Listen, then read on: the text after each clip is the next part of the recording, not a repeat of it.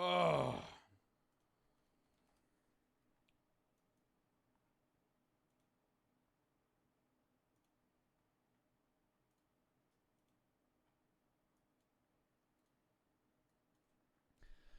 Hello, everybody. Bloody good. How is everybody doing on this fantastic Tuesday, chat? We are back.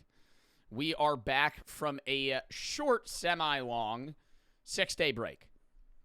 I missed y'all in a non-parasocial way. I was excited to stream. I wanted to stream yesterday, but I was so tired that because I also got home pretty late, that I was just like, I'm going to wait. I planned on streaming today anyway for the first day that I was back, but I questioned whether or not I wanted to stream yesterday. But we're here now, and we're going to be streaming next, 10 days straight. Next day I have off is next Saturday, so we're going to be streaming a lot. We're going to be doing a story time today from the time that I've been gone. But I don't want to obviously say everything because we are doing a vlog, and Cloak is editing that. W Cloak. Possibly the most degenerative vlog that I've ever done. I was belligerently drunk in Mexico. For those of you that don't know, I went to Iberostar with a few of my friends. Also, Chris as well is the one friend that you would know. Koshard, the streamer. Somebody said YouTube timestamp this if you see it. Brother. Anyways, yeah, no, we were in Mexico for 5 days, and now we're back. I vlogged it. I planned on doing 2 vlogs. I ended up doing 1 because the day I wanted to do just a base Mexico vlog, which is the one that'll just end up be the one that'll be posted, the one that I filmed. And I wanted to do a side one where I drank the rainbow, which is where you're supposed to get a drink of every color of the rainbow. I got 2 in, and I was so hungover, and all the drinks were so sugary because you're just getting red, purple, blue, green, and they're all just 80 grams of sugar that I felt like it. And so I was like, yeah, we're not doing that. Gave up. Literally mid-rainbow. Actually, not even mid-rainbow. Drink 2. I was like, yeah, I'm done. I'm done. It's over for that. But, yeah, we still did a long vlog. Cloak says it's pretty funny. I think it'll be pretty bad. Because most of the clips are just me drunk. That's 80% of the vlog. If I'm being real. 80% of the vlog is the one night where I tried to... Yeah, no, we did a challenge, and I tried to draw a line at how many drinks I would try to drink in a day, and it was 30, and I got it, but afterwards was disastrous. And we'll talk about that, but hold up. Hold up.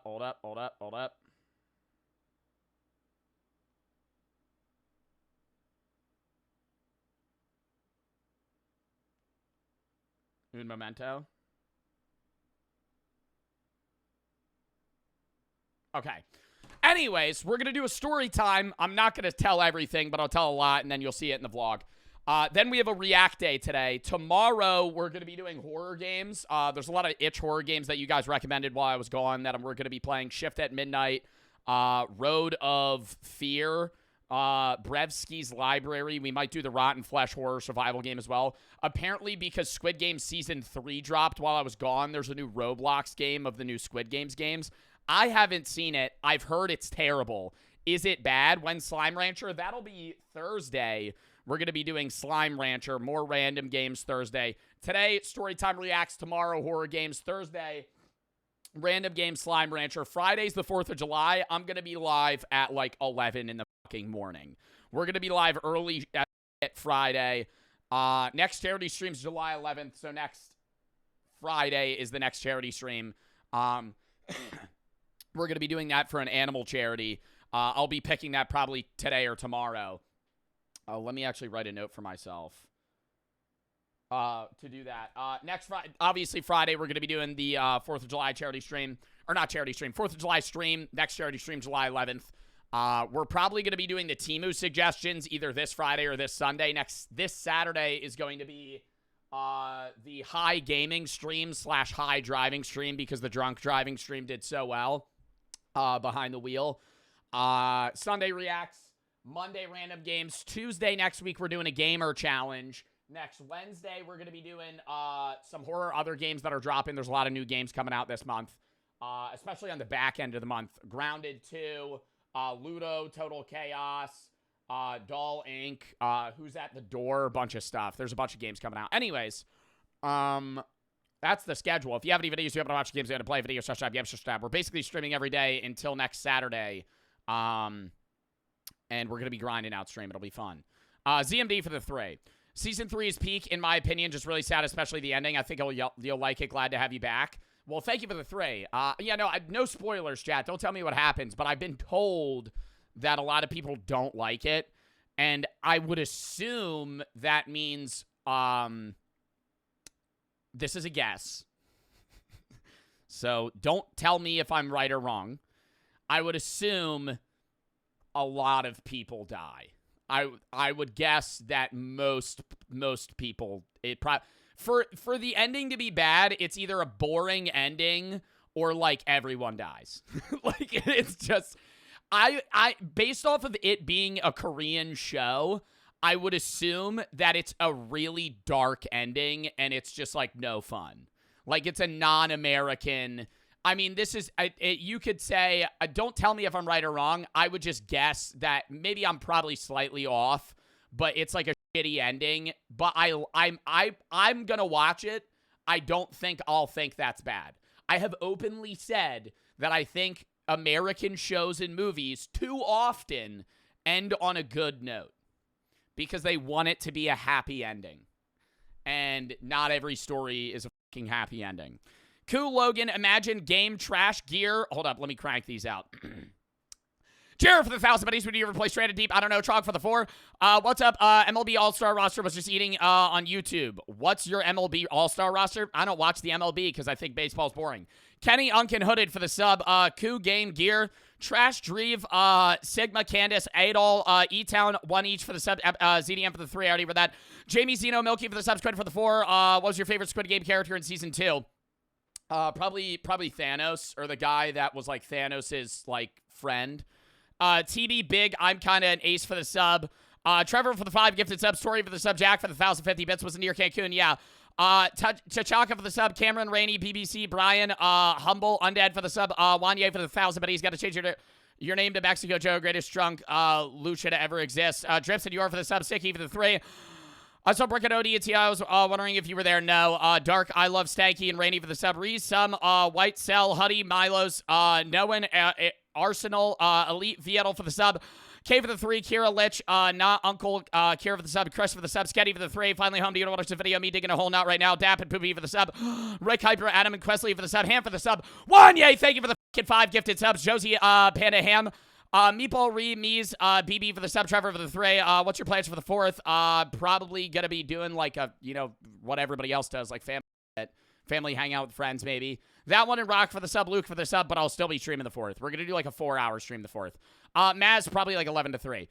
Maz Flash, Ver Pimps, Lamb, Matt for the sub, So for the 3. Life so boring without the Joe Bart streams. Weed Cat, No Sleep, AC, Nathaniel, Nick, Wanye for the 5 gifted, Bash. Flo, Marv, Jack, Stench. I'm not going to be able to read all these. Blix, Millie, Frey, your friend, Lake for the sub. Daniel for the sub. Free, Royal 4K, Taco Call. Electric, Meatball for the 5 subs. TB Free for the sub. Wanya for the 5 gifts. Lily for the sub. Punky for the 3. Watcher for 3 months now. Ince for the sub. Leon and Daniel for the sub. I'm not going to be able to read all these. I'm sorry. Don't send bit donos right now. Do not send bit donos right now. If you're sending a paragraph bit dono right now, I'll try to read them. I'm gonna, there's too many. And I'm sorry, and I love reading as many donos as I can. I'm not going to be able to read your 2-paragraph dono right now, okay? Mr. Angel for the 3. If I prioritize progress overload, does tracking macros even matter? I don't know. I don't know. Cameron for the 3. Can you say hi to my girlfriend, Kylie? Hello. Teak for the 3. Did you see Ludwig's video about Geoguster? Yeah. Google for the sub. Commander for the 3. I'm in your walls. Jay Awesome.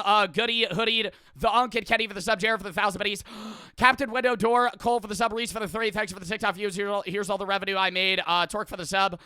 Ace Taco at 4K for the sub. Colby's for the 1,500 pennies. I'm going to say how much you helped me, Jenny. You'll probably hear this a lot, but thank you. You saved my life multiple times. An escape route through reality. Well, I'm glad I'm able to help, man, and I hope you're doing better. Meatball, thank you for the 5 gifted sub. Super for the 3. What is your opinion on the bomb pops? And how many bits to do the thug shake? I'm not doing the thug shake. What do you mean bomb pops? Like the popsicles? They're fire. TB and Freebud for the sub. Lil Biggie and Wanya, I think for the 5 gifted. Plucky for the 3. Had my first job in 3 months. I was wondering if it's normal for managers to talk shit about you to other employees. I don't know. That's probably an HR problem. Daniel Ensign Leon for the sub. Mr. Angel, thank you for the 3. Torque for the sub. Oh my God. I still got it. 6 days, I still got it. Holy fuck. I could actually read Mr. Angel's dono. I read that shit fast as fuck. Hold up. I feel like I'm going to faint. Oh. Where is it? I'm using heavier weight. Why would I need to track if I'm guaranteed gains from getting stronger? I don't think you need to track shit. I feel like when I see people walk into the gym with like a notepad, like, do you, man? Just fucking lift. Like, have a schedule in your head, you know? Have a routine. But some guys be like writing down every set they fucking hit. And I'm like, just fucking remember it. Like, why are you right, brother? You did it. I used to track calories. That's different. Tracking calories is different from writing in a notepad, 1 set curls, 35 pounds. 1 set curls, 40 pounds. 1 set curls, 30 pounds. Like, what the fuck are you doing? I'm a big person for scheduling. Like, that's so much. Why do that? It's easier to track your progress and what you're supposed to incrementally increase to make yourself gain weight and gain muscle. The majority of the muscle that you're going to gain is fractional increasing through like 2.5 pounds of weight on each side. Like if you're benching and you're trying to get stronger, you want to actually bench, like say you're like benching 160 and you want to get to 180. You're not going to immediately one day bench 160 and then up it to 180. You're going to bench 160 and then your top set's going to be 165. And then next week, you're going to do the same. The week after that, you're going to do 170, right? And you're going to add 2.5s on each side. And then over a course of 3 months, you're going to fucking bench 30 pounds more than you did previously. Scouting for the first time, did the firefighters in Idaho where we were ambushed and killed? Second, I don't know what you're talking about, man. Did you see the firefighters in Idaho that were ambushed? No. Cole, thank you for the 3. I think after season 1 Squid Game started pandering to American audiences, I didn't really like that. Jack for the sub, Jaden for the 3. Do a firework tier list on the 4th? I could, but that would be like a very short list. Igloo, Nova, Sola, John for the sub, Dylan, Carr, John for the sub, because they're all just variations of other things, like cakes, mortars, and stuff like that. Someone in Torque for the sub, Captain, Window for the sub, Cole for the sub, Jack for the sub. All right, are we ready for the fucking story time? Are we ready for the story time? I need a burp. Okay. So, I'll tell a lot of the story, but a lot of it's going to be in the blog. Poll for the 3. You remind me of Joe Bart. Cool. Thanks for the 3. Okay. So, I left Wednesday, and it was me, Chris, and like 2 of my friends. And our flight was at like 8 a.m., and we had to leave, like, mad early, obviously, to drive to the airport. You want to get there on time for an international flight. I slept about 2 hours. Chris didn't sleep the whole night. And I said, hey, Chris, that's probably not a great idea. You know, you probably want to sleep before the flight. And he goes, no, I'm going to sleep on the plane because then I'll be tired. And I go, okay. So he stays up for like 24 hours. We get to the airport. He's like mega crashing. And he's like, I'm so excited to sleep on this plane. I'm like, you want to get a pre-plane drink? He goes, yeah. So we go, we grab 2 beers, and we end up getting 2 shots at like 6 a.m. It's $95. $95 for 4 fucking drinks. So I'm like, yeah, that's the airport for you. I am buzzed. I'm on no food. I get on the airplane, and I'm like, wow, I'm 2 drinks in, and I'm like drunk getting on a plane. I fucking pass out before we even take off. We get on the plane. The plane's supposed to take off at 8:30. We board at 8. I fall asleep on the plane at 8:10. Like one of these. Like mouth breathing. I wake up. It's 9:15. We're not moving. And I'm like, are we in the air right now? But I'm fucking aisle seat. So I can't open a window. And I'm not sitting next to any of my friends. So I'm like actually like contemplating whether or not we're in the air. We're still at the fucking gate. I woke up like an hour later and we hadn't taken off yet. And when I wake up, I notice there are multiple children crying already. And we have not taken off. I'm counting like 3 different pitches. There's 3 crying children on the plane. I hit, you know how you have those if you have AirPods, for anybody that has AirPods, you know how you can hold down on them and they go, boom, and it like noise cancels? I rip one of those, problem solved, right? Boom. I just fall asleep again. I wake up when we're taking off, because, you know, you're like fucking, and when we take off, the fucking plane starts making this noise. And the whole time, all I'm thinking is of that India plane crash where everybody fucking died, but one guy. And that's all I think about. When the plane takes off and the plane lands, all I'm thinking about is we're going down and I'm going to fucking die. And so the plane gets off the ground, but it is, I'm telling you, the right fucking like rotor or the jet is going like loud for like 10, 15 minutes, and it's making the kids cry more. I turn around because I'm like, I want to see where these people are. 2 of them are directly behind Chris. Chris is here on window, and they're right behind him. And he looks at me, and he goes, and just shakes his head, and I'm like, he's not going to sleep on this flight.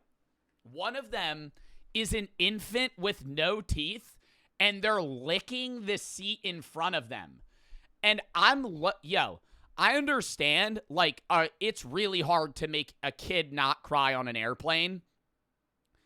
The kids that are crying are like 1, 2 years old.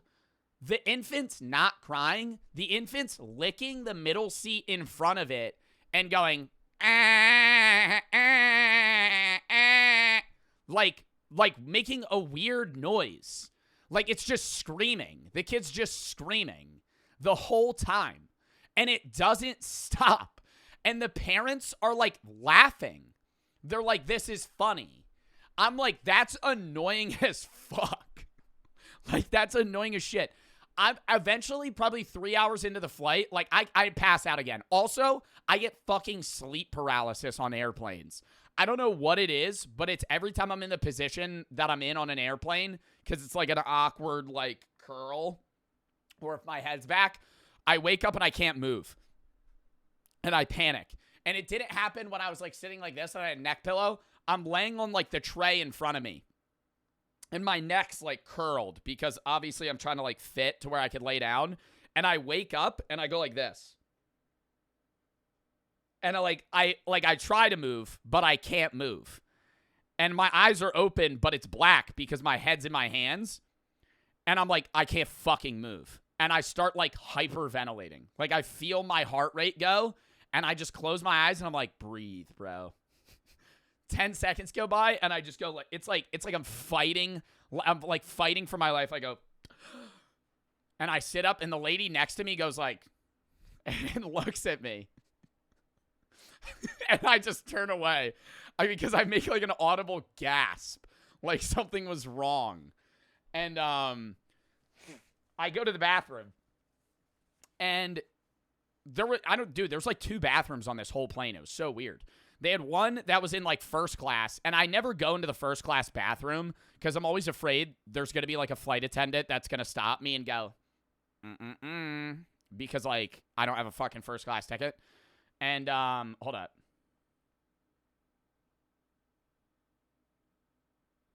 Okay. Anyways, I go to the bathroom. I walk all the way to the back of the plane, basically. In the back of the plane, there's just, like, 2 4-year-olds with their dad running up and down the aisles and like around the back part of the plane. I'm like, and keep in mind, we're flying to Cancun, which is like where adults go to get fucked up. Why? That's like Cancun's, to my knowledge, not really that family oriented. Like, they have family resorts. The resort we went to was all adults. Like, if you weren't 18 or above, you weren't going. Like, you had to go to like a different resort that was like on the side.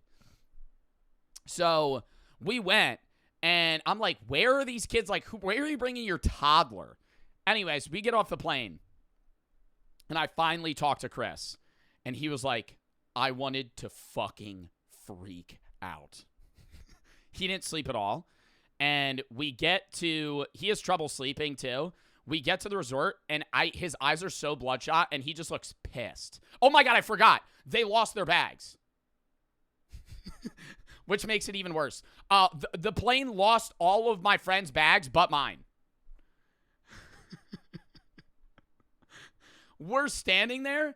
We're standing at the luggage carrier, and I jokingly say, as long as my bag comes out, I don't care. Like, I say that. Then my bag comes out, and I'm like, I'm kidding. I hope y'all's bags come out. We're standing there. 15 minutes go by. 20 minutes go by. Their bags don't come out. Half the plane's bags don't come out, and they didn't tell anyone. Everyone checks their phone, and they get a text. Their bags were in Dallas, Texas.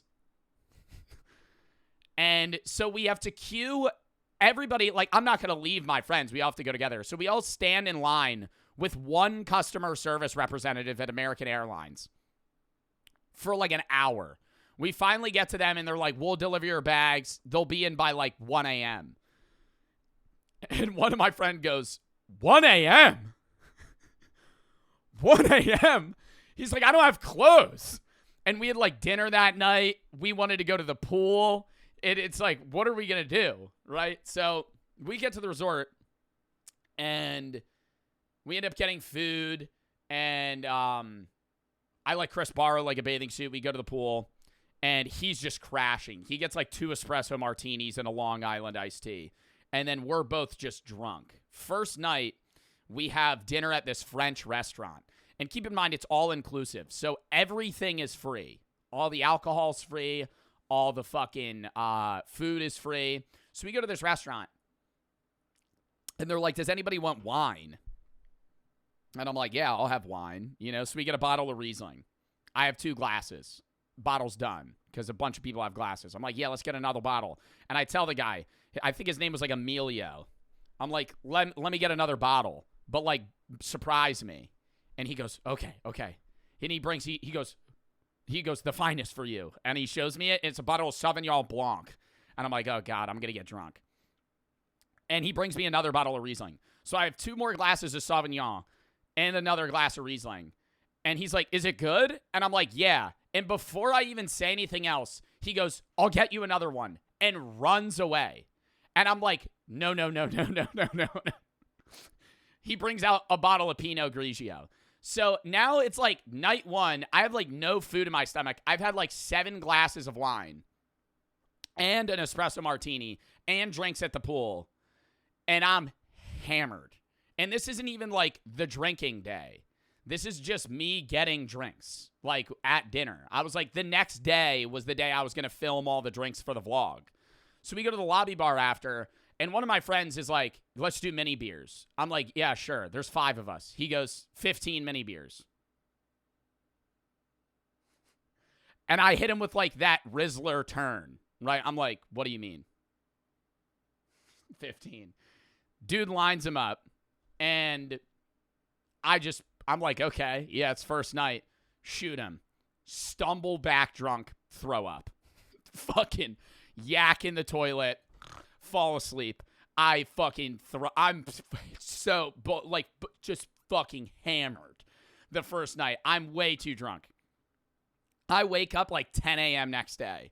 Stumble to breakfast. We hit a gym lift. Feeling fucking brand new. I go, all right, it's time to start drinking. I'm going to get 30 drinks today. And I was pacing myself so slow, and that's where it got so bad. It was like 5 p.m., and I had only had like 15 drinks, but I was drunk. I was really drunk because I was having like beers, tequila shots, margaritas, but we were also playing like beach volleyball and stuff like that. And so we go to dinner, and I'm too drunk at dinner. Like I'm sitting at dinner like spinning. And I'm like, in my head, I'm like, I'm not getting 30. I eat food and I immediately feel like brand new. And I go, let's ramp it up. In the last 2 hours, at around 10 p.m., I had 20. And I went, I'll just do 10, like right now. And so in the vlog, you'll see it. I black out at like 26. And this is so bad. I advocate against this. I black out at like 26. I'm still filming, though. I had the wherewithal to film. And I'm like, shot number 27. And I say like shot number 27 like 4 times. So I actually think I did like 32. Because I'm just like, I'll just start ripping them. Because in my head, I'm like, my friends were like, you're not going to get 30. And I was like, oh, fuck you, I'll get 30. Because I was so drunk. And I was like, yeah, I'll get 30, no problem. I wake up, I remember taking a shot of Frunet, which is this gross-ass, like, fucking digestif. It tastes like cough medicine. And then I woke up. And I woke up in like a panic. Like my reboot card was grabbed. And I'm like, where am I? I'm like, where am I? I wake up. I don't feel hungover. Fucking shockingly, I don't feel hungover. I wake up and I'm like, it's time to get breakfast. And we start talking at breakfast, and they're like showing me videos of me stumbling back, and it's all coming back to me. I'm like, I don't remember walking back. Brooke, my friends weren't blackout drunk. I was. They're like, yeah, you stumbled back, and then you were just like laying on the bed for like an hour. I called Brooke, told her I loved her, but I was too drunk to talk, hung up, and then just like passed out. And then the next day, hold up. I've notes for myself on the things I want to tell. Oh, the next day we went on an adventure. And I was like, yeah, I really want to go see the rest of the resort. Because the resort was like we stayed at the adult resort. It's called like Joya Parisio in Riviera Maya. So it was like 25 minutes outside of Cancun. And it was like 7 resorts in one. They're all connected. But we stayed at the adults only resort. And we were only there. So I was like, well, let's just take a golf cart ride like to the end and just walk back. And so we take a golf cart ride and we're just walking through these resorts. I start seeing these animals called coatis, and they're the cutest fucking thing I have ever seen. I was just watching them for like hours. Like I just sat on the ground. They're like anteaters almost. They dig in their ground, and they have like baby ones. Dude, this is a better picture. This is what the ones that I saw look like. And they're so like used to humans. You could get like real close to them, and they'll like they don't let you pet them, but they'll like get close enough to like sniff you, and they have a really long snout, and they like dig in the ground, and you can tell they're like trying to eat like bugs and stuff. They kind of look like don't they kind of look like a raccoon, a possum, and an anteater combined? That's what I was like envisioning it as. Randomly, 100-pound hog runs by, and I just get fucking jump scared. In the resort, we see flamingos, we see fucking parrots. There's a bunch of animals there. It's really cool. We go back, and oh, by the way, one other side note: we couldn't go in the beach because the seaweed was so bad. Sargassum seaweed is what it was called. This is like what the beaches looked like. Ugh. This wasn't the beach, but it's like this was what the beach looked like. And so it's like this time of the year in the summer, it's the worst it's ever been. Just like thousands of pounds of seaweed just wash up on shore, and they're in the water too. And they had like bulldozers, like big trucks, people with wheelbarrows. They had people just removing it rapidly, but like you could see it just coming in, and they're like barely keeping up with it. So I didn't even go in the ocean once. We were still on the beach. We played like beach volleyball because the beach was obviously long, but we didn't actually go in the ocean, which was like one of the downsides of the resort. Hold up. I'll continue in a second. XP, thank you for the 5 gifted subs. Step in the chat. Thank you for the sub. Thank you for the 5 gifted. Rocco, Matto, Jock, Fuzz, Boffer for the sub. JT for the 5 gifted. Josh, Curtis, Handsome, and Smog for the sub. Becca for the 3. Shows the clip where you blacked out. You'll see it in the vlog. You have any pics of the food you ate? You'll see that in the vlog as well, I think. XP for the 5. It's my birthday. Happy birthday. Going to Hibachi at 7, turning 15. Well, happy birthday, bro. Savage Chrono, thank you for the raid. Reb, fantastic, and Mark for the sub. Move for the 3. Could you see my TikTok edit? I'm not looking at that right now. Kazri for the sub. King for the 1,000 biddies. Lost my dog a month ago. It's been hard for me. I'm sorry to hear that, man. I'm sorry for your loss. It got me thinking of the saying, a dog is a man's best friend. It really is interesting that an animal that isn't even human can mean so much to somebody. Well, yeah, you build a connection with each other. They're entirely relying on you. Can you say your opinion on that? I mean, I've talked about that so much. I think dogs are usually the closest thing. Dogs are basically bred by humans and are associated and reliant on humans for their own survival. Hold up. I'm making sure my desk isn't fucked up. But yeah. No, like, I 100% agree with that. I would say my favorite, when people ask me my favorite animal, I say dogs. Because that's true. Like, I think I have, like, favorite animals that are more unique. Like, I like just random lizards and, like, snakes and creatures like that. But, like, if I had to have one animal for the rest of my life, it would be a dog. Joe for the 3. What point are you out in AOT? Probably the last, like, 10 episodes. I've just been putting it off.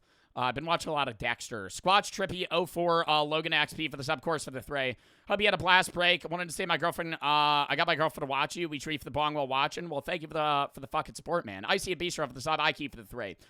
You should play Alice in Borderland. Send it to the game session tab. Insidious for the 2,760 bits. Have you read The Myth of Sisyphus and Other Essays by Albert Camus? I might have read a segment with my moral teachings professor, but I don't remember. I would have to check my book section because I would still have it. Yoshiako, Chunky, and Ski for the sub. Mexican and Yoshi for the sub. Winner and Rio for the sub. Crazy for the 3. Do you plan on signing up to play Skate 4? No. Card for the 3. If you're born blind and Beth, do you know that you exist? Yeah, you would still have a consciousness. D, thank you for the 3. Do you enjoy drinking yourself into liver failure? No. I actually regret getting that drunk. Pull for the 3. You remind me of Joe Bar, Smasher Jack for the sub. Puggy for the sub. Leah for the sub. Dan for the 3. Love the stream. Sub for the sub. Humble for the 3. Name my new kitten, Gert. What do you think? Your life, your cat. Kiro, Aloe, and Muffin for the sub. Sketty for the 3. What's Rivera, Maya, Same Sath, the Seaweed. Jason Bax for the sub. Drive for the sub. What? You should go to a bar and order as much as you want. It's time to pay. Distraction. Pull out the possum. Wasabi for the sub. Tekka for the sub. Liam for the sub. I'm sorry, man. That joke's dead. All right. Anyways. Moving on. Back to the story. Last day, this is all I'm going to say. I'm skipping around a lot. You'll see more in the vlog. Last day, I may or may not have almost died. If you don't know, I have alpha-gal. I can't eat mammal meat, and it's really easy to avoid because I just don't eat mammal meat. I just don't eat beef, pork, lamb, fucking anything that gives live birth. Last day, and, the waiters, we're in Mexico, okay? So the waiters speak English, but not great English. The bartenders, the people that are taking your orders are the ones that speak more English than, like, the people that you don't really interact with, right? Like, more of the chefs and, like, maids and the people that are kind of just, like, security and around the area speak, they speak, like, broken English. They don't speak it perfectly, which is fine. I understand that. I'm not upset about it. We go to this taco place. And I'm looking at the menu, and he's like, well, what do you want, sir? And I go, chicken tacos. And he goes, what? I go, chicken tacos. He goes, chicken? I go, yeah. He goes, how many? I go, like 2 or 3. He goes, how about 4? I'm like, okay, man, you want to give me 4 tacos? I'll take 4 tacos. He gives me the tacos, and it's this white shredded meat with orange sauce. Guy says chicken. I think it's chicken. So I go and I sit down with Chris. We're eating. And I'm like, these fucking tacos are spicy. I'm like, I thought I just ordered chicken tacos. And I did put sauce on them. So I'm like, maybe the sauce is spicy. And I'm like, it's so spicy that I'm like, fuck, dude, like my nose is running. I got to go back in and get a tissue.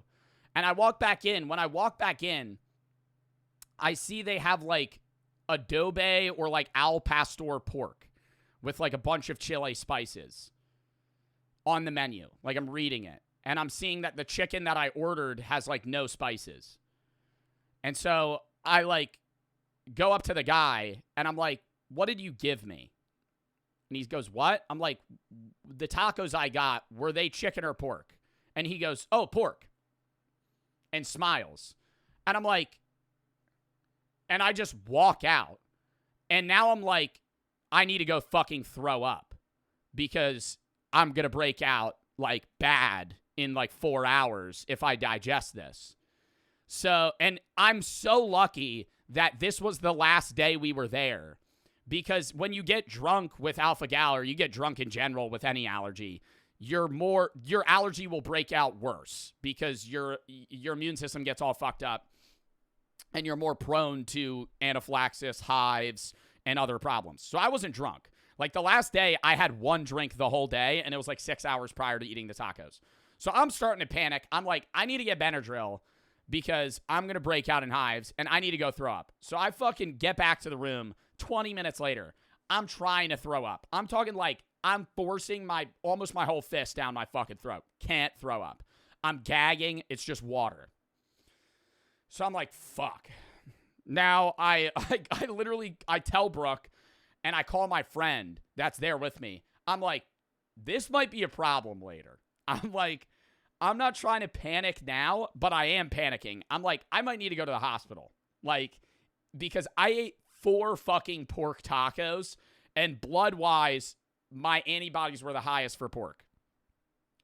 And they're like, well, you need to throw up. So I chug a bunch of water, and they're like talking to the med center, and they're like, do you have medicine that makes people throw up? Because they have that. And I'm like, I don't want to fucking do that because that'll just ruin my day. So I go into the bathroom and I am fucking gagging myself, chat. Like, not when I get too drunk and throw up, or like throw up like fucking stomach virus throw up. Like, I'm making myself vomit. Like, forcibly, like, to the point where I'm like choking. I get it out. I'd say 3/4, maybe all of it. And it takes me about 40 minutes. My abs are sore because I'm gagging so much. And my eyes are bloodshot. I feel like I'm going to pass out. And I'm like, oh. And I start like breathing. I'm like, okay, I think I'm good. I remember I was smelling tequila to make myself nauseous too, because I was drinking tequila the whole trip and I was slightly hungover. So I was like, I need anything that'll make me fucking throw up. And I'm like, well, I'm not going to drink tequila because that'll make it worse. But if I smell tequila, that'll make me nauseous. And now it's like I'm actually almost gagging at the remembering of the smell of tequila. So I chug a bunch of water, smell tequila. I throw up a lot of it. And I take a bunch of Benadryl. And I only get a little bit itchy. Thank fuck. Because if I didn't throw that shit up, like, I don't think I would have broken out into anaphylaxis. But it would have been like, my whole body would have been covered in hives. I would have, like, swollen. I would have gotten really itchy, overheated, maybe nauseous. Like, it would have been fucking bad.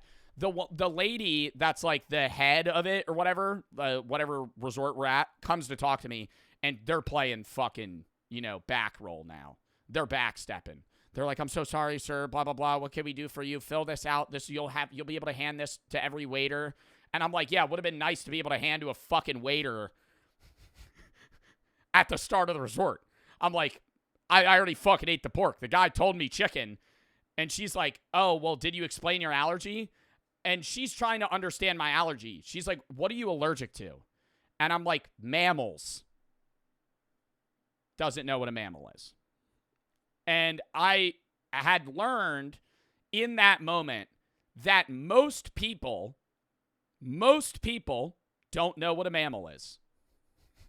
So even if I was able to say I'm allergic to mammals in Spanish, that wouldn't have helped because he wouldn't have gotten it. because most people don't know what a mammal is. And I'm like, I go mammals. So she goes like chicken? And I go, no, I could eat chicken. And she's like staring at me. I'm like, mammals, like things that give live birth. And this is like the head lady. And I'm like and she's like, you have to say that to the waiter. I'm like, you don't even get what I'm saying. I'm like, if I walked up to the taco guy and I went, hey man, can I get chicken? I'm allergic to pork. I feel like he's probably going to interpret that as he wants pork. Because it's like there's a language barrier, and I'm trying to explain an allergy that no one in this region has. Somebody said racist. That's not racist. Somebody said, like, I could have gone, hey, pollo. Like, that, the lady was like, try and order in Spanish. And I'm like, yeah, I could have done that. But the guy said chicken and put it on my plate. It would have been different if he was like, I don't know what chicken is. And then I would have said pollo. He went, chicken, nodded, and then put fucking pork on my plate. I think he knew what chicken was. He just didn't have any made, so he gave me pork. So I was like, whatever. She was apologizing. I'm like, it's fine. Like, I'm not going to die now because I threw up. But, like, you guys got to fix that. Oh, my God. Isn't it selfish to expect them to know English? I'm not expecting them to know English. But if I walk up to a guy that's serving me and I go, can I have chicken? And he goes, chicken, and hands me a fucking meat substance, I'm going to assume that that motherfucker just gave me chicken. Especially seeing that he is the head guy at the taco place. He probably is saying, I would assume he knows it's chicken. You should have told the waiter. There was no waiter. It was a taco stand. It was a taco stand. It said chicken. I go, chicken. He goes, chicken. And then when I ask him, and I go, hey, what'd you serve me? He goes, pork. So he knows what chicken is. Because he said chicken and gave me pork. So he fucking lied to me. Like, he knew it was not chicken and just gave it to me. So, like, I understand I should have said I was allergic. And that's my fault. But, like, I've never had that be a problem. Like, even earlier in the resort, like, there were sometimes waiters that were like, hey, what do you want? And I could tell there's a language barrier. And so I'm like, no beef. And he goes, oh, no beef, no beef. And I'm like, okay, yeah. And I don't even tell him I'm allergic. I'm like, I just want chicken and tuna. And he goes, okay. And he brings it out. It was just so hard for me to know because, like, obviously if it was a slab of pork, I would have known. But diced pork covered in orange sauce just looks like ground chicken. So, and I couldn't taste it because it just tastes like the sauce. You should have said pollo. I know. You ate al pastor. That's what I'm saying. It was al pastor pork is what he gave me. Al pastor diced pork.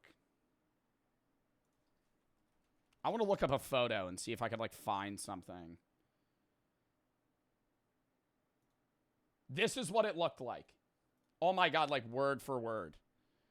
Doesn't this look like chicken? It was like that color. I'm like, that looks like chicken. So I just ate it. I'm like, if you tell me that's chicken, I've been to Chipotle and I've had al pastor chicken and it just looks like that. If anything, it actually looks darker. So I'm like, oh, okay, yeah, no, it's no big deal. So I just ate it. But, you know, that was the end of the trip, which was kind of a whack-ass ending, but it was still fun. I don't know if there's there's probably things I'm missing that I could say that aren't in the vlog, but I can't remember them right now. So, any questions before we get into the reacts? Were they good tacos? Good as fuck. And that's why I started getting suspicious. At the end of it, I was like, this tastes like something I haven't had in a while. I actually went to Chris, and it was the last bite of the chicken. And I went, this is spicy. I was like, what? I literally said, out, quote unquote, what are the odds this is pork? And I'm peeling it to see like the texture, and it looked like chicken. And I was like, let me go ask. And then it was fucking pork. Oh my God. Did you smoke?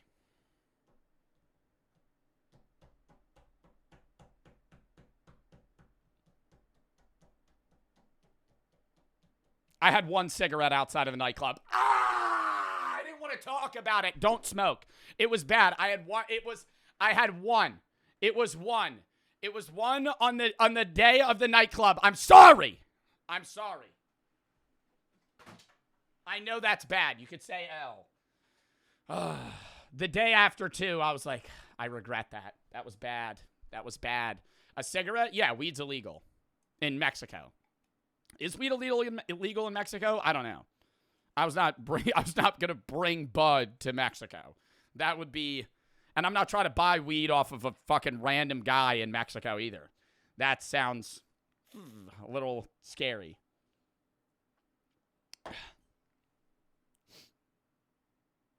Joe's an addict. He's addicted. Stop. No. Does Brooke know? Yeah. I'm not. I would just tell Brooke. Yeah, I had a cigarette there. I brought Zins, which also was not a great idea. But I only Zin on vacation. God, I sound like such a fucking degenerate. Love and Julian for the sub. Kara, Shift, Scully for the sub. K-Trap for the $15 dono. Watch your streams for 4 years. Keep up the streams. Thank you. Take it side for the sub. AVG, A. Wilson, and Gutsy for the sub. Cam, thank you for the 3. You should do smelling salts on standby. Alone Ginormous and GL for the sub. For what? Deter for the 3. I got the same drug mod for the JSMP last year. Do you remember how to make salvia? I think you just grow it and dry the leaves. You could probably check a VOD of when I did it. Nepham, Lemmer, and Hello for the sub. I'm Benver, Moses for the sub. Bleed, Alone, Ya, Cone, and Liam for the sub. Dob for the 3. It's my birthday today. Happy birthday. Subtract for the sub. Humble for the 3. Keo and Dolphin for the sub. Do you ever smoke DMT? No. I don't think I'm built for that. I think I would lose my mind and never return. How many Liams are subbing? I think I just said the same Liam 3 times.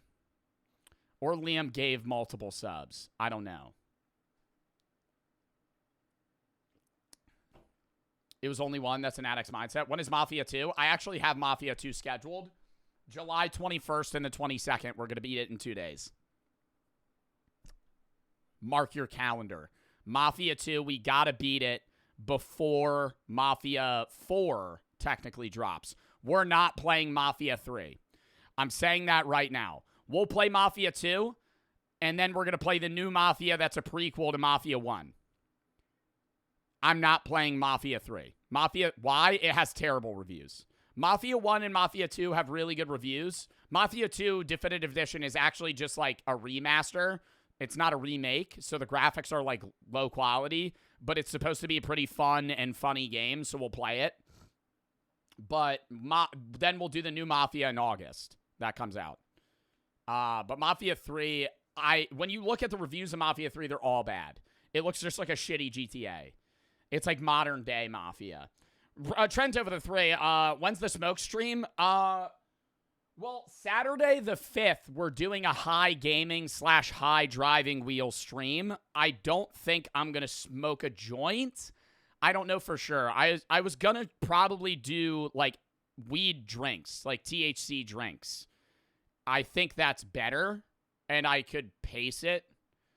Drunk driving. Well, we did the drunk driving YouTube video, which got age restricted, by the way. I wasn't actually drunk driving, YouTube. It was behind the wheel. I was playing, like, Need for Speed. Trent over the 3. Whitney and Bax for the sub. SD, thank you for the 1,000 biddies. Islord for the 3. Crazy got AK, been here since 2K. Ariel for the sub. Well, thank you, man. Bottomless Dolphin and Kia for the sub. Yeah, there's more viewers right now. It is the summer, and it's my first day back from a break.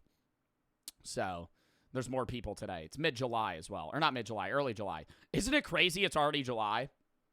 Summer's already a third of the way over. Willie for the sub. Not trying to be a Debbie Downer here. Summer's already a third of the way over. It doesn't even feel like it started. It feels like it just started. Month of June's already gone. It's already the 4th in 3 days. Anyways, we're going to do reacts now. Tomorrow, horror games. We're going to be playing Shift at midnight, Brevsky's Library, Rotten Flesh horror survival game maybe, and then Road of Fear, some other shit. Thursday, we're going to do more random games. Maybe some Roblox random games, the new Squid Games Roblox game, Cast and Chill, Jack Smith, Slime Rancher. Maybe rematch with the guys if they want to. If we could get a 5-man. Friday, early reacts for 4th of July. Probably the Temu review for the Temu products that we're going to order. Saturday is the high driving / gaming stream. Sunday reacts. Monday random game day. Tuesday next week. Gamer challenge next Wednesday. Horror games. And we're going to be doing World of Warships as well. But that'll be a sponsored thing. Next Thursday, Unbans. Next Friday. Unbans the games with the guys. Next Friday will be the next charity stream. Bash for the 3. I hope you had a good trip. Eduardo for the sub. Binks for the 5. Jamie for the sub. React already, goddamn. I just got back, bitch. Ugh. What did somebody say? I can't find it. Chat's going by too quick. It was a good question, though. It was about what I ordered. When's Peak? I don't know. We might play Peak next Thursday as well. Table for the 5. Have you seen Still Wakes the Deep DLC? Yeah, I might play it, but Still Wakes the Deep in general did bleh. And I don't know what the DLC is. So I don't know if I'll play it. No for the sub, Ashton Franco Tank. Broken for the sub, Ash for the 3. It's been an hour? Yeah, buddy. Well, it's going to be a 5.5-hour stream. Run down to the reacts we have today. This is 50 seconds, so this doesn't really count. You're in an AI video. Horrors of Goodwill. I've been waiting to watch this shit because I love talking about thrift stores. SpongeBob Lost Episodes. Why War Won't Work with Gen Z. I don't know if we want to watch this. We'll probably check the vibes with chat in, fucking 2.5 hours when we're here. It's an old video. Defunctland, the bizarre Garfield dark ride. It's 30 minutes long, but it seems good. 5 most disturbing cases of real found footage. Chilling scares. Haven't watched this chilling scares video in quite a while. And that one looks really good. Not as many videos. Still going to be a long stream. The reason I've left less videos is because every video is long as fuck. Like 27 minutes, 30 minutes, 25 minutes. And each of those are going to take me like an hour to get through. I keep for the 3. You should watch Alice in Borderland after Squid Game. Oh, I thought when somebody said that was a game. What the fuck is Alice in Borderland? Syrup and Noah for the sub. What is that? 5 for the 5. Alaska already had our summer solstice, basically the peak of our summer. So did we. Week and a half ago, we're already losing the sunlight we barely had. That's crazy. Liam and AJ for the sub. Wasn't it always bright out in Alaska right now? Dylan for the 3. Any ideas where me and my friends should go for our first holiday? Looking for somewhere good for drinking? We have no idea. Good for drinking? If you want to go to like an all-inclusive resort, that's usually like the best thing for drinking. But if you want to like travel and also experience and you're going to spend money per drink, I mean, if you're going like this summer, I don't know. But you could go to, like, Oktoberfest. Mods, ban the guy that said the F slur. Hold up. Saw that. Where'd he go? Oh, they got him. W mods. Anyways. Laney and Swerve for the sub. AJ for the sub. Bronx for the 3. Mafia 3 only has bad reviews because it's straight away from the Italian mob mafia style. People hated it back then. Probably gave it a bad reputation. Generally a good game around the 1970s. Stream would like it. Very real, unhinged, crank to the max. The only reason I fear chat won't like Mafia 2 is because it's low graphics. Like, this is the game. But... You remember the wise guys we used to see when we was kids? Yeah, why? The guy we're meeting here is one of them. I think he's got something. Chat's a little picky with graphics, but the game looks or plays well. Gambling for the sub 5 for the 5. After summer solstice, our sunlight drastically already starts to decrease. Well, yeah, because you're at the top of the... What is that called? Which one's longitude and latitude? Which one's longitude? Which one's this?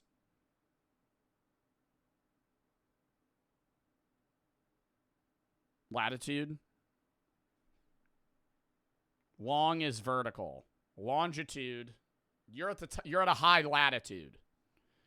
Colton for the sub. Gambling for the sub. Okay. First video. You're in an AI video. You're about to hit 1 million. Bro, I know, it doesn't even feel... You're about to hit 1 million. Bro, I know, it doesn't even feel real. None of this is real.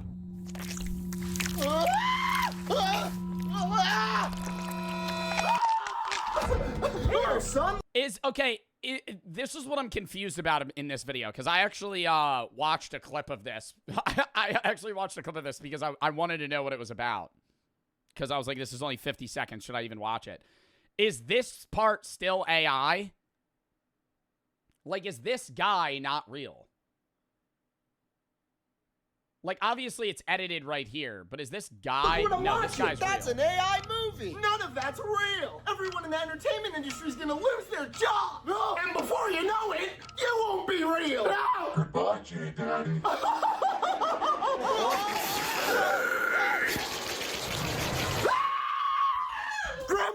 Grandma, wake up! Like, is that actually AI? Because that looks so fucking creepy. Like, that'll ruin... There's one big... Who's the big YouTuber that said they're losing their job because of AI? He makes, like, those satisfying Minecraft shorts and, like, YouTube videos.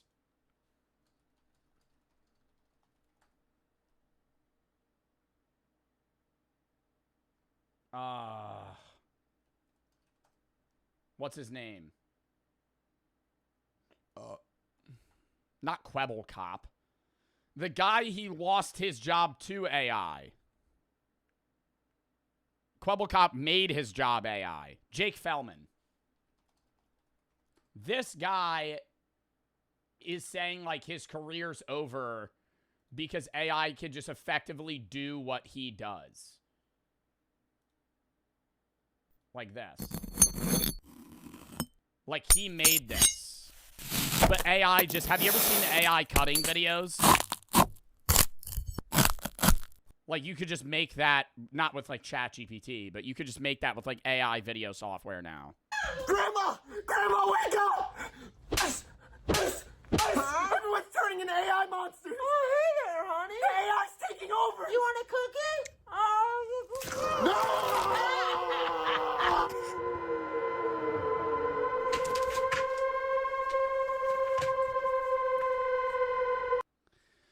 The one thing I want to say... Step out, ma'am. Is this black? Oh, this is on my watch later. I was gonna say, dude, I gotta add that body cam video. Anyways, what was I saying? Oh my god. I think AI used in the right way isn't bad, but when it removes the jobs of other people is when I find it bad. Like, did you see when Mr. Beast got a shitload of flack because he made a software that just removes the need for, like, thumbnail artists? Like, that was rough. Because then it basically enables AI to just rip actual people's work and just copy it versus actually hiring a guy. Like, I pay a thumbnail editor. Like, I pay Kangro to make individual thumbnails for my videos. Like, that would remove everyone's need to have... Like, people have livelihoods off of just making thumbnails. No, you don't? Yes, I do. Why are you trying to gaslight me right now? Why are you trying to gaslight me right now? No, I don't. No, I don't have a thumbnail editor. No, I don't have a thumbnail. I do it myself, actually. No. Kangro does my thumbnails. And obviously there's a million guys like him that get paid by, you know, YouTubers to make those thumbnails, whether it be on Fiverr, whether they're freelance, whether they have an individual creator that they work with. Same thing with just, like, editors in general. Like, AI's trying to get that job market out, and I think it's so bad because you're leaving that creativity to a computer rather than a person. And then everything's just going to start looking the same and it's never going to be a good thumbnail. It's just going to be the most appealing for clicks. And I know that sounds like a good thumbnail, but it's going to just translate everything to being like Cocomelon with, like, big vibrant colors and huge faces and, like, over-saturated edited imagery versus like, you know, just somebody actually mods ban Juan. Versus somebody that's actually like trying, you know. I'm not doing Moonshoe Dance today. We're not doing channel point redemptions right now. Actually refund that. I'm sorry, it's first day back. You gotta wait. Flair for the sub. I keep. We got too many things to do.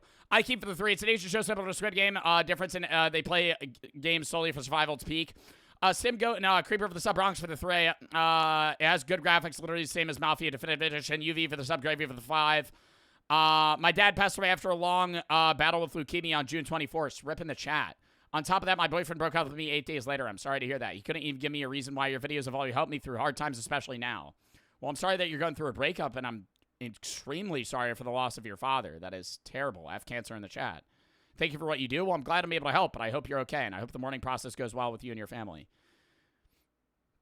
Focus on that. I would say, you know, I don't want to say disregard your ex-boyfriend, but, like, that shouldn't be the forefront of your concern right now, you know? Colton and NJ for the sub, Abyss for the sub, Gambling for the sub, Vibe for the 5. All right. First actual video of the day. Hold on. First actual video of the day. The Horrors of Goodwill. A Papa Meat video. Love Papa Meat. Welcome back to the Papa Meat channel. How you doing? How you doing? Coming in and sit W Magic the Gathering shirt. on down because today we're going to talk about Goodwill pickers. Yes. Chances are you've been to a Goodwill thrift store at some point in your life, or you've at And all of them fucking suck. They never have my size in anything. Anything I ever want. I always go with Brooke, and she's like, we're gonna get a pair of Levi jeans for good money. Every pant is either for fucking toddlers or like they're size 45 waist. I'm wearing a fucking potato sack around my fucking pants. They never have my size in anything. And then they just have a bunch of broken shit. least heard of it. People donate their unwanted stuff, and customers can browse around and potentially buy something decent for relatively cheap. All right. I gotta say this, though. Donating clothes to Goodwill, good. Buying clothes from Goodwill, good. Donating used underwear to Goodwill?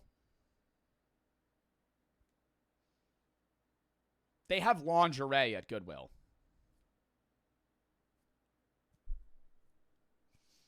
That's like one of the products that I would say should stay. Somebody said good.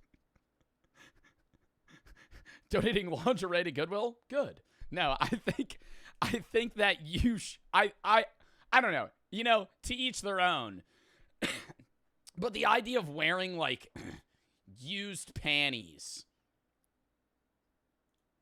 Relatively. Like, Goodwill Industries is a non-profit organization founded in 1902 by a man named Edgar J. Helms. And after collecting goods and clothing from wealthy areas in Boston, he hired less fortunate people to repair and resell them. All right, you take fancy rich people stuff and you have the poor people come in and they'll fix it up and then you sell it to the poor people for a profit. There you go. Dude, I love though when a Goodwill will have like an item from your local high school that no one would ever want.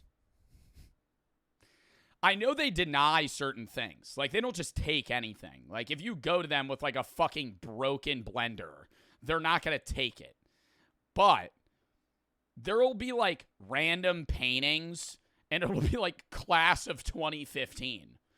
I'm like, you're pulling a niche market here. You're pulling for people that graduated in that year that won a painting of their high school graduation year for some fucking odd reason. Like family photos. I always find that funny. Like, most Goodwills will like either change them out for like default photos or just make it like an empty frame. But I love when a Goodwill keeps like the fucking OG photo in the frame. Like the person gave the frame photo with it and they didn't take the photo out. And it'll just be like some guy, like some dude, or just like a painting of something that's like so stupid. This is what started Goodwill, which is not only a thrift store, but a network of over 150 autonomous organizations worldwide that aim to provide jobs and rehabilitation to less fortunate people and those with disabilities. Sounds like a pretty good deal, right, Nick? You're helping the poor, you're helping the disabled. What could go wrong? What? It's basically the same thing as like scalpers, though. Like Goodwill's in rich areas, not Goodwill's in general. Goodwills in, like, rich areas effectively become, like, farming areas for, like, hustlers that just want to try and find, like... obviously, you're not going to get, like, a Chrome of Hearts jeans or something. Like, something that's an expensive prime item. Like, a collector's item that's worth, you know, $500, $1,000, and the Goodwill employee didn't, you know, pick that out. Could go wrong! While this company came from humble beginnings, it was evolved into something much more chaotic and dangerous. So today, we're going to look into Goodwill's shady business practices, as well as the never-ending war zone What's the bins? created by the obsessive Goodwill shoppers. And let me tell you, there are some... The bins. I've never been... Have y'all ever gone to the bins? I've never done that. I know there's a lot of places that aren't Goodwill that do that, though. The bins are nasty. No, if I've ever gone to a Goodwill, I just go to the store. But the bins is basically, he'll probably explain it, but it's basically you get like 15 minutes or something in like waves of people to just sift through shit and just take whatever you want. Well, you have to pay for it, but... Obsessive shoppers out there, all right? Goodwill, despite seeming endlessly charitable, is not without its controversies. Like with everything, you're gonna have a little something shady, but Goodwill just, it goes off and it says, you know what, we're a charity, we're a non-profit. And that's where this thing gets... Bro said Chrome of Hearts. I don't know what it's fucking called. I don't understand hype clothing, and I'm never paying fucking $10,000 for a pair of fucking jeans. It's a little dicey, in my opinion. Goodwill uses a large Chrome Hearts. Chrome Hearts, not Chrome of Hearts. Large percentage of the revenue to fund training programs for those that struggle to find work, which is a good thing. They also pay enormous salaries to those running each individual organization, and some CEOs, like Stephen Loughborough, received over $904,000 in 2022 alone. This is a nonprofit. Well, okay, but is he the CEO of Goodwill? In 2020, some CEOs, like Stephen Loughborough, received over 900. Like, if he's the CEO of all of Goodwill, I don't think that's that crazy of a salary. I know this is like a charitable organization, but most CEOs get paid like tens of millions of dollars. $4,000 in 2022 alone. This is a nonprofit. There's multiple CEOs. Profit. It's a nonprofit organization, right? I mean, He's only CEO of one Goodwill. That's not that's not possible. One Goodwill isn't making $1 million a year. Important job that he's running, Nick. What do you think? Do you think that somebody in a nonprofit should be allocating those funds, or does it seem like a Ponzi scheme to just be like, we'll take a large portion, but then we pay our little crew handsomely? Is that fair or unfair? I think it's unfair. I think if you're a nonprofit, just like the Hank Hill episode, remember when they freaked out? We made profit! We made profit. While it's common for nonprofit organizations to pay their higher-ups good salaries, they are typically scaled down from traditional for-profit businesses for the sake of public perception, because once again, I've never seen a Goodwill worker smile. From traditional... This is news, okay? No, but you walk into a Goodwill, they're lugging one of these carts sluggishly. They're not happy. For-profit businesses for the sake of public perception, because once again, for-profit is different than non-profit. Our company's not supposed to make money. We're supposed to take everything that we make and give it back to whatever organization. For these people, the people that can't find overflow just goes back to the business and back to the people within that business. Work, people with disabilities, that kind of stuff. That's the code. At the same time, if I can get a crisp mill off the top of it, why not? Part of why Goodwill customers are still critical of this, however, is due to their belief that disabled workers are exploited by the nonprofit. Okay. Due to a loophole in the Fair Labor Standards Act, Goodwill is able to get away with paying those with disabilities less than They don't have to pay them minimum wage? Oh my God. Back to one more thing about, this could be in the video, I don't care. When I was in Mexico, guess how much they get paid? Like base pay, the guy at the gift shop, not allowed to receive tips. A lot of the other workers are, like bartenders, waiters, golf cart guys, $3 an hour. was his wage. I cash out with the guy at the gift shop. $3 per hour. That's what he gets paid. And we tried to tip him. And the guy went, I can't receive a tip. They might fire me. And I'm like, really? And he's like, yeah, I'd rather have my secured $3 an hour. Secured $3 an hour. Dog, you work 10 hours, you get $30. Taxable. That is crazy. What did Brady say? Chris was telling me about this. Bro, $3 an hour. I tipped the golf cart guy $10 for driving me half a mile. So I'm like, number one, everybody here is probably getting paid ass. Number two, the golf cart guy, I just gave your 3-hour wage in 1 minute. Like, that's unfair for me to not be able to tip the cashier at the gift shop. Like, I should be able to give money to whoever the fuck I want.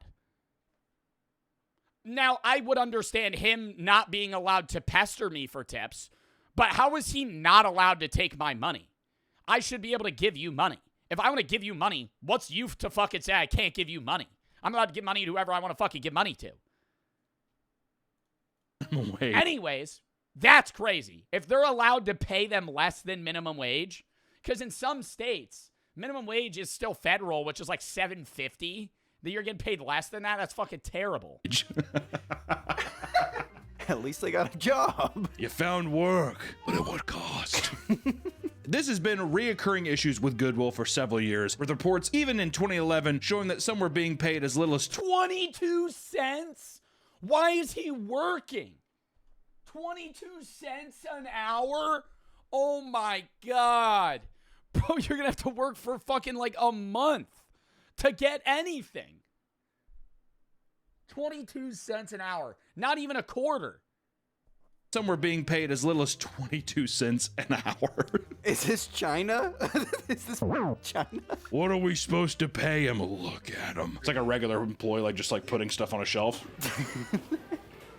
At our college, Harry used to work with people, I forget what they're called, but they were disabled people working for the college. They would pay them based on, like, the output. Because they're like, oh, he only He stacked. did nothing. At that point, if you're paying somebody 22 cents, is it just to give them, like, a place to be? And if that's the case, I think that's weird if they pay them based on output, because most minimum wage workers are doing the bare minimum. So now you still have to pay them minimum wage, but because the guy's disabled and he's not putting a lot of, I guess, like, output into the work, you can forcibly pay him less. then why even pay them? It's like a sense of purpose. It's like giving like a child. When my mom used to work for this lawyer, he couldn't see at all, but my mom would hand him blank checks to sign to feel like he's still doing work. So it's kind of like that. Here we go. A big, important check signed off. And she even gave him like a crayon, a crown. But this pen smells weird. That's fine. It's like a coloring book. He's just like, all right, here I am filling out these checks for my important business. In 2019, due to a minimum wage increase, a branch of Goodwill Industries in Springfield sent letters to a dozen disabled workers that were part of the job skills program. They were told they were fired until rescinding their decision and apologizing due to the vicious pushback. What am I supposed to do? Pay these freaks? No. I mean, dude, how many employees do you need at a Goodwill? I know they get a lot of stuff coming in. Nothing's ever organized, but no one cares. Like, if you go to a Goodwill, yeah, there's like a pants section and like a toy section, but they're all just jumbled there. Like, it's not like Walmart where, like, everything's, like, fucking perfectly aligned because they have people that their jobs are to fucking fix the cereal boxes. Fair wage for you. We can't keep you. They take their collars off. Go free. Run. In 2022, a woman that had previously worked in an assisted living facility posted a TikTok to discuss their qualms with Goodwill. According to her, many of the boys and girls living there worked at Goodwill due to their disabilities being paid less than $1 per hour. Slave labor, man. Slave labor. Goodwill? Slave labor. Like, I'm sure the person that is like running Goodwill is making, I mean, millions and millions. For a nonprofit, you're just like, can you not? I mean, what is like an hourly wage where it even makes sense for you to feasibly work there? Like, if you're not in the US, I mean, it varies by state, but if you're not even, yeah, I think the average wage should be way higher in most states.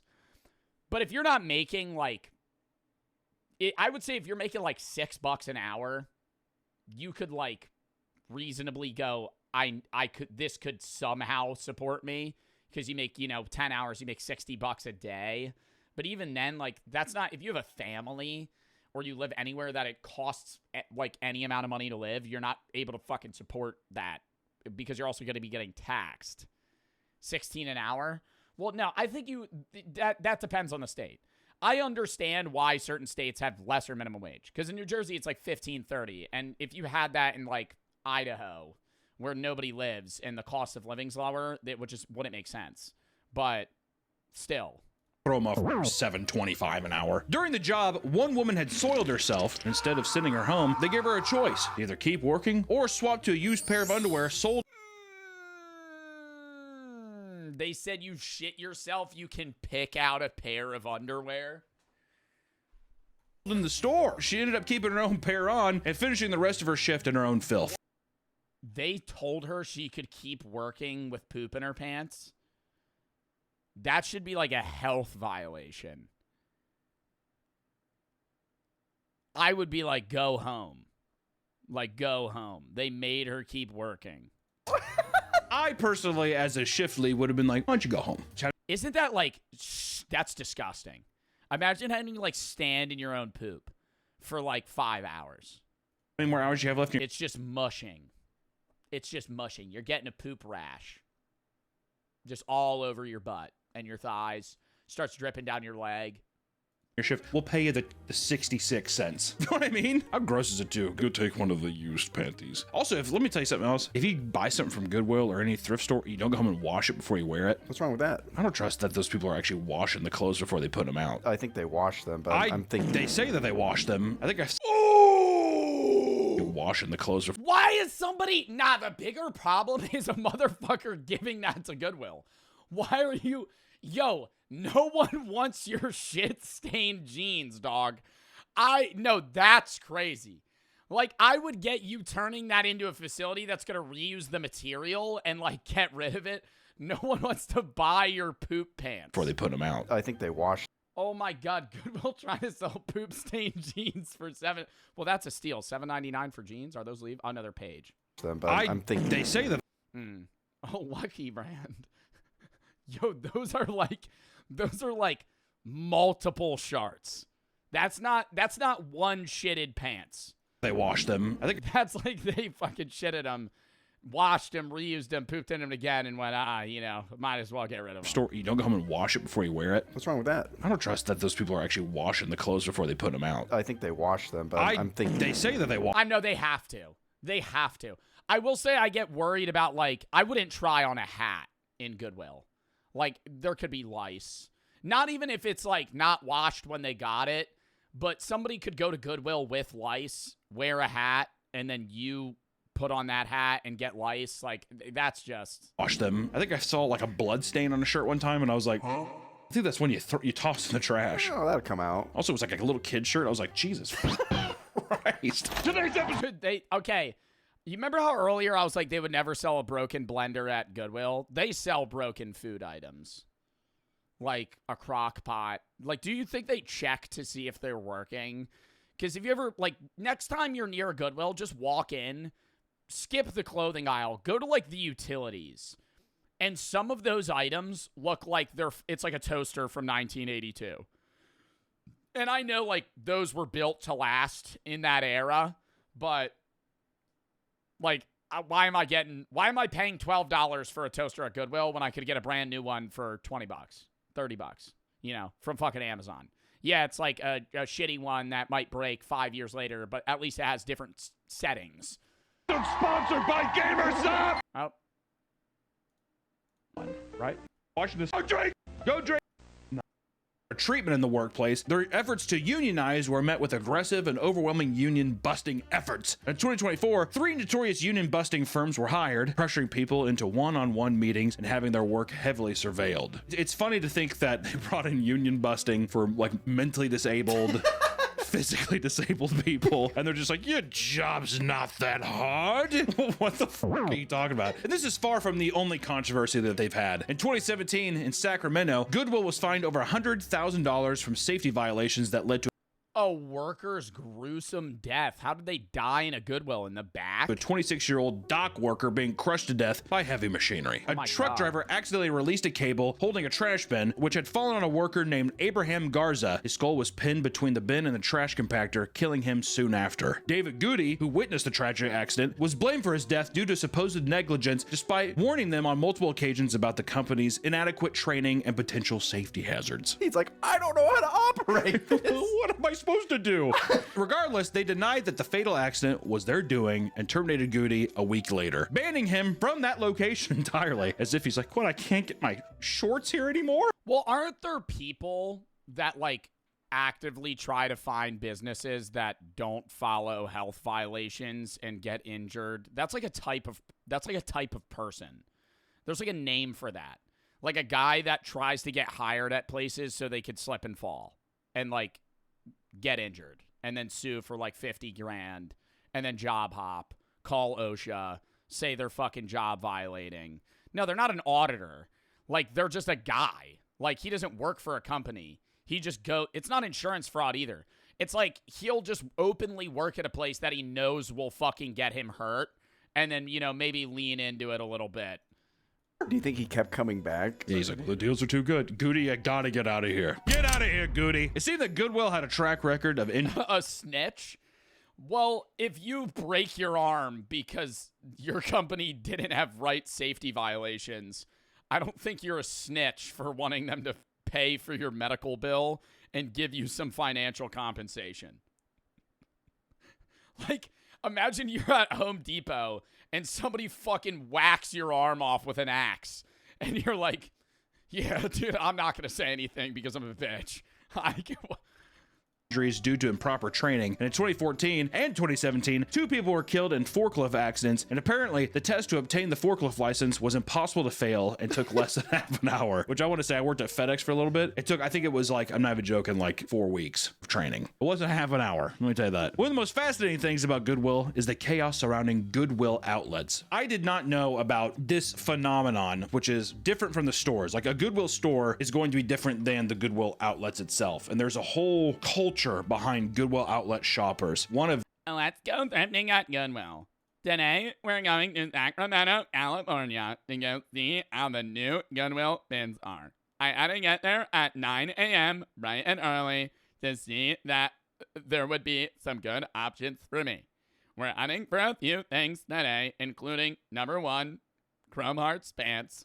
Number 2, some sort of jewelry. Fucking stupid. these, I guess, parasites is what Fucking hate that shit. you might want to call When they're a food reviewer, bro, the food reviews on TikTok are the worst. I love food reviewers in general, but if it'll be a motherfucker hyping up Sonic. And we're going to Sonic to try out their new quadruple double cheeseburger. It was immaculate, to say the least. I got a chili corn dog as well. the guy who helps you make Oh, wow, the chili corn dog at Sonic was fucking hype.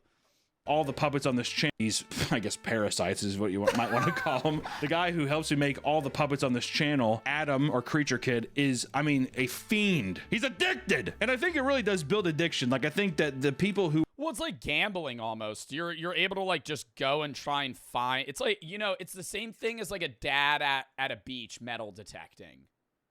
That's what it is. Going to the bins at a Goodwill is the equivalent of buying a metal detector and just wandering beaches in hopes of finding a fucking Rolex that fell off someone's wrist 3 years ago. are these Goodwill outlet shoppers, they're addicted to going. When retail Goodwill stores fail to sell their products, they end up being sent to Goodwill outlets as a last-ditch effort to get rid of them. You throw your unused shit into one of the Goodwill donation bins. From there, they're sorted, they go to a store, and if it doesn't sell at the store, it goes back here. Sometimes, too, if there's excess overflow, they'll just go straight to the outlets. And if it doesn't... Do they ever throw shit out? I would love to work at a Goodwill to know what they don't, because they don't put everything out. If something's there for like a year, they probably go, this is never going to sell. Like, this is shit. There has to be things that people donate, and they go through, and they're like, I'm not selling a used dildo.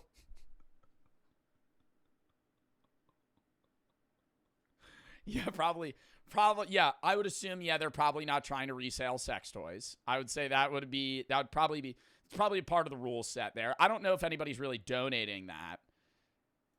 At the outlet, it's going into a landfill. Other items include those that are in poor condition and not deemed fit to sell at traditional retailers. I don't really know the process of Oh, unfit. So they, what? No, but these go to the bins. Where's the other shoe? Where's the other shoe? Like, duct tape them together. See, we're going to the bins. You know, if I ever fucking go to one of these, I'm throwing one into the other bin. How the hell are you going to find the other one in this fucking mess? Sell at traditional retailers. I don't really know the process of how they actually go through and sift through stuff, but just know that the Goodwill outlet, it has everything. Everything you could ever want is in this outlet. It's insanely lucky day at Goodwill. Paid $30 out of the door. But he's hyped for a bunch of Wii U games. This is kind of crazy. Wii U Minecraft, PS2 Harry Potter. $30 and he got all of this? He got a Game Boy? That doesn't work. How do you know? Like, I wouldn't want to buy that. Even if it's like $5. You buy it, it doesn't turn on. Big Brain Scrabble, Pokemon, Mario Kart 8 for the Wii U. What is that? Is that a PlayStation? Is that a PS1? That's not a PS2. What is this? What is this? What is this console? That's a PS1? insane. The outlets, also referred to as the bins, have a much bleaker vibe compared to a normal Goodwill. The items are loosely organized and piled into large blue bins for customers to purchase by the pound. And every 30 minutes, bins are wheeled out by the workers and replaced with brand new bins full of new trash, basically, for you to sift through. Every 30 minutes, you're getting a new fix, which people will be there all day. I think it's people that, one, hoarders. Oh, all day? I thought they only have like 15 minutes and then they have to bring in a new group of people. Maybe it's every 15, 30 minutes they bring out new bins. And also people like resellers, people that go to the bins or they'll go to these other places and they'll sell stuff on like eBay, Amazon, all that kind of shit. While some people visit Goodwill outlets to grab a cheap vintage shirt or two, others take it far more seriously. Their main goal is to grab the most valuable things they can find so they can resell them online for higher prices, typically. There are some, like I want to say, there are some collectors. But do you think there are people that actually make good money from that? Ever? From going to the bins and then reselling on eBay, how much money are you making doing that? Hoarders. You know who you are. Like, you would have to hit pretty big to be able to make a substantial salary. Because even if you get 10 items that are worth $40, you buy them for $5 each. Like, they have to sell. You might be watching this right now. These people are I referred feel like it's more of a side hustle than a main job. to as Goodwill pickers. Because this has become a legitimate way to make good money, these people can very quickly feel threatened by neighboring shoppers, and some will sit and shop for an entire day, becoming territorial when others start to encroach on their I would love to go pick a fight at a Goodwill bins. space. Hey! I'm looking at this one. Get out! And they have to box them out. That's my Crash Bandicoot box! You're not touching that! On that kind of stuff, start with people's money, dude. They're so desperate to resell an item that looks valuable that they will sometimes pay people directly in order to transfer it over to their cart. This means they're willing to pay people to have something that still needs to be paid for inside the store. There are many stores of people stumbling across cold hard cash within these bins, like a woman who found $2,000 inside of a dirty jacket, or another. See, no, but that's just that's a one in a lifetime pull. You're not going to the bins 5 times and getting a wad of cash. Another customer finding $40,000 hidden inside of. What? Like an old grandma's couch. Oh my God, what a pull. Oh my God, your dead grandma. Your dead grandma, you're like, oh, we'll donate Gam Gam's couch. Little did they know that she had fucking 40 grand in hundreds stuffed in the fucking bottom.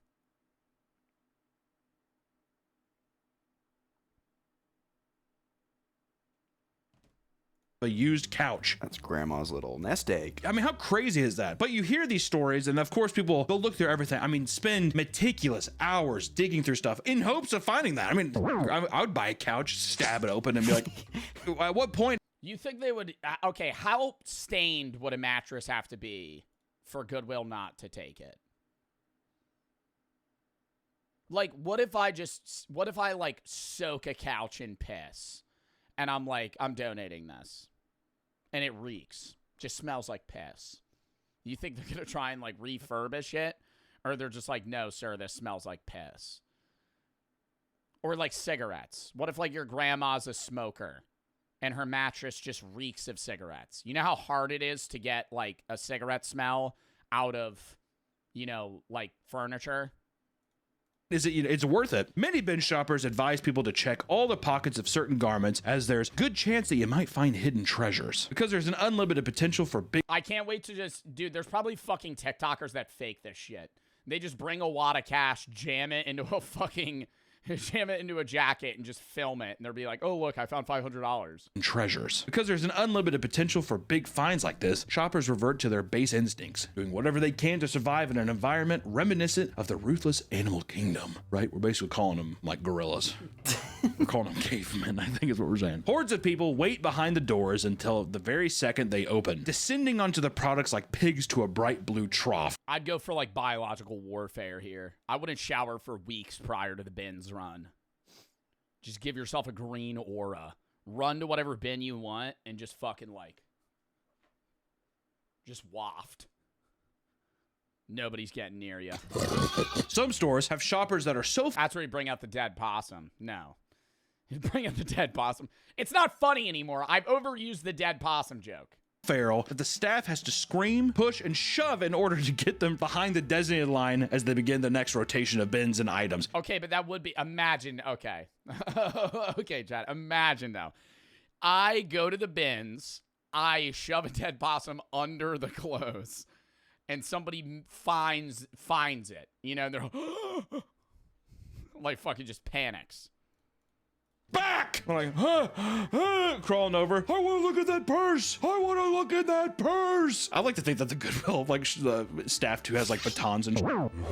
We talked about the people earlier getting 22 cents an hour. Those are people at like retail stores. There's no way they're putting handicapped people in these bin spots, are they? I mean, it really. I mean, like pushing those bins. It looks like reminds me of the Indiana Jones thing. Oh, big bins and people running around, pushing, shoving each other, trying to get to the one they want. The kids, in the carts, whatever. I mean, it reads like. I mean, how do you know what to look for though? Like if I went to the bins, I would just be like beelining it to like bags. Looks like slave labor, dude. One poster online admits that he simply does not have the energy to rummage around the newer bins because aggressive shoppers. I'm no spring chicken, and the t-shirt bros are cutthroats that'll plow right through ya. My locations don't care about the aggression. Probably don't get paid enough.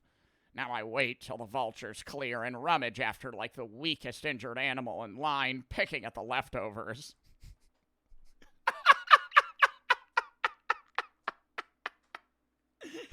Picking at the leftovers, but he's the vulture of the bins.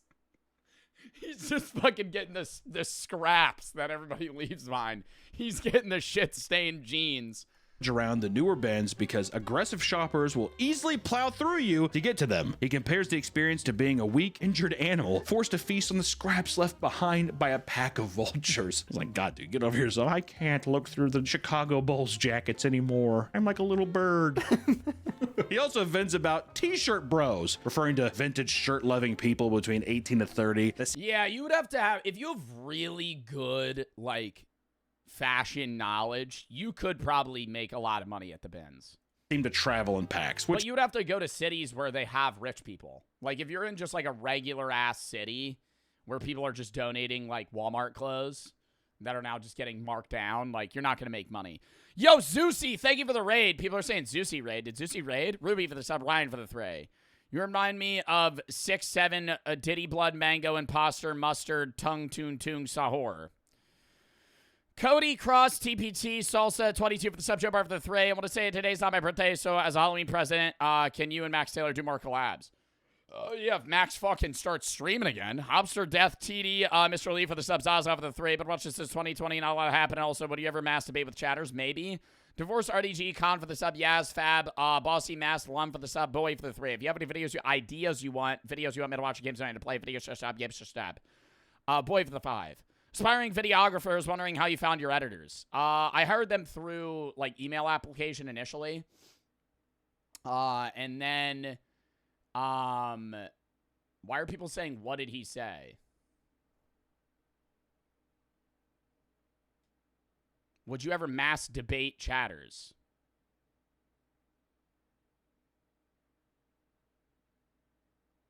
Mass debate. Mass debate. Mass debate. Like, no, not masturbate. Like... if I were to hop on and, like, debate each of you, like, if it would be like, hey, you have a topic that you disagree with, would you mass debate us? Did that motherfucker pose it as that on purpose? He said, would you ever mass debate with chatters? Oh, you're a fucking asshole. Fuck you. Easy for the 3. If you were to pick 5 other streamers to be stranded on an island with, who would they be and why? 1 second. I hired my editors through email. Now, when editors leave, I ask for the recommendations for new editors, like people they know. Scoobies for the 5, Gifted 2K for the sub, Brody for the 3. If I had to pick other 5 streamers to go on an island with, who would they be and why to survive with? Streamers, so not YouTubers.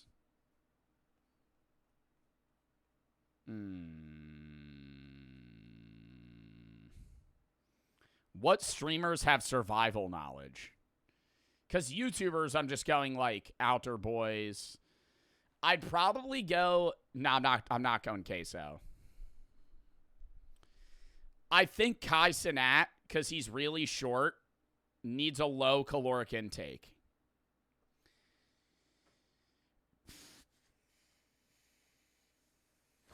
I show speed. I think he's strong, would have knowledge. Oni Pixel, I don't know if he has survival knowledge. I feel like there's not many good picks. I'll go Sneeg. I feel like Sneeg would know something. Sneeg's a big guy, though. Like, he's like 6'4". Like, he needs a lot of calories. Like, you want to pick people that don't need to eat a lot of food to survive. Zeusy? I don't know how well Zeusy would fare in the wild. Not saying I would do any better. But I don't think Zeusy would be like... If I got dropped off... I don't know. Zeusy plays a lot of video games. He might know some, like, Rust... Who's, like, a Rust streamer? I would pick, give me 5 random Rust no-lifers. That's all I need. Guys that play, like, PUBG and Rust, and I'm good. 2K and Scoobies for the 5, Gifted Broad for the 3. Appreciate you at 14. I beginning this year, I tried to take my life. I was sent to a mental hospital. I was there for 2 weeks. Did the outpatient thing now, and I'm coaching and doing normal therapy. I know you get annoyed when people rant about their depression. I don't get annoyed when people rant about their depression. I always just say that I can't really help you in hyper-specific ways. I really wanted to say that you helped my mental state so much. Well, I'm glad I'm able to help, but I'm not annoyed when people tell me about what they're going through. It's more so just me saying, hey, like, all I'm going to be able to do is try to redirect you to get professional help. I feel 1,000 times better mentally and physically. Well, I'm glad I'm able to help, man, and I hope that you're doing better and get a lot better. Bad and Money for the sub, Small, D, and sometimes for the sub, Frosty Kai for the sub, Weird. Rachel Flair for the sub, Keep for the 3, Jake for the 3. Watch over half of your YouTube videos. Thank you. Anthony for the 3. Sawbrooks TikTok, who's your favorite and least favorite Love Island character? Missile Pickle for the 3. Watch this 2023. I could keep the good work going, and do you think we could bring back the term derpy? No. Oddcats, Dylan, and Venom for the sub. Okay, I'm Malias and Gerhard for the sub. Gabriel for the sub. Least favorite? Used to be Hudda. Now in new episodes, it's not. I don't really know if I have a least favorite. There's too many people right now because of Casa Amor. So they're all just kind of like nobodies to me. They're just like random people. You know, they jammed like 8 people into the show, and I just don't care. Favorite character used to be Taylor. Now, Pepe. Love Pepe. D for the 3. Would you still vlog after retiring from streaming? Maybe. If you ever come to South Africa, I would love for you to vlog it. Well, I would. Gabriel for the sub. I don't know if I would continue to vlog after I'm done streaming, though. Maybe like more home video stuff. It's true. That's like a huge thing online of people going and like the garage sales and all kinds of stuff for vintage clothing nowadays. Joe's a nobody? Brother, I'm not saying that they're nobodies. I'm not making fun of them. I'm saying that I'm so used to the characters that were in the show for the last month that when they introduced 9 new characters in one day, I'm fucking overstimulated. Trog for the 3. What's the best type of bread? I don't know. Disciple for the sub. Lock in. You know, it's just like a people going and like the garage sales and all kinds of stuff for vintage clothing nowadays. You know, it's just like a popular way to resell stuff online. And also, Hype Beast. Shopping alongside crowds like this often results in physical harm, something that online communities can endlessly attest to. And according to one man, an entire printer was thrown at him out of nowhere from an aggressive shopper. Some have even posted pictures of their injuries, like the woman who specifically shopped at the outlets with her mother in order to act as her bodyguard and protect her from overly aggressive shoppers. And one day, a woman purposely pushed a cart towards her, smashing it into her shin so badly that she almost threw up from the pain. She ended up giving up on returning ever again due to When I tell you I saw stars, the pain was excruciating. I ended up going outside to throw up. Manager of the workers saw it happen. He bought pictures from 4 days later. the fear of getting injured. Listen, dude, don't hate the players, hate the game, right? One disgruntled shopper I would say just don't go to the bins then. Like, leave the bins to the overly aggressive people. I know people want to go to find good stuff, but it's like, it's not worth the deal. explains how she was bitten by a crazy woman who wanted her to move away from If you got bitten, that is an immediate suing for assault because you could get, like, a disease from someone. If somebody bit me, I'm knocking them the fuck out. an item she was reaching for. It's not uncommon for outlet shoppers to be threatened or attacked with blades either. No, you're not. Okay, yeah, I am. Yeah, you know why I know I'm knocking them the fuck out? Because no big-ass motherfucker that's bigger than me and able to knock me out would bite me. Small people bite.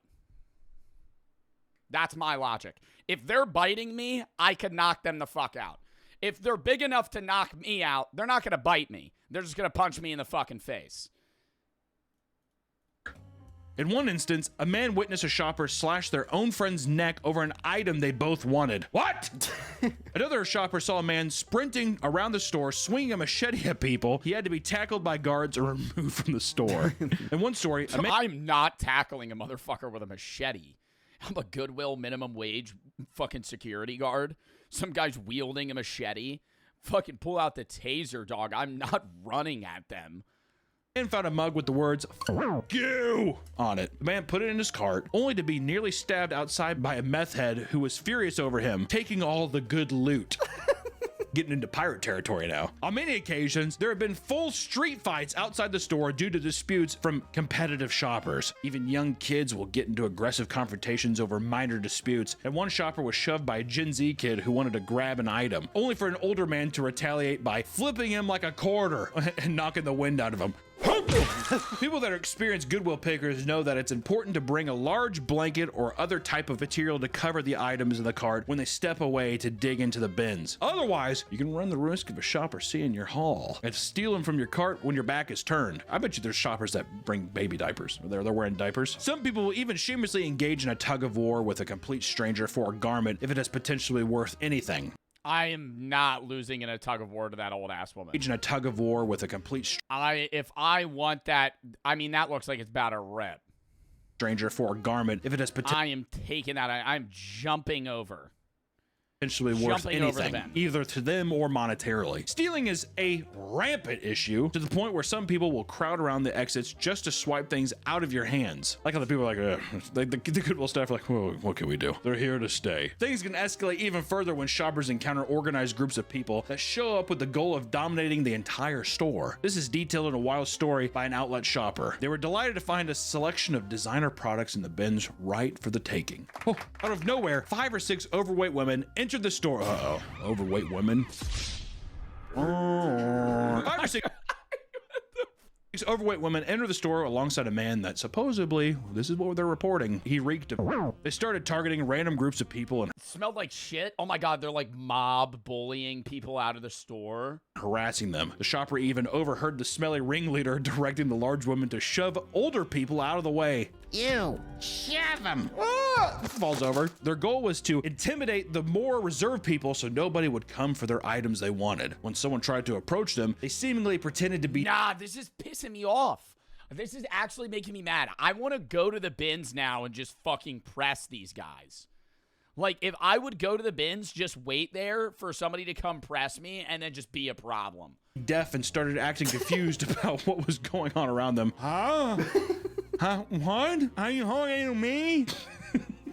Yeah, it probably could do without that, but shoppers aren't even allowed to film inside the store. People suspect that it's not just to preserve people's privacy, but to persuade people not to show just how chaotic the outlets on a day-to-day basis are. Also, I think too, because there's so much broken glass, there's illegal shit you could find, all kinds of stuff. I think that if you were able to drugs at Goodwill, they don't check the pockets.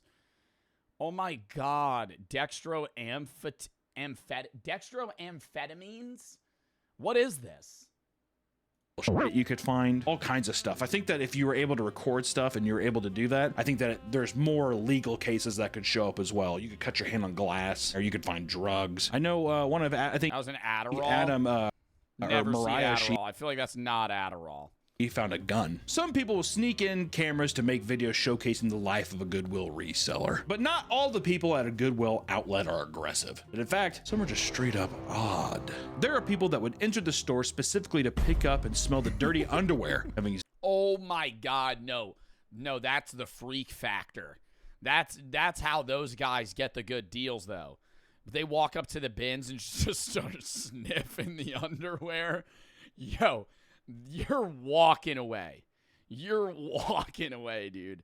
You're like, I really need these shirts in here. Some dude's just like, and like full force. zero intention to actually buy any of the products. One man in particular made people so uncomfortable that he was banned from the store. Sneakily sniffing the dirty underwear. He didn't even buy anything. That he was banned from the store. He didn't buy anything. He was just sniffing it, putting it back down. That's fucked up. No, it's not. To go in there and be like, He's not hurting anyone. yes, you are.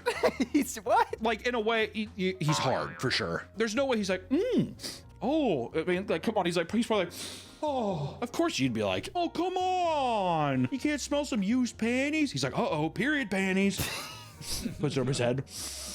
Walk around. They call him Frankenstein. Like it's a gas mask. One frequent shopper recounted a man that would show up just as Sniffed the bedding and masturbated.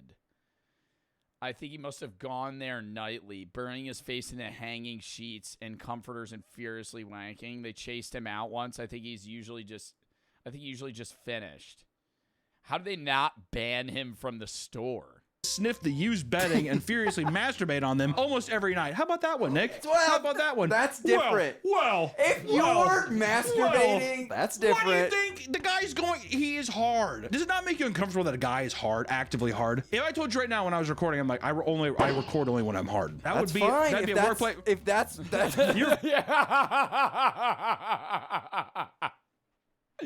You're, we need to put a curtain on your door or something. There needs to be, you need a lock on your door. How many people, like when you go to Costco, how many people you think are hard? I would assume Like none. Maybe one guy in all of Costco. One guy.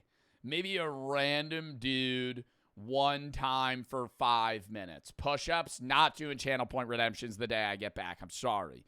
Scrum for the 3. You planning on playing Mafia 2? Yeah, the 21st and the 22nd we'll play the full game. Coco Joey for the sub. We just got a lot of other stuff in the next 2 weeks that we're doing. Fuzzy Icarus and BW for the sub roster for the 3. 27-month sub. Haven't been live in months. Do you stream on Tuesdays now? I'm usually off on Tuesdays, but like since it's summer, it's just weird. Mr. and Jay for the sub. Alex for the 3. I went to the bins at SLC and a full-blown fist fight broke out. Kit and Russia for the sub. Scuba for the sub. Ryan for the 3. Can you say Cav is planting? Trog for the 3. What's the best type of bread? I already read that. Beach off for the sub. Not a lot. But they're out there to roam free. Okay, let me tell you the difference. This: if you went to Costco, if somebody went up to like a panty section, a guy, he had a Costco dog and he was eating his. Yeah, no, that. What would be weirder? No, that would be no. You can't. I can see how Nick's trying to defend the guy smelling the panties at a Goodwill, because you could be like, do these smell bad? If so, I won't buy them.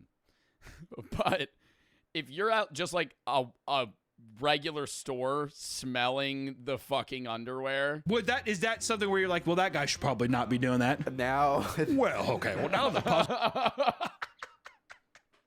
kind of creating a bit of a picture for me. What are you talking about? In Costco, that's weird. I just feel like in the outlets. In the outlet, to it's me, trash. It's trash. But see, that's what makes it even weirder. Is that it makes it weirder, but the only way you could be like, oh, I get he smelled it, because if it smells dirty, I wouldn't buy it. dirty clothes and he's going in and smelling them. That's what I'm saying. It's gonna be thrown away. I just think if you're buying underwear from Goodwill, that's odd. Anyway, who's buying used panties at the outlet? That's what I'm saying. Nobody, bro, that's like next level. I get buying shirts and like pants, but like buying like used period underwear, like a woman that had period underwear and is like, yeah, I'll just like fucking donate this. Who's buying that? Like stained underwear. I'm not advocating that it's not trash. I'm just saying that I'm like, not even who's buying. Why are they putting that out? and going in there and only smelling panties, that's a character I probably wouldn't want around myself or anybody else. You've kind of changed my mind. Twisted my arm. Anyways, the guy who masturbates on beddings, on many occasions, he would go until completion, only seeing him get chased out on one occasion by angry staff members. It's been 30 years and I still wonder about that guy, but he was at the bins in the fucking 90s. Completion, only seeing him get chased out on one occasion by angry staff members. One time. Other times, people are just like, okay, that's a hazard zone. Throw your jacket over that. See, that's a biohazard, because now if someone touches that... We're done. Some customers would enter the store for no reason other than to... Some dude pissed on the couch and left. No, no, that's not even like the dude that pissed on the couch. This is just the couch they're selling at Goodwill. This'll just be the couch. Pee all over the items. And I never understand that too, because you ever see couches on the side of the road? Like, if I was somebody that wanted to buy a couch, I'm not going to Goodwill. Like, if I was going to get a used couch, I would just wait until there was one on the side of the road that looked pretty good. And then I would just pick it up. Leave right away, which is kind of fucked up. What do you get out of that? Besides, I mean, don't get me wrong, it's a late epic. I always pick up furniture on the side of the road, and that furniture is probably not that bad. Because, yeah, people put broken furniture on the side of the road. But you're also like, if people get a new couch and they don't want their old one, they're less likely to bring it to Goodwill. They're probably just going to put it on the side of the road and some guy will take it in a day. Troll, but like what? It's like a dog dominating their space. Because people shoot their loads on people or they pee on people sometimes, and I think it's like a sexual thing too. To me, it's all sexual. One man attempted to rob the store of multiple shirts by putting them all on at the same time, and a staff member watched him put on 13 shirts before trying to inconspicuously leave the store. I like how he's like walks in super skinny, walks out, and he's like, do you think the staff member's like, I want to see how many shirts he can put on? 100%. When he was caught, he tried to play dumb until eventually giving up and taking off all the shirts, including the ones that belonged to him. He walked out of the store shirtless. I would too. I'd be like, I'm sorry, there you go. You guys can keep them, resell that one. My Tasmanian devil dressed up as Scarface shirt. You can keep that one. And according to one man, he saw a man buying a toilet seat with shit all over the bottom of it, holding it. But why do they have that at the store? Who needs to buy? I'm never going to a Goodwill, and I understand I'm saying this. Who's in the market for a toilet seat? Why? Like, I've never. I would get, yeah, if your toilet seat breaks and you're like, I don't have the money to buy one at Amazon or something, or like at a fucking Home Depot or what, I don't know where else you buy toilet seats. I'm not like, yeah, the next place I'm going to go, Goodwill. I'm going to go to Goodwill and look for a toilet seat that matches your toilet. What are the fucking odds that you would find one? Close while eating a donut.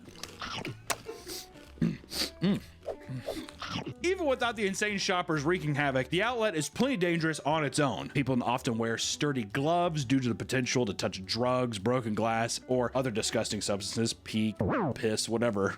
Pee and piss are the same thing, but many have reported finding mice dead and alive deep inside the bins. And in one instance, a live baby bat crawled out from under a used couch. I thought I was gonna say a live baby. I was really hoping it was just gonna end on baby. If anything, f it, keep baby. According to another post, a shopper was bumped by a woman's cart only to have her hand slam into a broken glass and slice her thumb wide open. The shopper ran over to a first aid kit the staff had provided, only to find that it was completely empty. Oh, Oh shit, this is actually one of the used ones they donated. Do you want it? It's $5.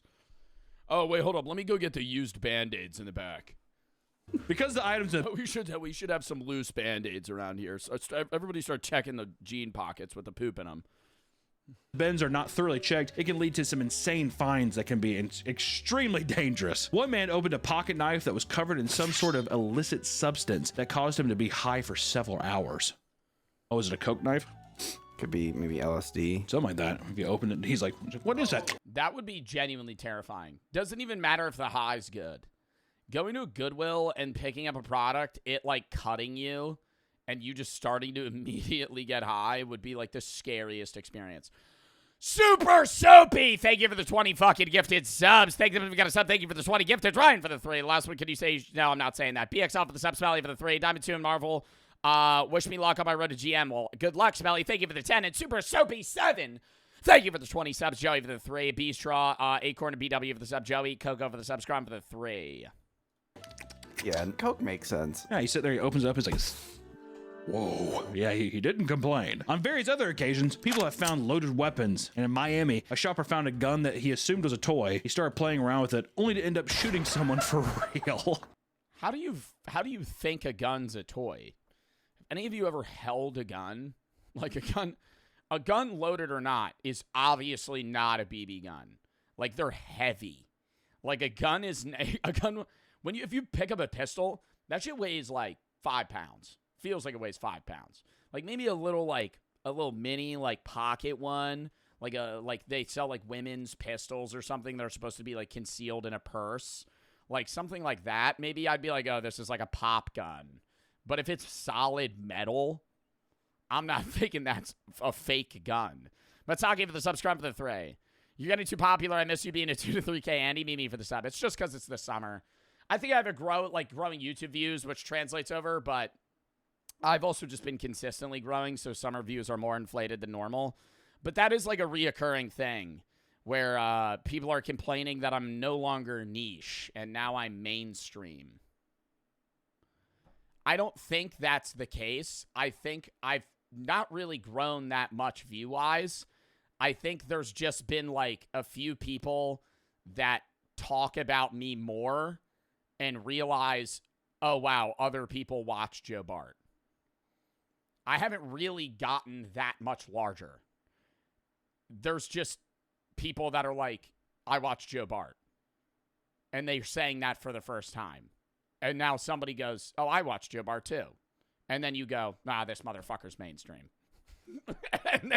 and now it's just like, God, I can't watch this guy. Flex for the sub, Mimi, and Mitz for the sub. Yeah, people do want to have a niche audience. I'll say this right now. If I ever get over 10K viewers, I'll be really boring for a few streams. I'll artificially lower the average. I'll stare at the camera for 5 minutes and just go. And just wait. How does that happen? Oh, this has a good weight to it. Bang, bang, bang, bang, bang, bang. What do you mean? I thought it was a toy. Yeah, right, dude. I was going to say, that's just an Clog for the excuse. sub. That's an excuse again. A lot of this stuff is definitely an excuse. Wait, this is real? In Florida, one shopper brought home a baby bouncer still in I'll do a Raid Shadow Legends ad. If I hit If I ever get that big, that'll be. Original packaging. After gifting it to her friend during a baby shower, however, it was revealed to contain a Massberg 715T semi-automatic rifle. What? Brought home a baby bouncer still in its original packaging. After gifting it to her friend during a baby shower, however, it was revealed to contain a Massberg 715T semi-automatic rifle. How'd you not know that? You know what I mean? That's a good I mean, it would be heavy. fine, though. That's It's a huge fine. Actually, can I get that back? It's my baby's now. At one person's Goodwill, he watched someone discover a flare gun in the bins. He immediately grabbed it, pointed it at a ceiling, and shot it without second thought. mindless. Talk about intrusive thoughts, dude. You see a flare gun in somebody's pant pocket. Children. It really is. Oh my God, what? Oh, it's real. Whoa! I like the idea of that's just an excuse for everything. Oh my God, wait, this is real? To be fair, I feel like I would be one of those guys. You are smelling panties and doing... Would you get in trouble? Probably not. If you were at a Goodwill, you found a flare gun, and just went, boom. Yeah, it's arson, but your defense is, well, why are you selling a flare gun at Goodwill? You shouldn't be selling me there shouldn't be a flare gun here. I thought it was a pop gun. I could get that. I could get you mistaking a flare gun for, like, a toy gun versus a fucking Glock 19 or whatever gun that woman found that shot it. You're doing whatever the fuck you want in there, apparently. Another deadly weapon that people report finding A grenade? That shit looks like it's from 1940. on multiple occasions are live grenades. Oh my God, though, the intrusive thoughts. You're like, is this real? And the pin's right there.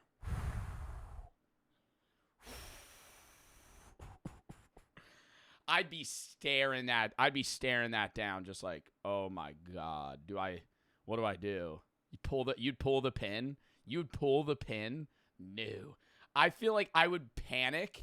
I would have to hold it, and I would just be like, what do I do with this? Like, do not bump into me, please. In Oregon, an entire building had to be shut down after a World War II air... How would they know it's you? Well, you're gonna fucking die. If you pull a grenade in a building, you're not surviving that. A grenade was found in the bins. That is awesome. Do you think it was like the pipe bomb one? It's like a long and it has like the little thing at the end. Oh, you know what I mean? maybe. Yeah. Those are sick. I always like throwing those in video games. That was World War II? I think so. That was World War One. I don't know. Splitting hairs, dude. In Augusta, someone discovered a box containing... Bro, that's so scary, though, because that might not be, like, active anymore, but a live World War II era grenade. Couldn't that just blow up? Like, old bombs are unstable. Like, if he dropped that, it'll just explode. military-grade grenades and mortars. A bomb squad had to come down to secure the items before they could potentially Secure the items? Who's the guy holding it? Who's the guy fucking holding it in his hand? detonate. And there is no shortage of weird items that have been found at Goodwill. Don't move! And he just has to stand there. Well, a guy in a fucking big-ass bomb jacket comes walking in. He's just like, just fucking hyperventilating. Outlets. People often find abundance of sex toys like dirty dildo, silicone asses, and blow-up dolls. And some people have even found used condoms. A used condom in a Goodwill. Yeah. She tries to check. There's a price tag on it. Adult That'll be 25 cents. diapers, full diapers, and fresh turds have been reported as well. Other strange finds consist of things like large glass jars filled with mercury, as well as bloody hospital gowns. How the fuck did that end up there? Also mercury? Oh, the alchemist. A jar of mercury. Who's the guy in the back clearing these? Down the road donated all of his stuff to Goodwill. Given how insanely cheap it is to bring home massive amounts of products from Goodwill outlets, people have found that it's extremely dangerous for people with hoarding tendencies. People who have hoarders in their family despise Goodwill because of how it leads them to pile on. Oh my God, I hate this house.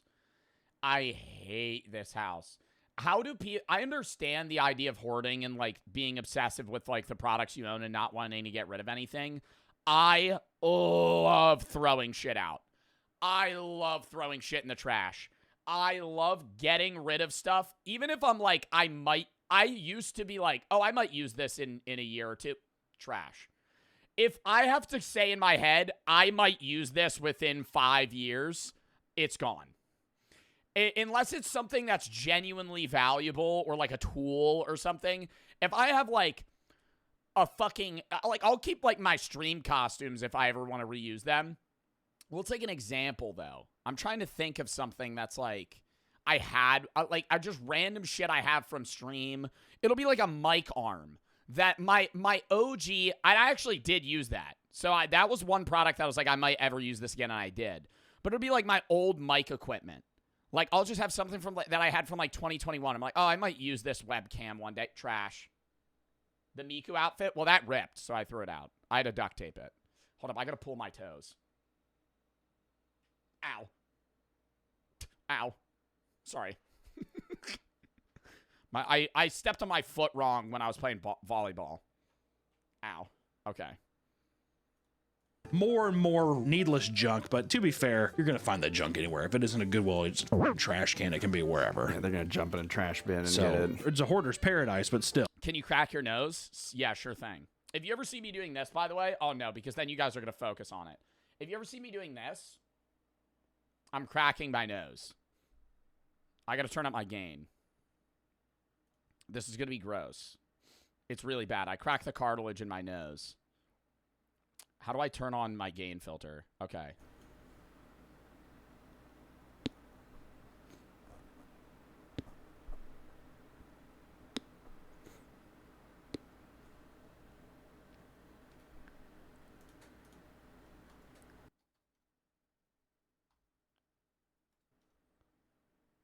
Yeah, but I crack my nose all the time.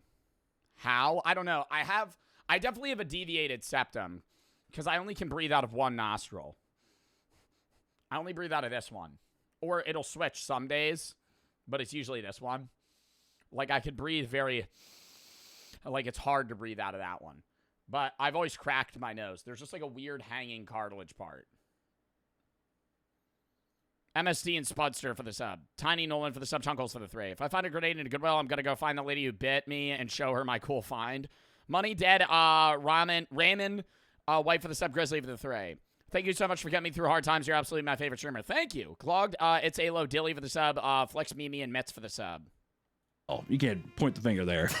You know, and talking about this Goodwill outlet thing, I had to go look for myself. Is it as crazy Did you used to do cocaine? No. as people make it out to be, these people online, this culture, is it as crazy as they say? Well, we had to go find out for ourselves and see if we could find some sick stuff. So Oh my god, he went to Goodwill. let's go. Oh, to the bins. Oh my god, wait. I was with Brooke at Goodwill one day. Should we just do a Goodwill vlog? I want to do that so bad.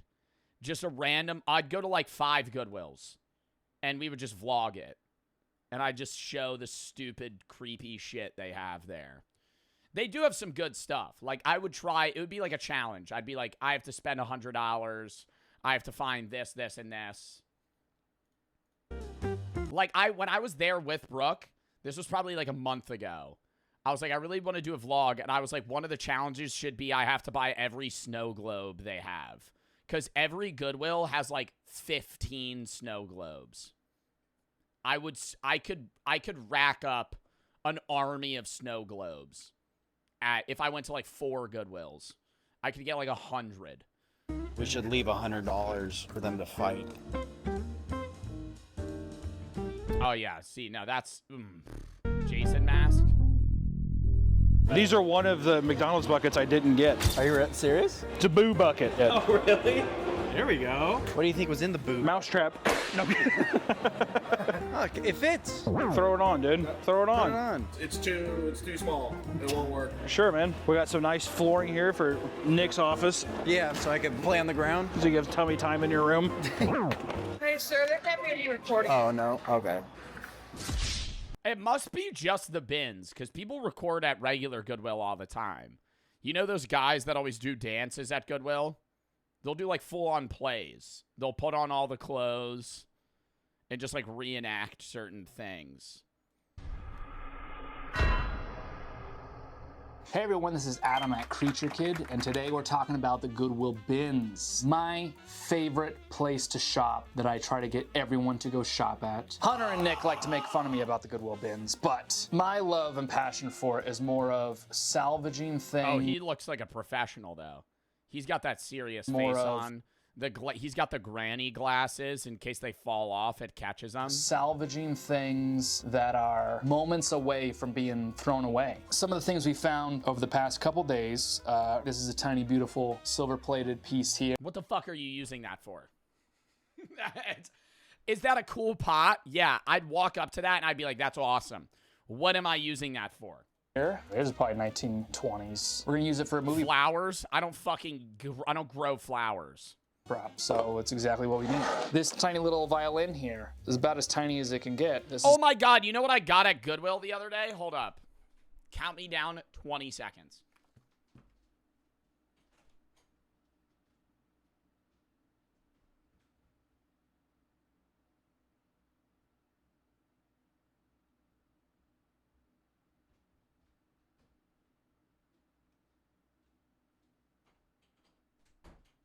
This shit.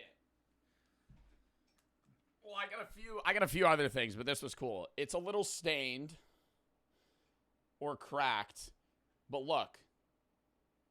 Look how fucking cool this like beer stein mug is. I got to give it a better wash, but I haven't used it yet.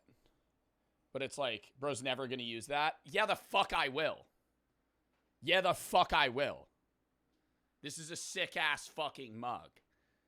I remember I was hype as shit when I saw it. It's sticky. It's making my hands sticky, and I bought it like a month ago.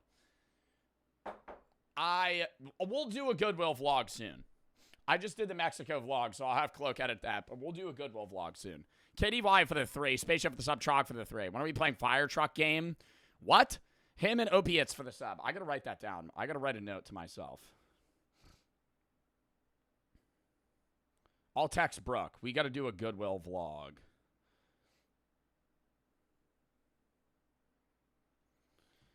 Him and Opiates for the sub, Jusha for the sub. a perfect prop we're gonna use that only cost a couple dollars. If you know poker, Buying a used mug is crazy. Newsflash, buddy. You ever been to a restaurant? You ever been to a restaurant, pal? You ever gotten a drink at any restaurant in your entire fucking life? You've drank out of a used mug. You've drank out of a used mug that has touched thousands of people's lips. You've ever used silverware at a fucking restaurant? You've put forks in your mouth that have been in the mouths of thousands of other people. come on, you know what that is. You've ever shaken a hand? I'll leave that one there. Shadowless Blastoise at a perfect time. You've ever shaken a man's hand? Leave that one there. And we were working on a project that was The Thing influenced. This was in a box of DVDs. It's Pro-Life, which is a horror movie, autographed by John Carpenter right there. One of the weirder things is a gold tooth in the bottom of a purse. You see it with the root still on it. What? This Is that a human tooth? beautiful watercolor painting. I mean, look at that. Insane. The only thing written on it is a little cutout, Angel's Cooking, interior living room. That's from a script, right? Interior living room. It's a set. I figured out Angel's Cooking was a working title for a movie called We're No Angels, which is a Humphrey Bogart film from 1955. That would have been 10 minutes away from going into a dumpster. Let's look at what Maddie found today at the bins. So I'm a huge fan of vintage luggage pieces. This is actually a vintage carry-on from Escort. Okay, but I get that, though. More than, like, the gold tooth and paintings and shit, you getting, like, a nice bag. Can we ban Timmy?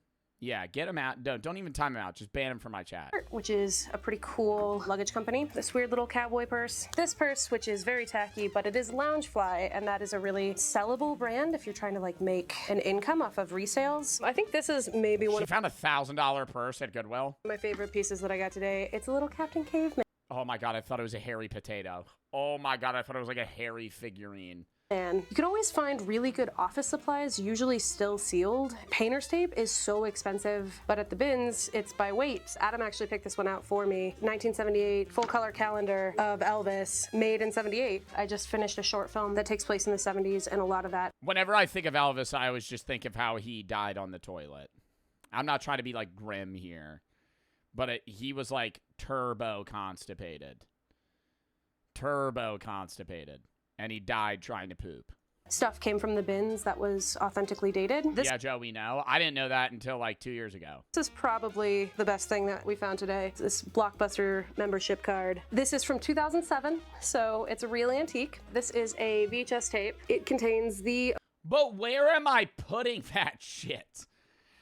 That's what I don't... yeah, I could go... There's so much cool stuff at Goodwill, but it's nothing I'm going to use. Like, am I going to just start hanging stuff up on a wall? Like, I don't get that. Hold up. All right. Kitty and Lucas for the subscribe for the 3. You ruined my birthday not being live yesterday. Just playing. Well, happy late birthday. Jushin for the sub. Kai, do you think of the 3? OJ trial. In short, the bins is the best. It's great for the environment. It's great for history. The bins is just the greatest. There's no downside to it, except for where's the money going? Because it's not going anywhere good, I'm sure. It's always fascinating to see just how quickly people let greed take over them when coming to the face-to-face with a good deal. Whether it's Black Friday deals or cheap used clothing, it seems to turn people into complete animals, going absolutely feral. As dangerous and insane as Goodwill outlets can get, people swear by them as a way to find hidden treasure and always come back for more. If you're going to attempt visiting one of these stores, just make sure to do your research and prepare for the worst. You never know if you'll end up being accidentally dosed by a loose needle or find a live grenade. I mean, I've donated clothes to Goodwill. I always wonder that. Have you guys ever donated clothes before? There's probably some dude just wearing a shirt I wore 6 years ago. Like, or even your parents, like, donating, like, your old toys, like, when you were a kid. Like, there's probably some kid that used the same blocks you used. Goblu, Jenin, and plus for the sub. Kitty for the sub. Somebody find it right now. All right, next. SpongeBob Lost episodes. Lock in. You ever remember Somebody said you missed my bits. Big guy. What are your thoughts on new experimental, little to no side effect pharmaceuticals coming out for mass appetite suppression like retatrutide and myostatin inhibitors? Like, Trev, I've never heard of them. I know what Ozempic is, but you're talking about just diet inhibitors in general. If they have no side effects, I think that's fine, but I've always been more advocative of, like, natural diet suppressants. Or not that natural diet suppressants, like dieting. Like, if you need to lose weight, I think it's better to do it naturally at a low caloric intake diet versus just stabbing yourself with, like, Ozempic. Ozempic has other benefits, though, health-wise. Like, there's a lot of reasons people need to use Ozempic. If they have diabetes or if they're dealing with certain things, like, they have other, usages. One of the things that Ozempic does, though, is make you not want to eat as much. It's diet suppressant. But I don't know. Like, if there's no side effects, or even if there is and there's little or no side effects and you want to use them to lose weight, by all means, I would say just ask your doctor. Like, I think I don't have a problem with it. Like, I'm not going to judge anyone that's on Ozempic or using diet suppressants for weight loss. I just want you to make sure you're healthy, Like, because Ozempic has negatives. Like, didn't people go blind using Ozempic and shit like that? Like, there's side effects of everything. Like, that's why I always say, like, I use weed a lot. Weed's not healthy. If you want to use a diet suppressant, by all means, use it. Just make fucking sure that you're not, putting yourself in harm's way. And if it does have side effects, make sure they're monitored. Captain's Vol and Godly for the sub. Bobby for the 3. 5-year-old Spider-Man boxers. Goblu and Jenin for the sub. I don't even remember having Spider-Man boxers, so. SpongeBob Lost Episodes. Thing from when you were a kid. Wait. You ever remember something from when you were a kid, but nobody else does? Let me think. Oh my God, let me think.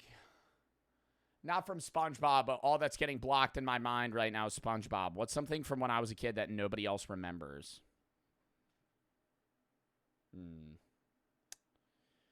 I don't know. I've come to the conclusion that no experience I've had is unique because one of my other chatters will go, same, in all caps. Marble ramps with paper. That's not even like an episode thing. I used to make marble ramps. Same, yeah. Every person in my chat apparently did that. You know, I thought that was only me, but, you know, it's fine. I used to play Paper Mario on the GameCube a lot. That's kind of like, I would say, more of a niche pick. Doesn't matter. Everybody played it. Everybody played it, apparently. You know, Super Mario Sunshine, beat it. Doesn't matter. Everybody played it. Like an episode that aired once, maybe really late at night, and then just disappeared? Oh my God. You know what? That one show I always reference that nobody could tell me the name of. I used to eat Eggo waffles. Somebody fucking find this show. I used to eat Eggo waffles at fucking 5 a.m. before school. And the same episode of this one show would be on. I think it was on Cartoon Network. This girl had really long hair, like almost down to her feet. And I remember one scene where they were like standing on a metal table, and I think they fought crime. I don't know, though. It was a group of them. They weren't human. They were not, I don't think they were human. They were like weird, you know, like figures or something. It wasn't Kim Possible. It wasn't Kim Possible. I think it was on Cartoon Network. It was on at like 4 a.m. And it was old Cartoon Network shows on at 4 a.m. I don't even know what am I supposed to look up? I don't know. Like, I don't know how I would even fucking find it. Girl Power, Team Umi Zumi, no. Teenage Robot, no. I used to watch that, though. Chat, I'm telling you, this is like the one show I've seen that no one else has ever seen. It's not Teen Titans. It's not Teen Titans. It was like an off-brand show. It's not Team Umizoomi. It was not a kid. It wasn't like Team Umizoomi Kids. It was like for like probably like 10-year-olds. Team Umizoomi is for like 5-year-olds. Cyberspace show. No. Fuck, man. This is gonna piss me off. No. I'm just like looking up ones that it might be. It wasn't Steamin' Universe. Odd Squad show. No, it was a cartoon. This is so fucking annoying. I think about this show, chat. I think about this show every fucking week. Not every week. Every like once a month, and I can never fucking find it. I can never find it. If the character had really long hair, or it was a hat. It might have been a hat. I don't know. Try Akinator. Do you think but Akinator's just gonna, I don't know much about it. Use Akinator. Akinator's not gonna be able to fucking find it, chat. Sam Sandwich. I don't think it's called Sam Sandwich. It's not Sam fucking Sandwich, you asshole. I just described a show on Cartoon Network I would watch at 4 in the morning and eat fucking Eggo waffles while I would watch. Somebody just said something that looked like it was it. Hero 108. Maybe. It was on Cartoon.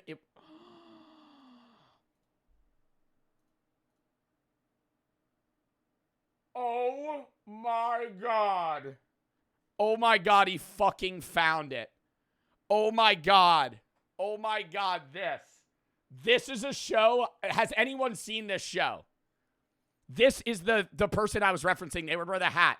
And I remember this guy with the big knuckles. And they're like a superhero squad. What the fuck? No one ever watched that show. It only had 2 seasons. And it had really bad reviews. But I would watch it every fucking day. When did that air? 2010. Yes, I was 8 years old. And I would watch it before school. And they would sit around this table and talk about like whatever crime they had to fucking fight. And it was so fucking, it was so bad. Because I remember watching it and being like, I've seen this episode like 7 times. Justin for the 3. Watch Bling Bling Bankruptcy Game. When you playing it next?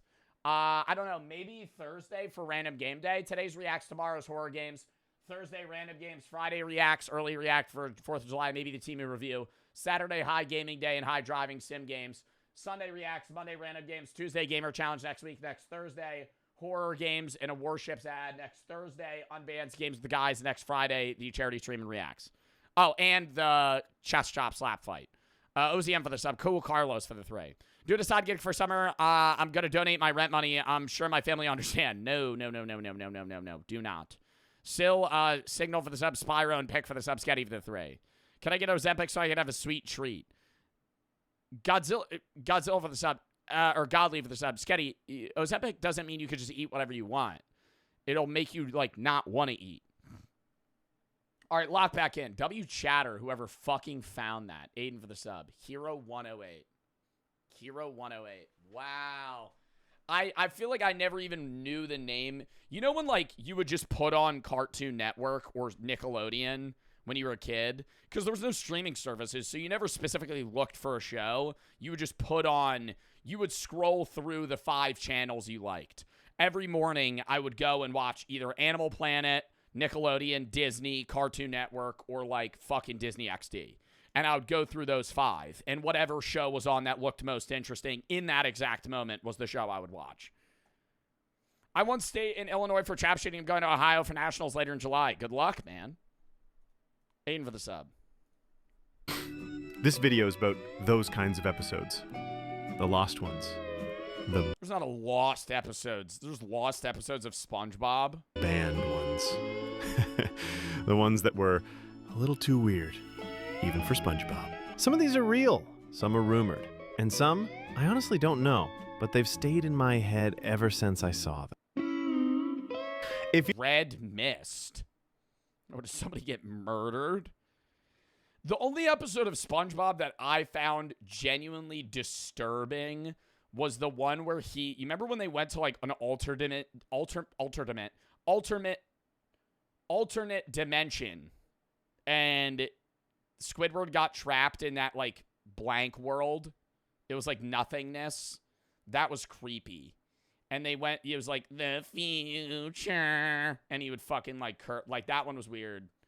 That was a creepy one. The one where like Patrick went like kind of crazy was really creepy with like the box where he was hiding stuff from SpongeBob. If you've been on the internet long enough, you've probably heard of Red Mist. Those aren't secret though. Or Squidward suicide. But you know Squidward suicide? It's weird. Some people swear they saw it, or something like it, years before the creepypasta ever went viral. In it, Squidward performs in a concert. The crowd laughs, or boos, or maybe it's just quiet.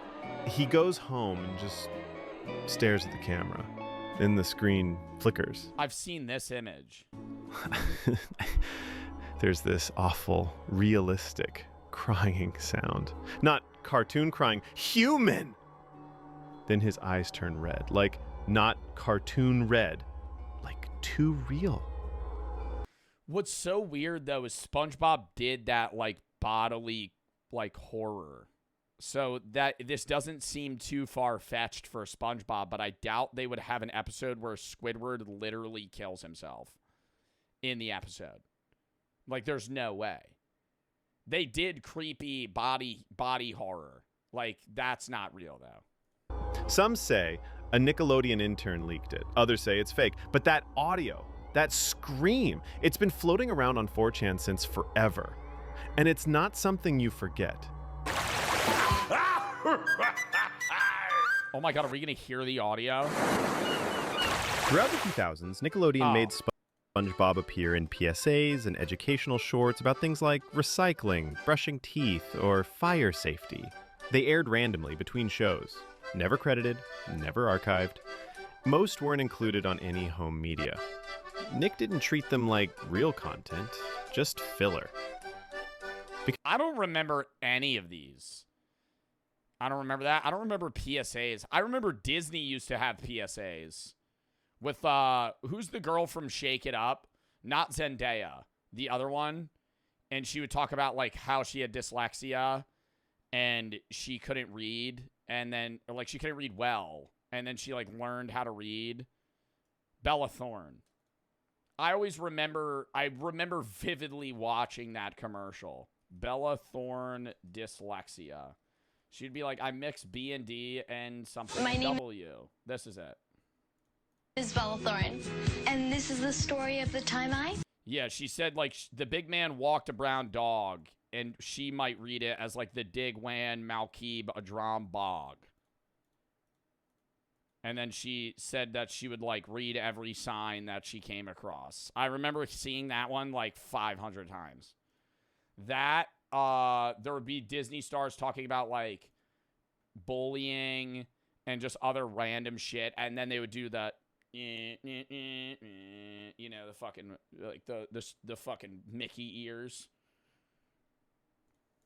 Because of that, dozens of these clips are now completely lost. Unless someone recorded them, they're gone. And yes, a few of them were really weird. Dear older, I'm Squidward, your Nicktoon astrologer, saying my powers are as real as any other psychic.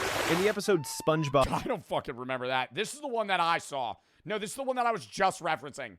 This creepy-ass episode where Squidward gets, like, lost in the multiverse. Some Doctor Strange shit. So fucking disturbing. BC...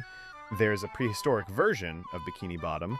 When it originally aired, there was a live-action intro with Patchy the Pirate and a ton of caveman-themed jokes. Later releases completely removed this intro. The audio was changed and even... Dude, this scared me. I remember actually being, like, genuinely, like clinching my pillow. SpongeBob's caveman dialogue was altered. Some of the original audio tracks, including background music and original jokes. And they don't make shows like this anymore, though. You know what? Like kids shows. All kids shows today, it's like, if you watch like new SpongeBob, it's all happy. It's all sunshine and rainbows. You need to throw in a fucking horror episode here and there, you know? You need some shit that like is going to get ingrained into their mind. Because like we remember this. Or for the people that watch SpongeBob, you remember this. I feel like kids today are going to, like, go through their childhood and just remember, like, a show as, like, a weird gray bulk area, and they're not going to remember any hyper-specific moments. Like, one of my favorite episodes of SpongeBob is when they would sell the different colored Krabby Patties. Another one where he would go jellyfish hunting, and then he would, like, befriend a jellyfish. I like the karate chop one against Sandy, where they would fucking make their own, like, they competed in the Krabby, or the Krusty Krab. The Olympic episode was probably top one. Are now gone from the master copies. A few fans with recordings from the original airings have uploaded them, but a clean version of the full original cut has never resurfaced. Yeah, dude, they see that's like body horror. Have uploaded them. I mean, it's not scary to anybody now, but if you're like 6 years old watching this, but a clean version of the full original, like that's disturbing. Cut has never resurfaced. Back in the early 2000s, Nickelodeon made a bunch of stop-motion SpongeBob commercials. They were weird, surreal, and really cool. The problem, they only aired once or twice during commercial breaks and were never uploaded officially. Some featured SpongeBob made out of sponges or Krabby Patties. Oh my god, I remember this! The Christmas one with the fruit cake? Some featured SpongeBob made out of sponges or Krabby Patties made with actual food. One even had live-action jellyfish. Almost all of them are gone.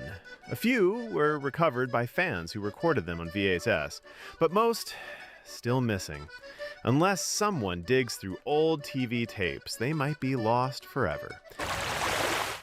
Dude, random thing. favorite thing about watching DVD movies are seeing the ads for upcoming movies that weren't out at the time, but have been long out now. Like, you watch, like, Ratatouille on DVD, it'll be like, The Wonders of Disney, coming soon, Cars 2. You'd be like, what the fuck? Like, you watch ads for movies that have just been out.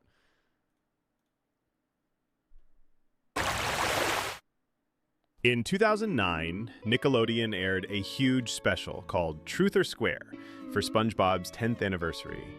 It was packed with guest stars, flashbacks, and weird jokes. But here's the thing. The version that aired on TV was different from the version that aired online. And the DVD version is different again. Deleted scenes, alternate jokes, even rearranged moments. It's unclear why there are multiple cuts, but fans have tried to piece them together to reconstruct the full version. There's no definitive version out there, and some clips, like certain Patchy the Pirate segments, are still missing entirely. Yo, I gotta say this too. We see Gen Alpha social media and TV as brain rot today. Go back and watch like season 4 or 3 of SpongeBob. Season 1 and 2, yeah, definitively peak. If you watch like the one episode, I was watching this on Spanish TV in Mexico at like 2 in the morning with Chris. The episode where SpongeBob waits for a package is full on brain rot. There is a clip and fucking plot change every 4 seconds. And the entire episode, he's just like, I'm waiting. What's that, Patrick? Oh, I don't know. Oh, I'm waiting. Oh, here's a package. And he starts crying. And it's so aggravating because you literally can't fucking keep up with what's happening. There's just it's literally Cocomelon. Patrick ruins his toy. Squidward fixes it. SpongeBob cries. SpongeBob's happy. SpongeBob's waiting. SpongeBob's mad again in a span of 30 seconds. And that's not new. That's from 2000. Yeah, Yoshifico, that's what I'm saying. We watched brain rot. It's worse now, but like we're still in the brain rot area. Mafia 2, the 21st to the 20th.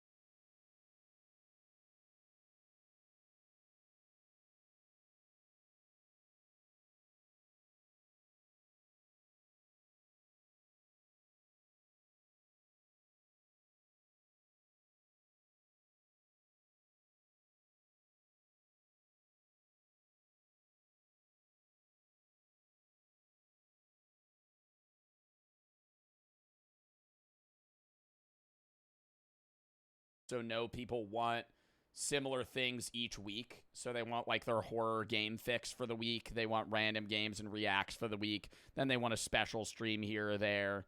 You know, like every other week or so. Witten in Swedish for the sub, Nathaniel for the sub, Asta King and Dill for the sub. So I try to do that. Same thing with YouTube, with like what videos I choose to post. Moments. Some banned, some forgotten, and some just plain confusing.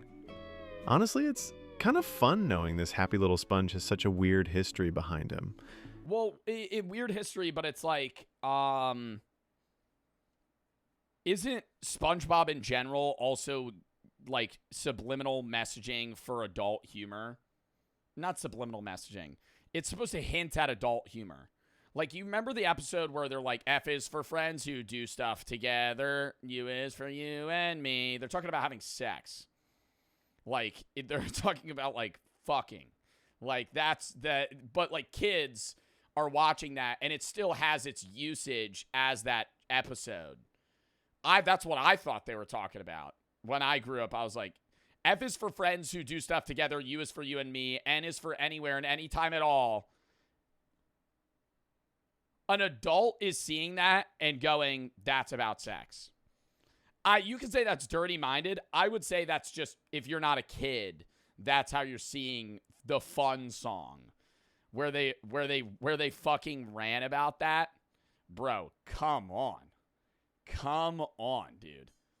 How is that about sex? Bro. Watch the scene.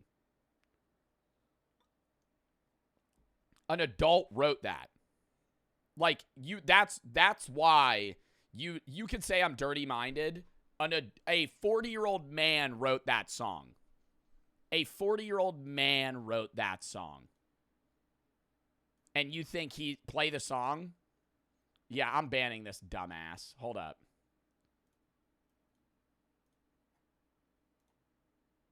You're just weird. That's so weird. Bro, I'm literally going to look up, is the fun song in SpongeBob about sex?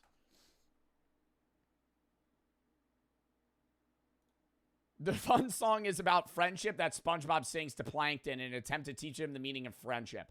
The lyrics of the song illustrate the essence of friendship and shared experiences through the acronym FUN. I was reading that as some, like, orgy shit with SpongeBob and Plankton. I'm not even going to fucking lie. Looking about it back now. The origin of the song, Fun Nickelodeon. Wait, where is it? You get the fun song, 20-year-old, but this is just about articles and Wikipedia articles about how they came up with the fun song. This is not helping. That's weird. It's supposed to hint at sex? I don't know if it is. I don't know if the fucking the writers ever said it. I remember being told that was adult humor. Adult humor in SpongeBob. And that's why adults liked SpongeBob, is because they make fucked up jokes.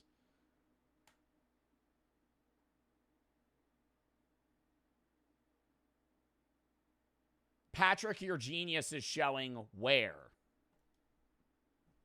Like, they have lines. I most certainly am ready to get it on. See you next Tuesday, Mrs. Puff. Look into the show! Look into the show! That's not dirty-minded, bro. It's every fucking episode. They just hint at fucking either fucked up stuff. They do it. Go watch the fucking season episode. Seasons 1 and 2 just make sex jokes. They just make sex jokes. Like, you can say, oh, that's not what it's about. Yeah, you're right. But it's like they hint, they have stuff. SpongeBob is purposefully double-meaning narratives. One that kids interpret and is the main narrative of the show. And then one that adults can understand and watch and go, what the fuck? Like, SpongeBob doesn't have hair, or does he?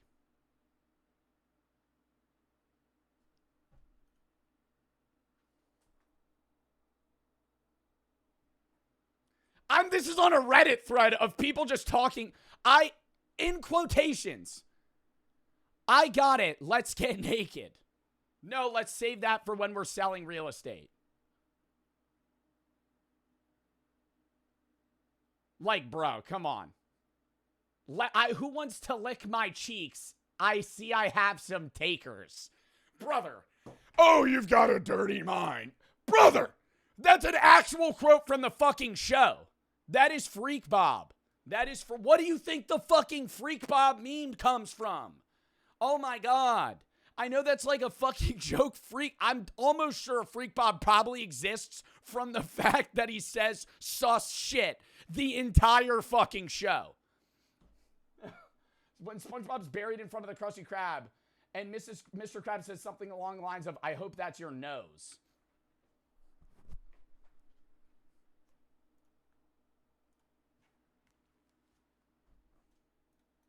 Makes you wonder what else is hiding at the bottom of the sea, right? If you had fun diving into this with me, give the video a like. It really helps more people find it.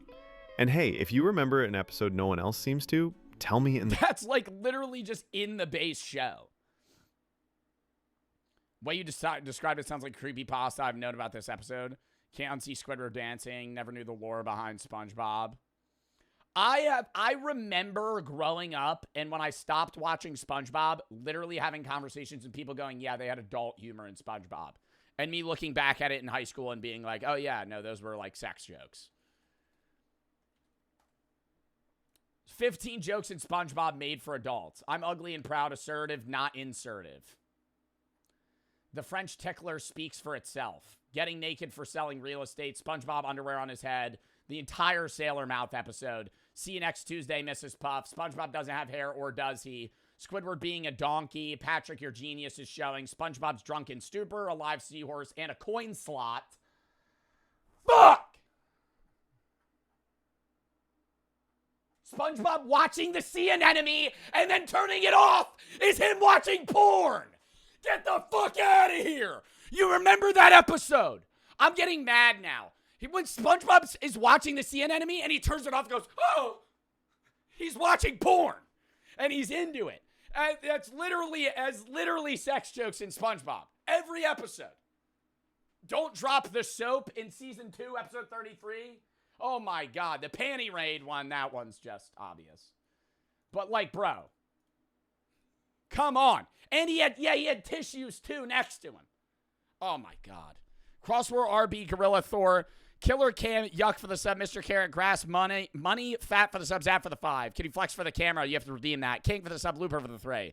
Motivating me for losing weight, gain muscle, span of 2 years. Oh my God. I went from 210 now to being 112. That's awesome, dude. Hope you're feeling better. Scully and Kin for the sub, Mira for the sub, Juice, thank you for the 5. Ellie and YXL for the sub, Kings, Thor, Ice, Funny for the sub, Nick for the 3. Gold for the sub, Joshua for the sub, Scatty for the 3. Look up the scene where SpongeBob eats Patrick's chocolate. It's literally a BJ. Crocs for the sub. No. SpongeBob eats Patrick's chocolate bar. Well, I can't show this because this is just copyrighted. This is just copyrighted. You would have to look it up yourself. Oh. Well, like...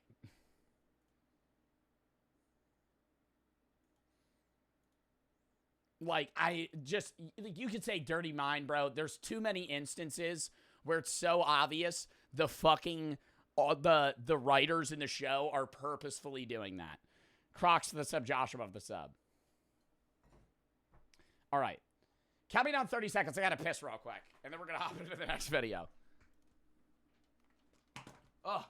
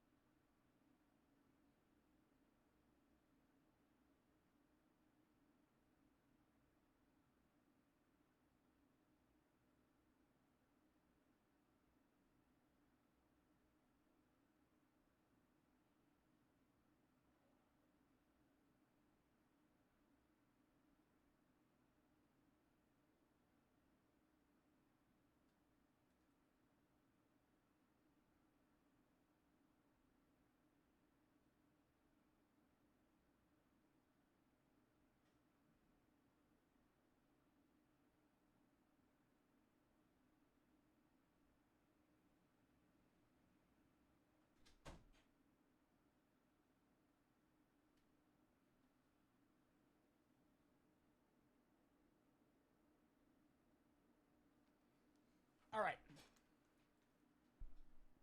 Okay.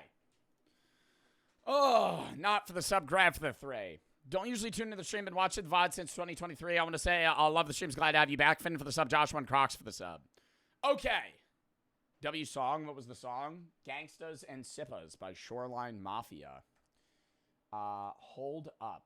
I forgot to put pay for my editor. And I need to pay that motherfucker. Okay. Boom. Boom. Hold up. Cloak message was the corner club right after the pool bar. You don't say time something like 30 minutes an hour. Yes. Sneak, switch to need be just having a Mario put. I can play. Can people? I'm trying to plan a collab with Sneak soon. Can people play cross-plat with each other on the Switch 1 and the Switch 2? Does anyone know that? No? Yeah? Like, could I play Mario Party, like, on the Switch with Sneak on my Switch 2 if he has a Switch 1? Or what? I could just use my Switch 1. Yeah? Okay. It's just like Switch 2 games you can't. I can play on Switch 1 or Switch 2 cross-plat. Just newer Switch games as they come out. And for sure. Okay. Sorry, I was trying to plan that. Okay. SE for the sub, King for the 3. Love the stream, so you have a good day. Thank you, Finn, and not for the sub, Graham for the 3. All right, lock in. Next video. Why? Wait, we still have this? Oh, which one do we want to watch first? Why War Won't Work with Gen Z or Defunctland, the Bizarre Garfield Dark Ride? The 6-foot kid for the 3. Are you still on vacation? Does it look like it? Where did you go? You missed it. I ranted about it for the first hour of stream. So, you got to go watch that. Mods, do a poll. I'll do a poll. I'll do a poll. I'll do a poll. We'll watch both, but which one first? Which? War or Garfield? Garfield. Then Tommy vid? What do you mean, the war video? We have a Tommy G video about CIA torture that we need to watch too, but that's like 50 minutes long, and we're not watching it today. Sunday we'll have a lot of other videos. Just because, like, while I've been gone, you guys have been sending so many games and videos in the video and game session tab that we have a lot to get to. More videos than games, actually, because most of the game releases that you guys were sending come out in, like, late July, rather than games that are out right now. Script for the sub, but you did send some. By the way, if you have any games you want me to play or videos you want me to react to, video slash like game slash tab. It's I find most of the videos that I watch games that I play. Rot for the sub, script for the sub. What are people voting? War first. Okay, lock in. Why War Won't Work with Gen Z? You know, they say every couple of generations, one generation is bound to experience the most life-changing events in history. And so far, it's looking like Gen Z is fitting the boot. Okay, maybe that's a little bit of an exaggeration, but can you blame me after all the things we've had? Most of us were born around the time or after one of the most devastating terror attacks in modern times happened. We saw our parents trying to keep their sanity during the 2008 financial crisis. As soon as we stepped out into the real world as adults, everything decided to shut down because of COVID in 2020. Yeah, the only thing, the reason war is getting scarier now, too, is most generations go through a financial crash, a war that they witnessed their parents or future generations go through, and then a war they go through themselves. And obviously, the world is trying to stray away from that, and I think it has, in some part, gotten more peaceful, but now it's obviously getting less peaceful. With what's happening with Ukraine, Russia, Iran, Israel, and all, the other countries that are currently at war with each other, or at least sparking up war and controversy, even Taiwan and China, and stuff like that. So, and North Korea, but that's obviously just been a thing for years. I think the big fear is that, like, we as a generation will have to fight in a war. But I don't think that will happen because I don't think the majority of Gen Zers would want to be in war. not saying that like most Gen Zers are pacifist. It's more so like just conscientious objection. It's like war previously in like the 30s, 40s, 50s, 60s has been about like communism versus capitalism, and then obviously like Adolf Hitler and all these other things, and then just countries kind of battling it out from previous things. And that still happens today, but I really don't think, at least for Americans specifically, the majority of Gen Zers would want to fight in a war. We've been having drills. Is political warning? I wouldn't say there's a political warning. Since we were 5 at school in case a lunatic comes in and mows the whole school down. And now to add the cherry on top, we may be running back to draft and being put on the warfield. Excuse me, I meant you guys may be running back to draft and on the warfield. I just found out I'm highly on the spectrum, so unfortunately that means I can't qualify. I don't think, is that true? Aren't there people that are artistic in the military? I don't know. No? I thought there are people with autism in the military. Maybe it's specific types. I have a peanut allergy. Peanut allergy saves me. Do you think Alpha Gal saves me? Alpha Gal and I got fucked up feet. So, I don't know. Because I couldn't eat war rations. Like when I did the MRE shit, I couldn't eat half of it. Like, I had to chew it and spit it out. So I just wouldn't be able to eat the majority of the food. Unless they just gave me other stuff. I don't know. I just don't want to go to war. I don't understand. I get, like, wanting to protect your country in a defensive standpoint. But I just think the idea of, like, going to fight and die for either another nation's problems, your nation, or having to fight and die for other people in power's struggles with one another and them using you as puppeteers for that means is very upsetting. I've always been thankful of the military, and I've said this previously, but I think that, you know, somebody that's volunteering and going into the military to defend their country and kind of post up their obviously free nation is a lot different from like getting drafted and forcibly sent to war. But good luck, future soldiers. I still respect every person in every rank in the military, though. The True for the sub, Neo for the sub, and Cherry, thank you for the 5 gifteds. Rock and Neo for the sub, 6 for the 3. Soldiers, I'll give y'all each a high. Donate 10k. I'm not finishing Red Dead Redemption 2. Raw and Death for the subscribe for the sub. 5 and you can have fun on the battlefield. It's crazy how Gen Z is kind of running back what millennials had. Because millennials had a war growing up with a terrible economy and had to worry about if they could even afford a house. Cherry, thank you for the 5 subs, man. Appreciate the subs. But man, at least they had good music coming out. What the do we have for these turmoil times, Lil Mabu? I don't think I really have to explain too much what's going on. If you don't keep up with the news, you've probably seen the memes already about hitting 360 no-scopes on the battlefield. But the United States of America officially got involved with the Israel and Iran conflict and decided to drop 3 bombs. All right, I'm gonna throw a political warning on. I'm gonna throw a political warning on. Yeah. Cardboard for the 3. 2 things. You're a content creator. You'd be excluded from being drafted. I wouldn't be excluded from being drafted because I'm a content creator. What you said is the coolest way to die. I'd like being found by being attacked from a pack of coyotes. What? Sus for the 3. We won't go to war because we don't want to. The kids that get drafted in Nam didn't want to. Crazy to say we won't go to war because we don't want to. The kids that got drafted in Nam didn't want to. The reason I say that is because I think the majority of people would refuse going to war and would rather take prison time or would protest into a civil war. I think that's the difference between Vietnam. I don't think it's crazy to say, Sus. I think if you took what I said at surface value, it is. But I think if you actually looked into what I was saying, it would be drastically different. The majority of people near the end of Vietnam didn't want to fight, but it was already so deep into the war and the people that were already in office that they still felt that that was the option they had to do, and it was weak otherwise to not do it. They didn't want to go to war, but it wasn't to the point where they were willing to, I guess, take prison time or fight against it otherwise. I think Gen Zers would literally just be like, no. Because they can't physically force you to go to war. You can take penalty and go to prison otherwise, but I think the majority of people would literally just try to dodge the draft. They would try to, it's a way to, it was a different culture and a different mindset of men being drafted then.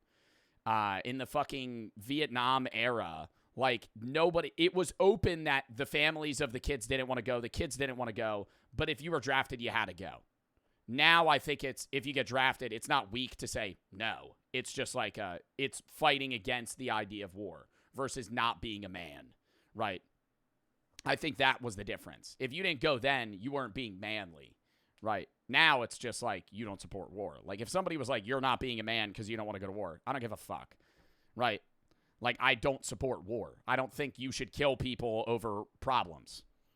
Bombs on what they say is their nuclear sites. But of course, that's just a theory. A game theory. All right, I'm sorry. I feel like I need to take these matters more serious. Now, I'm not going to say too much of my personal opinion on it and break this down like it's a 5-hour political podcast. I usually say and talk about things more on stream, so definitely go follow me on there in the second channel. But it's not surprising that everyone is scared online and doesn't know what's going to happen. You know, in the past, you usually didn't have a president tweeting that they bombed a country, then posting a low PNG photo of the American flag right after. Yo, literally ripped off Google too. Like you could see the pixels. This is definitely the worst time to be the ripe age of 18 to 25 because we going first if the draft happens. Unfortunately, high school class of 2025, you only got a couple of seconds of freedom before you were cooked. I've been thinking to myself, yeah, when we were talking about this shit, we were talking about the draft, and half of my chat was like, yeah, have fun, Joe. 18 to 25, I'm 17. Buddy, war doesn't end in 6 months. War doesn't end in 6 months, pal. If the draft begins, it's not a one and done, you know. If you're like 16, you know, in 2 years, hey, buddy, you're probably going to get drafted. For a while, in a hypothetical unlikely scenario of them actually doing a draft, the government doesn't realize that it would not work with Gen Z. Gen Z has got to be the worst generation for... They're not getting 18-year-olds into the army. They're drafting the 18-year-olds first. The U.S. military, the U.S. military would, I'm pretty sure, first and foremost, draft 18-year-olds. What age do they draft first in war? Men who are 20 or turn 20 take first. Oh, okay, no, I'm wrong. 20-year-olds go first, then 21, 22, 23, 24, 25. Then if they're all gone, 19, 18. So if you're 20, you're the first guy to go. I think that's because you're like near the age of peak physical fitness. And if you actually look into like the mindset of men, it's the easiest to get younger men to follow orders because of hierarchy ranking wise, as well as mindset psychologically, right? Like a man's brain and the brain in general doesn't finish developing till 25. And being able to have men follow orders, listen to you, and understand the hierarchy ranking of, like, respect in that time is easier to mold them and make them into, like, fighters in war. It's easier to get a 20-year-old to be a male fighter in war or, you know, a military machine compared to somebody that's 25. Them to try and get on the war train with them. And this isn't even mentioning about all the femboys and furries we got. Not even talking about how half of us are either morbidly obese or twigs. Yeah, what do they do there? Like, that's another problem. Like, is there a level of being, like, if you were really overweight, are they drafting you and saying, like, you need to lose 60 pounds? Or are they just not drafting you? Because I know to get it, to volunteer and get into the military, you have to pass a physical fitness exam. So you have to be in some shape to where they're able to mold you. But in a draft, I feel like when a draft happens, the notches get lowered, right? It's like we let more people in because we need, you know, infantry or people in the Navy and stuff like that. One of the main reasons I think war wouldn't work with Gen Z is because the propaganda age of America. It's a disability. Well, but how overweight? Like if you're 6 foot, how much would you have to weigh to where you're not getting drafted? 280.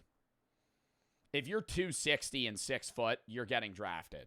Like I'm 6 foot 210. You'd have to be like obese. You'd have to be like literally a doctor would have to be like, you can't run a mile. America is officially dead. And not just America, any country that has some form of free press is absolutely cooked. The reason why people back then were so patriotic and would do anything to be in the army in war times, you had kids who were in high school lying about their age so they could serve in the army, was because that was like World War II though. That wasn't as much Vietnam. like maybe early Vietnam, but like World War II, people were lying about their age to get into war. Vietnam near the end, dude, everybody wanted to get out of that shit. No one, because it was just anybody that went died. Like everyone, like if your kid went to war in Vietnam, you know they're dead and they're dying and the war's not, it's not solving anything. Because so many people trusted what the politicians said. And when was Vietnam? The 1960s? 1955 to 1975. So 20 years, 50 to 70. How the media said things. Politicians were treated as saintly figures that would never do bad for the American people, because why would they? They sit on podiums and do cool speeches about us fighting for our democracy and freedom. And now we look back at certain conflicts America got in and realized that there was no point in us being there. Like almost nobody nowadays thinks the Vietnam War was something America needed to get involved in. And it's crazy how the Oh, not at all. It did nothing. It literally, it was fighting the idea of the Iron Curtain, and you know, you listen to history class, it was capitalism, communism, and then there was the Cold War after, and it was a whole fucking thing. But like, it wasn't beneficial. Like, we just had people die. Like, so many people. How many on both sides? How many U.S. soldiers died in Vietnam? 58,220 military casualties. Like, that's terrible. Vietnamese soldiers, civilians killed, ranged from 970,000 to 3 million. 275,000, 310,000 Cambodians, and 20 to 62,000 Laotians. Wow.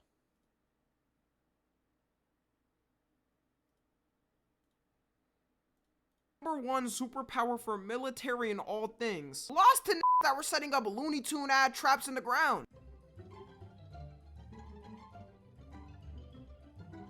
I love learning about that stuff, though. And, like, torture methods and the traps they would set up where they would have spikes covered in poop to, like, infect people. Oh, it's fucking scary, but it's like, whoa.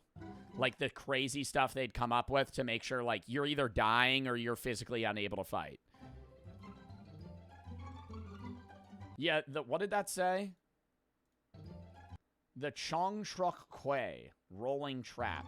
Like, that would stab the fuck out of you. There's an upward spike. It would grab your flesh. And then Also, they're just being landmines. Like, imagine just having to, like, wade through, like thin water or, like, you know, fucking swampland or paddies or jungle, and there's just mines everywhere. And you're walking in a triangular formation, and one of the guys that's either your friend or somebody you got to know, you know, 100 feet away from you, boom, blows up. Like, PTSD, now you're fucking scared. You're scared you're gonna die. Now you're traumatized for the rest of your life. Like, it's just, war's fucking terrible, dude. Iraq War is universally seen as a dumb war that shouldn't have happened by people now. Like, even Trump and Obama agree on that. That's probably the only thing they agree on. The reasons why these work, though, is because it was so much easier to push propaganda in the past. Like, in the Vietnam War, they were playing TV ads saying this was all about freedom and nothing else. Taking ads out the newspaper saying the only way to be a man is by getting drafted to war. And at the time before social media, everyone basically believed it because that's all that was shown. There wasn't anyone with major platforms that would go against it because they would get censored, and everyone— Well, and then also the actual independent journalists that went to Vietnam, like, dude, could just die. Watch media through a few news channels which would all say the same thing. During the Iraq War, though, that's when you first started seeing people actually start speaking up about things. Yeah, and when there would be independent journalists that would go to the Iraq War and watch the CIA and American troops torture innocent people that weren't terrorists and fucking pull their fingernails out, enhanced interrogation. They would fucking, dude, they would attach like car jumper cables to their nipples and make them stand and shock them. They would waterboard them and keep them on the edge of death and be like, where is, and they would just lie. And they'd be like, oh, over here, because they don't know, right? They get false info. They fucking steal some random guy and just go, you look like you're Middle Eastern. You probably know where these guys are. No, dude. Like, you could look into, like, an Australian man that was, like, in the Middle East for a period in time, ended up getting captured by the CIA. They tortured him for, like, 5 years. Told him his family was dead. Fucking lied to him. They were like, you're a fucking terrorist. They just do. The CIA tortures people. Or I don't know anymore, but like they get around it by saying it's enhanced interrogation. They just torture people. Like the CIA just tortures people. And you could say, oh yeah, you're torturing a terrorist. It's also proven torture doesn't work. Enhanced interrogation doesn't work. Because the majority of people that they enhance interrogate aren't actually, terrorists. And even if they are, they're not going to fucking tell you anything. And if they do tell you something, they're going to lie. And if they do tell you the right thing, it's probably not even really going to help. Saying, hey, maybe going into a country and murdering innocent. All right, throw it in sub only. Whatever mod did that, stop. Verbus, you come in, you mod for fucking 5 minutes, and you just get my chat to spam, bro. Come on. Rylan and no for the sub. Snap for the 3. I'm 22. If they drafted me, I would go. I would say, fuck you. What would they do? Kill me? No, you would just serve a prison sentence. Alex for the 3. Ice Spice Laser Beam. No. Joe for the 321 bits. 6'5" for the 3. 6'10", 175 pounds. You think I'm eligible? I don't know. Pac-Man for the sub. Alex for the 3. Might be too tall. Girlfriend said she would cripple me and make me a felon if I joined the military. Scarlet and Jack for the sub. Pookie and Joe for the sub. Green for the 3. What's your opinion on religion starting wars? Considering most religions want peace and hate war.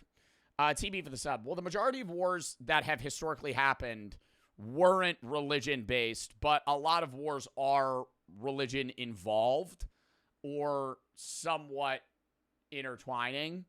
I think that's bad, right? Fighting a war over religion is not good. To say, even if it's something over land or religious land, it's just the idea of it's religion is the second leading cause of war. A lot, yeah, but it's a thin margin if you actually look into what is the leading causes of war. Like number one by a long shot. Usually political, economic, and social factors, key drivers over territory, resources, power, ideological differences. It's mainly territory, resources, power, and then it's, religion and other ideological things.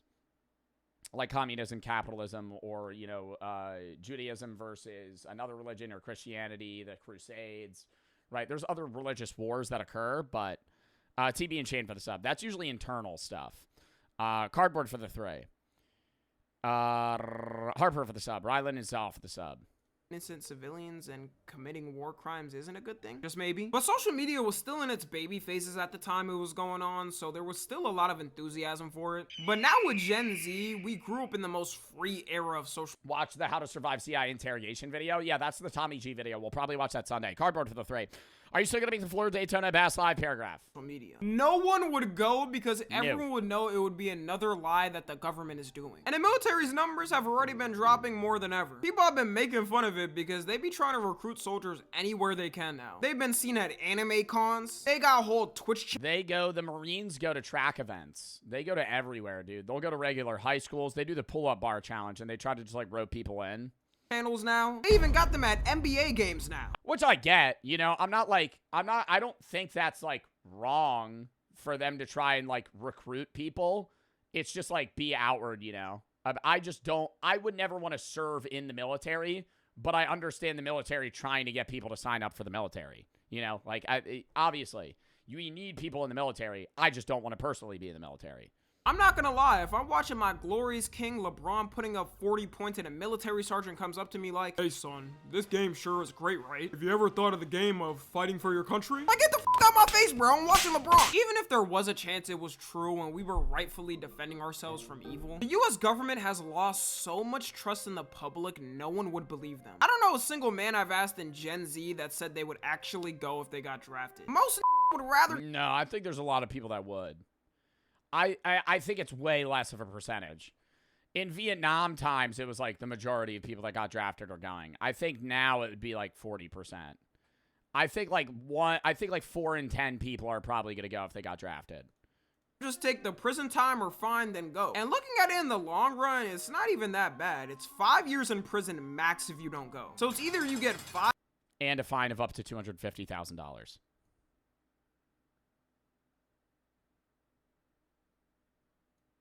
keep that in mind. So it's either you get 5 years max in prison for not going and stay alive, or go and potentially get obliterated on the battlefield by a missile straight to the head. Hey man, I don't know about y'all, but I'm throwing a party in that prison for every day we not in the warfield. I got a friend that served in the military for a couple of years, and even he said nowadays he'd rather take the prison time. Also, the younger... No, I think that depends on the person you talk to, and also if they're in the Navy, if they're in the Marines, wherever they are.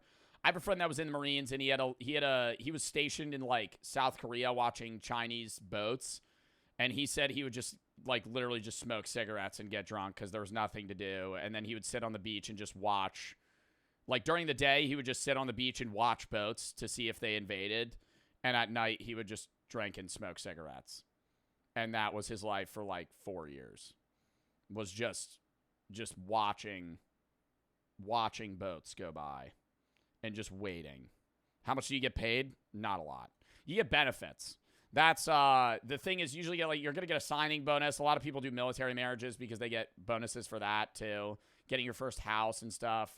Obviously, there's military bonuses for a lot of stuff, insurance and stuff. But it's also like the fear of if you're gonna have trauma and stuff. You gotta weigh your odds, right? I think the problem is a lot of people sign up for the military because of what they offer without looking at the downsides. Like, you got to weigh them, you know. For some people, it makes sense. For a lot of people, it doesn't. Generation has realized we don't want to fight a war because of a politician's... Did you quit TikTok? No, I just post like twice a month now. Mr. for the 3. I find your content entertaining. Find it hard to catch streams. Glad I could watch today. Dub. Wolf for the sub. Big for the 3. What do you think the prison would look like after the draft? Most people to get prison sentences like thousands of 18, 19-year-olds in prison. Gabussi for the sub. Fusion for the sub. Cardboard for the sub. Well, I don't think it would ever happen. That's why I don't think the draft would ever occur. In the same way, at least, that it did previously. UVA for the 3, because so many people would just not go.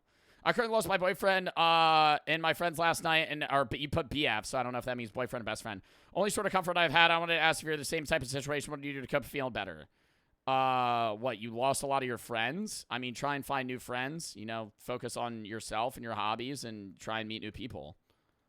Beef. Like, why don't y'all fight it yourselves? Why I gotta grab the military equipment while you sit on a plane watching from above drinking champagne? They should host a boxing match every year for world leaders, and whoever wins, their country gets the most benefits. Okay, no, that I hate when people propose that idea, because then we would just start fucking electing monsters. Not like monsters mentally, monsters physically, right?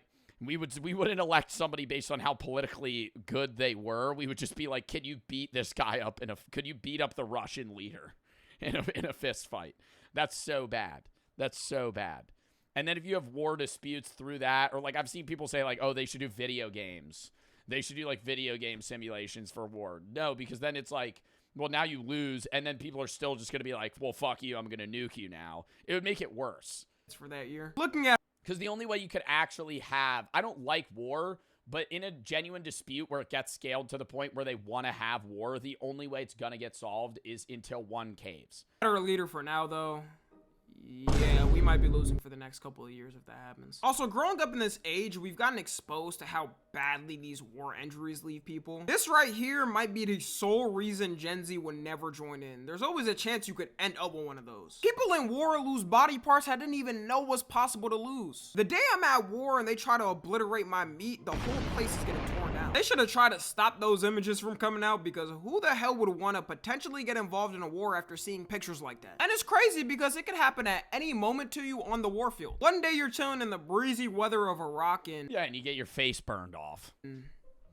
115-degree weather. You're vibing, then you look to the right and see a man with 20 cc's of C4 strapped to his chest running to you at Usain Bolt speed. And now you end up looking like Two-Face back at home. I'm not sitting here and saying all of... Or dead. America's wars were unjustified though. Like, I always appreciate the veterans out there who fought, because most of the time, even if the war ended up being unjustified, a lot joined to fight for justified reasons at what they were told, and then felt bad when they realized it was a lie. And also for World War II, America was justified in a lot, like, let's be real, mainly making sure Adolf didn't... Yeah, the problem though is like politically, the U.S. is usually leaning towards war because war can a lot of the times help the U.S. economy. And in times like now where we're struggling, leaders and in general are more inclined to get into war because it can help economies sometimes. End up owning the world. But like I said, no matter how Greedy motherfuckers. Or yeah, if you take over a country, then you get access to their stuff too. Like oil or whatever it may be. how justified a conflict may be, the trust is gone from the public. It'll take a real hard campaign to have the youth agree the government is totally not lying in what they're saying. And the president we have now is totally not a liar, right? One thing I can promise you this. I will always tell you the truth. Well, not even that. I remember that motherfucker, before he got elected, you know, not trying to shit on Trump right now, said he would get us out of war. We're in a new war, and we're more involved in the wars we were already in than ever. Like, it's just cap. That was just, we are more in war. Like, you could just look at his tweets. Like, not even just, like, individual, like, interviews. Like, he's just like, yeah, I'm going to get us out of war. Nope. He don't even believe that himself. Do you see his face? He was probably holding back a laugh so hard in his mind. That's the thing that's most important in a war. Having a person that the younger generation wholeheartedly trusts. It's a reason why a lot of dictatorships completely ban social media. Because they can fully propaganda the... Well, propaganda the fuck out of it, but I still think, like, the average North Korean citizen doesn't love Kim Jong-un. I always wonder that. I wish I could just talk to the average North Korean citizen. Because even with the mass propaganda, you can't sit there and be like, this... Because their lives are fucking terrible. Like, they can't... Everything has to be given to them by the government. And they're not even allowed to move within specific areas without the government's permission. They can only live in is it Pyongyang? No, Pyongyang is South Korea. Capital of North Korea. No, it is Pyongyang. Pyongyang, you can't even live in Pyongyang unless you get permission to, and you're like a high official, and you're not even there forever. You're only there for a temporary amount of time that has to be renewed. Kind of like a visa. And so it's like, dude, all of their fucking life is dictated, by the government. How can they sit there and be like thankful for like the shitty starving situation they're in and love Kim Jong-un? Like, if you're like a starving North Korean citizen, and I'm not trying to be a dick, you see Kim Jong-un who walks over and he's fat. Like, I couldn't put, even with the propaganda, I couldn't put myself in their shoes and be like, they love Kim. Like, no, they probably fucking hate him, but like they're scared of him. It's like a fear following, not like a love for him. So they like fake love him, otherwise they're punished and their family gets thrown in fucking camps. The younger generation to look up to the leader, and they're all gonna believe in them. Even having someone that they trust is hard, but having someone that the younger generation doesn't trust, yeah. No, I don't think it's like Stockholm syndrome. Maybe. I don't know. That's what I'm saying. I would need to talk, and they never can, because every tourist that goes to North Korea, and that's why I want to watch that Johnny Harris video too. It's another 45 minutes because it's about fucking North Korea, but anybody that goes to North Korea, if you're a tourist, you just fucking interact with other people that know you're going and already have scripted responses. You can never just walk up to like a random Pyongyang citizen and be like, hey, what do you think about Kim Jong-un? And they're not going to tell you because they're scared, right? Like, you're never going to get an honest answer out of somebody, so you don't know if they're lying or not. It's gonna be damn near impossible for the government to try to get us on the war train with that. No matter your view on Trump, it doesn't take a rocket scientist to know that most of Gen Z does not have a good view on him. You take a room of 10 of us, and I would say at least 8 people are gonna say they don't like him. And look, like I've said in the past, I'm not even one of those that's a Trump hater 24/7 and spends all day writing flax. Writing hate articles on him. But if you truly think the younger generation would fully be behind him declaring a war on another country, you're delusional. Bro, we just had a protest around the whole country. I still think there's a lot of Gen Zers that like Trump. I just think even the people that do like Trump don't like the idea of getting in war. Against what he's doing. And because he's commander-in-chief and can set whatever war policies he wants, I would not trust what the this would implement. Like, what if he implements a policy where if your meat is smallest, you gotta be the first to go because you probably can't repopulate the population after it drops from all the casualties? He would just not do that. All of us would be like, I don't know if I can trust the man leading the war that says this on stage. Because they asked me what I do, and I said, I'm gonna bomb the out of them. Imagine he forgot there was a couple of soldiers on the warfield and threw one right in the middle of the fight. Also, another reason why the younger generation wouldn't be motivated to join in is because we really got nothing to look forward to and have no hope for an American dream. Our economy's still from the economy of the American dream is fucked because the wealth income inequality has gotten worse and worse since the fucking 50s or 60s. The average household income is the same as it was in the 80s, but everything's fucking like 80 times as expensive. Like, people make now, a good economy is an economy where you're likely to make more than your parents, but you don't anymore. You don't. You're probably going to make as much, if not less, than your parents. And I'm not trying to be depressing when I say that, but it's like the odds of getting more money than your parents in a good income job is less and less every single fucking generation now. And one of the biggest things that has fucking gotten better is CEO pay. Like, people that are the heads of companies, this is why it's proven that the trickle-down effect doesn't work. Because if you want to give tax breaks to businesses like Trump does, and you're going to say the trickle-down effect will work, no, the CEO is just going to take all the money.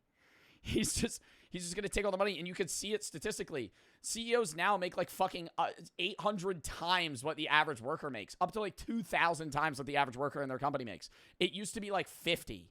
It used to be like, yeah, they made fucking like 50x what you make. Now they make 2,000 times what you make. And they're not going to give you more. They're just going to take a higher percentage. And so, like, I don't understand what the fuck we're doing. COVID and inflation is still going. And it's just the same. I think at some point, I think within the next 20 years, there's going to be a time where, like, not just our generation, but the American people in general go, okay, this is fucking bullshit. Because over and over and over, it's like Call of Duty making a million bad games, and then that one COD kid that dick rides until he can't anymore.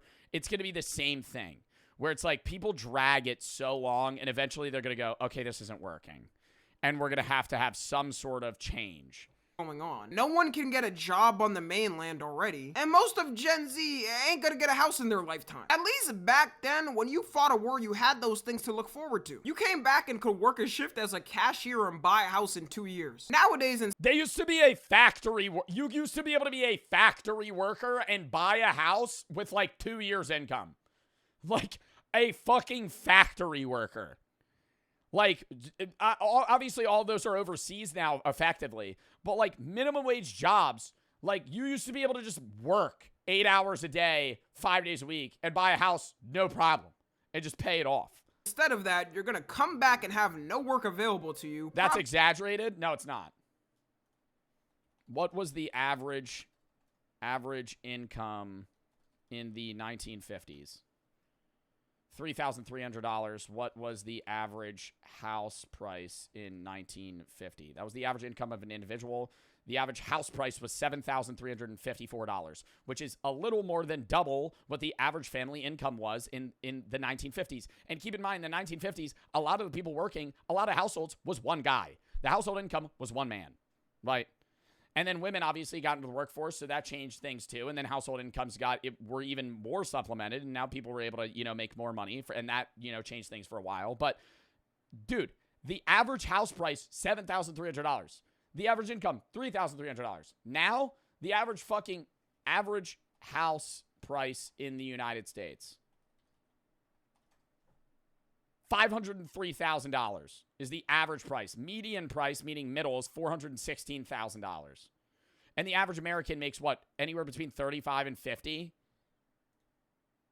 Probably still be living with your parents. That's crazy. The femcells on Twitter and TikTok are gonna be laughing at the men dying on the warfield. And don't count on the government to help you either after. It's so sad to me that there's people out there that served the country and helped keep it alive, only for them to end up homeless with no help from the government. In what world should homeless veterans even be a thing, bro? We spend $880 billion on the military a year. Everyone who served in war should be eating good and kicking back for the rest of their lives. They did something. Well, isn't that also that's like a big thing on social media right now, is people in the military posting like lobster and steak dinner, and that usually means that they're being sent to war soon, because it's like you usually get like fined and dined before you have to get sent to do something that you don't want to do.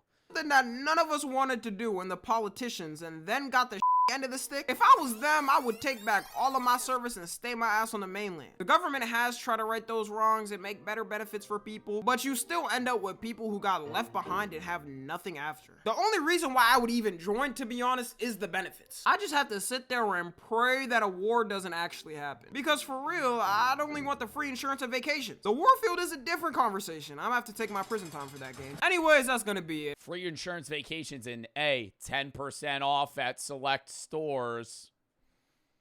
Got that discount. I feel like you gotta give more than that, you know? Like, I feel like a free item or something. Like, when I see a military discount, I'm like, oh, that's nice. But then it'll be like 5%. I'm like, 5%? 5%? Serve my country, you gonna give me $1 off? Yeah, what? Hey, Joe, you watched seasons 3 of Squid Games yet? No, I have not. I'm going to probably this or next week. I'm Lost Zip for the sub. How many episodes is it? Cody and Chase for the sub. Sketty for the 3.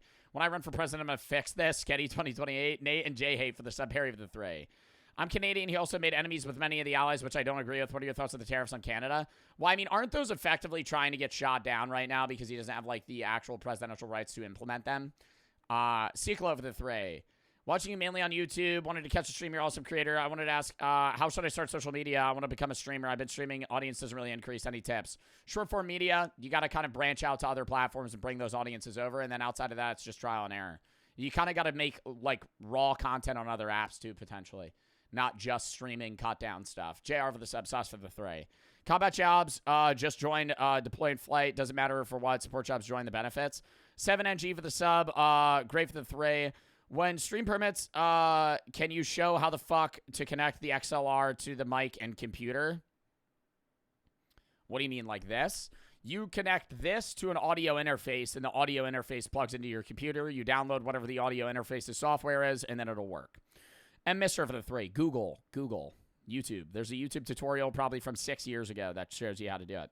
Watch the VODs. Have a good stream. Wolf for the sub. Big for the 3. What do you think? I already read that. Piney for the 3 says Happy Canada Day. Zip for the sub. Is it a Canadian holiday today? For anyone in Gen Z that's actually worried about a draft in war, I'm gonna let you know right now, there's about a 95% chance no draft happens. Like, first off, half of our paycheck if you live in the United States goes to the military. We spend $880 billion a year on the military. And well, no, the majority of your paycheck tax-wise goes to what? Welfare, pension, and or Medicaid, Medicare. Like, you pay heavily. The U.S. pays heavily into, like, the retirement capabilities for its citizens. Yeah, like the social department.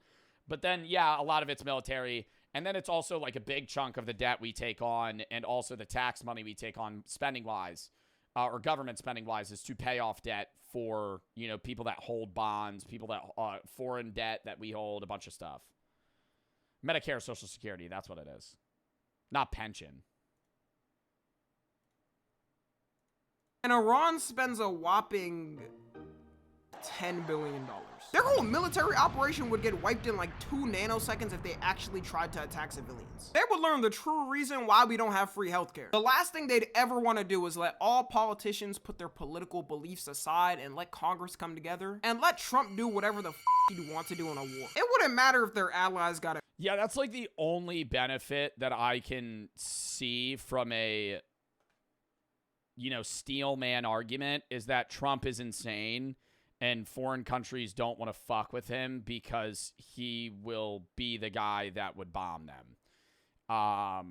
But everything else is a downside. Like, his economic plans are garbage. Even Republican Wall Street guys just don't like him. I can't get behind it. I can't. Involved, and I try to see the other side. Like, I know people get mad at me because, like, you might be a conservative, and that's fine, right? But there's a difference between, like, you supporting Trump being conservative and, like, recognizing, like, hey, us adding $4 trillion of national debt and understanding the idea of how the trickle-down effect will not work is not a great idea. Like, it's not going to boost our economy. It's going to make things worse long-term. Even if it has any short-term benefit, it's going to be outweighed by long-term negative effects. Like, you can't read that and say it's good. They would even do. They would have so much more to. You could call me a sissy liberal. You could say I'm a stupid liberal. That's fine, right? You could call me a stupid liberal. I don't care, right? If you like Trump, I don't care. That's fine. It's getting harder and harder for a Trump supporter to like what Trump's doing in this current presidential term. Lose with Iran, like it wouldn't be worth it. Also, they wouldn't do it because I'm here. They know I don't play when I say leave us alone. Anyways, follow me on Twitter, Instagram, and TikTok. As always, I love TikTok. Fuck TikTok. I love Tommy NFG though. We can't drink alcohol until 21, but you could die in a meaningless war at 18. Yeah, that is true. That is true. Politicians just settle agreements, duel of fisticuffs. Yeah, bring back fucking fencing duels. What a crazy time that would be to live in, chat. A time where you could challenge somebody to a duel and fight them to the death legally. I challenge you to a duel. And then you have to fucking literally kill each other. DJ for the sub, big for the 3. I work at In-N-Out and shit thing. We have a half off discount for cops and 100% off for active duty firefighters, but no military discount. No military discount, but 100% off for active duty firefighters and half off for cops. That's weird. D1 for the sub, Piney for the 3. 100%? So if you're an active duty firefighter, you get it In-N-Out for free. That's kind of awesome, though. But it sucks they don't have that for military. All right. I got to piss again, and then we're hopping into the next video. Alex for the sub. WVid, though. I love Tommy NFG. Count me down.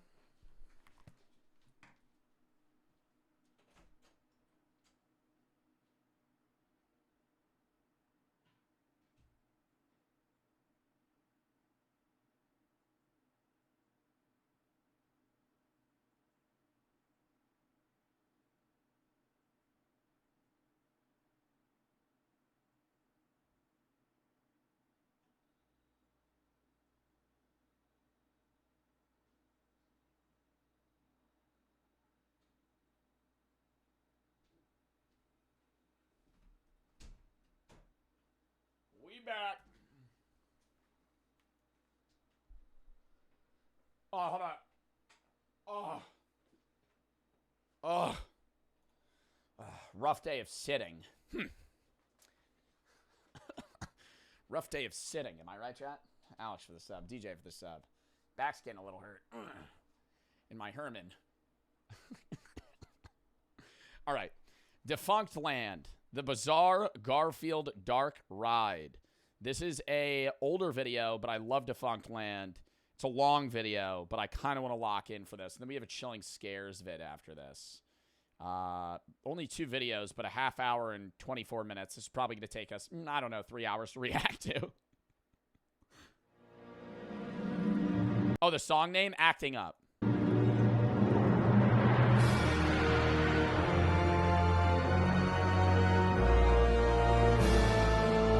I'm already gonna yap. I'm sorry. I love the Garfield movie.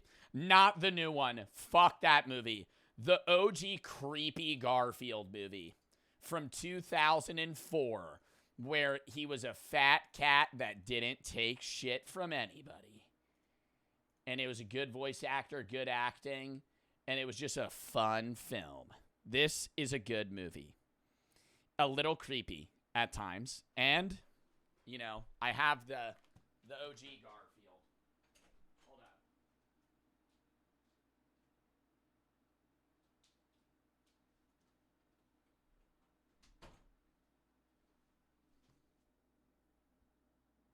Ah! That's this one. That's why this is the cool Garfield. He kind of looks like he's on drugs. Like meth. No, not meth. He kind of looks like he's either really high or, I don't know, maybe about to throw up. It's a good one. Good film. Good film. And then they ruined it by getting Chris Pratt to fucking voice Garfield. Are you kidding me?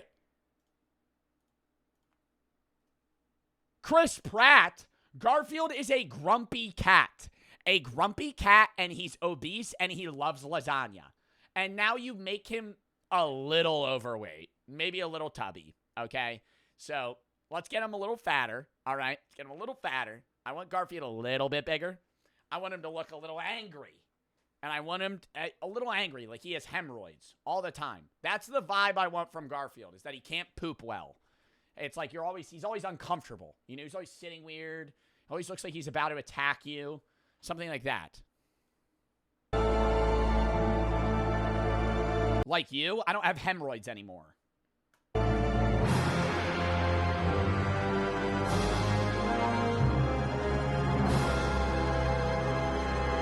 Yes, anymore, Chad. I'm not going into that story.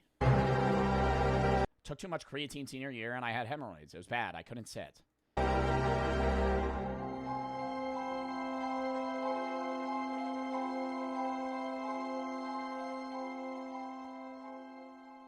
You said you had herpes one time? I know, I accidentally said that.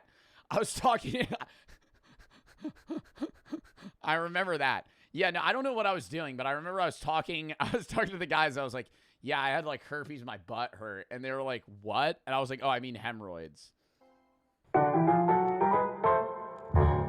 In the mid-19th century, in the northeastern region of the United States, there was a new... I don't have herpes! Stop! Lock into the video. ...new pastime that people could not get enough of. Picnics. While Don't 1 in 4 people have herpes? We need a lot. We're watching a video about Garfield. We're watching a video about picnics and Garfield right now. 1 in 3 people have herpes simplex, mouth herpes. If you've ever had a, not a canker sore, what is it called? A cold sore, you have herpes. Now, that's different from genital herpes. Genital herpes, less people have. Picnics have been a French time that 19th century. Lock in!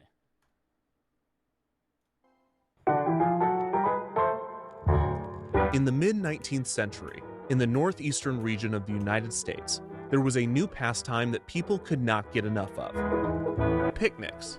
While picnics had been a French pastime for over a century, Americans did not begin to indulge in the practice until the early 1800s, and then... What, eating food outside?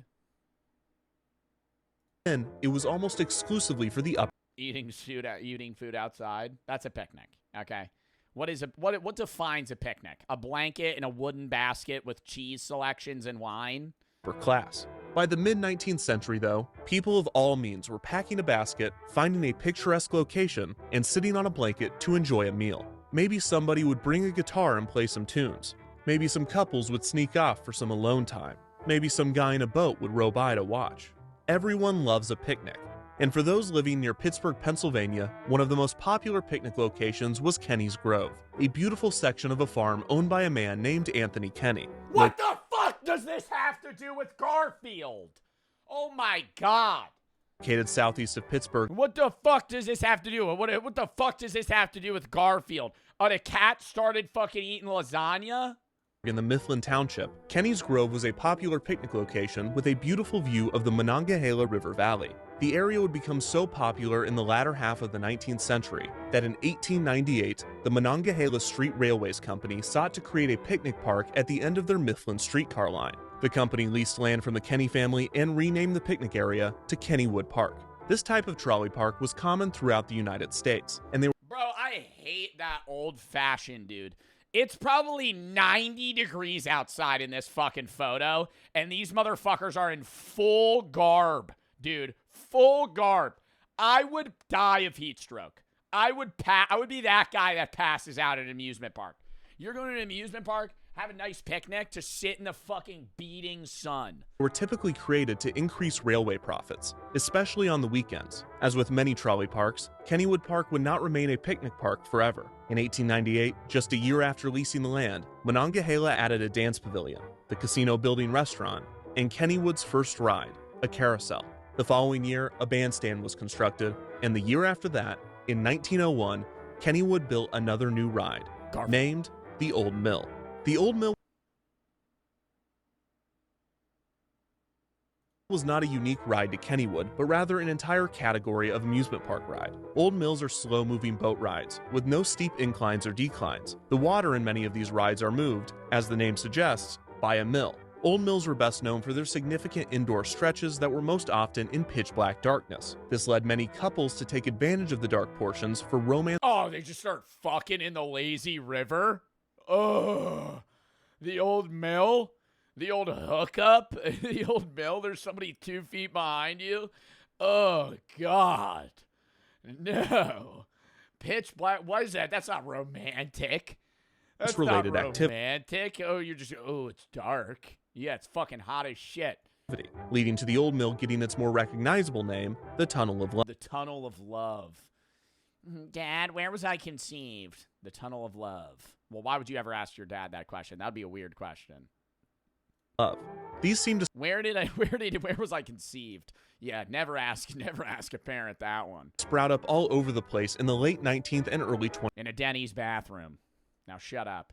20th century, in World's Fairs, state fairs, trolley parks, and amusement parks. And their reputation soon became a marketing ploy, with more and more old mills receiving branding of a romantic or sexual nature. The Old Mill at Kennywood was one of the first Old Mill rides, and although it was never branded specifically as a Tunnel of Love, local couples found that it worked just the same. Kennywood's Old Mill would receive several themes and overlays during its first few years of operation. It was first themed to the... Bro, and this was like the cool kid thing to do, though. You know how, like, now, like, it'd be like, oh, let's go to, like, a haunted amusement ride or some shit. Let's drink or something. It was like, let's go to the Tunnel of Love. Fairyland floats, then to the canals of Venice, and later to the... Nah, I feel like it was probably the equivalent of, like, spin the bottle, you know? Like, you would go into the Tunnel of Love, and you would, like, make out with, like, your girlfriend. That was it. I don't think it was maybe over the pants type of stuff. The Panama Canal, which at the time was an extremely topical theme as the actual Panama Canal had just debuted. After the I'm forgetting we're watching a video about Garfield. Panama Canal theme, the Old Mill became the Rapids Gorge, and then the Fairyland floats again. Now they're getting to it, Chad. It's not clickbait. It's a 33-minute video. Before returning to its classic name, the Old Mill. In 1922, the ride underwent a refurbishment and received a new facade to appear more like a New England mill, and had its ride system overhauled and enlarged. Arguably the biggest change to the Old Mill in its early years would come after the ride caught on fire and burned to the ground, being rebuilt for the 1926 season and receiving new theming with comic supplement characters, including Happy Hooligan, the Katzenjammer Kids, and Jiggs and Maggie. Bro, when do we get Garfield, though? Jiggs and Maggie? That was the shit back then? A 10-cent magazine? Yeah, that's pushing the fucking budget there. That's probably like $100. In 1936, the Old Mill was redecorated again with 8 new theatrically lit pictures. Another major refurbishment to the ride occurred in 1940. During this season, the Old Mill received a renovation with new animations. The refurbishment featured 7 well-known characters from comic strips and cartoons, including Blondie, Popeye, the Lone Ranger, the Little King, Tarzan, Gulliver, and Little Henry. In 1957, I did not know of any of those outside of Popeye and Gulliver. Gulliver, and Little Henry. Because Gulliver's Travels, with Jack Black. In 1957, the Old Mill was themed to a trip around the world. The comic characters were replaced with scenes of Hawaii, a kangaroo in Australia, a tiger in Asia. No more Love Cave. An elephant in Africa, and even Santa Claus in the North Pole. The loading area was also given an animatronic band of monkeys that would play music for guests in the queue, which was apparently... Oh, he said Tarzan? Oh, I didn't think he said Tarzan. Auctioned off just 1 month before I started writing this video, although it sold for $2,300, which is... that doesn't seem like a lot. I think Kennywood fell off a little bit. The fucking OG, like little, quartet here playing a bunch of stuff from the OG amusement park ride, only $2,300. More than I've ever spent on an animatronic monkey band. For the 1974 season, the Old Mill would receive its most significant thematic overhaul to date, becoming Hard-Headed Harold's horrendously humorous haunted hideaway. This retheme sent... What a stupid fucking name. No, that actually just pissed me off. Hard-Headed Harold's horrendously humorous haunted hideaway. Why do we have a fucking 6-word all H's name for a ride? This retheme sent riders through an Old West... You want to go for the 6H ride? Ghost town, with comical and frightening scenes of skeletons placed throughout the ride. Some of these figures were animated, and sound effects were added to a few sections. This is the first version of the attraction that has been well documented. Oh my god, haunted rides back then were probably so bad. Because even now, like, a haunted hayride sucks. The only time I'm getting scared is when they bring out the dude with the chainsaw, because that's always scary. Corn maze, scary. Haunted hayride, not scary. Anything where I'm sitting and they're just bringing me through like a passage, not scary. And even back then, they probably had some weak-ass speakers. It would just be like...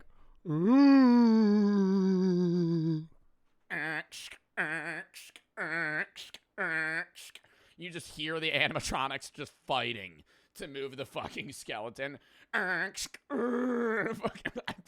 not scary. And it showcases the creative placement of the show scenes throughout the ride track. The Old Mill's middle section consists of 3 circles. In the center of these, outdoor show scenes were constructed, with parts of the tunnel being removed and replaced with fencing so guests could look outside. There are also 4 show buildings where dark ride scenes have been placed. Despite the creative theming of Hard-Headed Harold's horrendously humorous Haunted Hideaway, the Old Mill continued to be known for one thing. Kennywood's director of community and government relations put it best, explaining, quote, "It didn't matter what the theme was. Anyone who rode that ride in the 60s, 70s, and 80s, they were not on gooning that ride. They were going in that ride to hook up with people. To look at the scenes. It's a place for cuddling and to sort of make out canoodle. You're a little bit canoodle.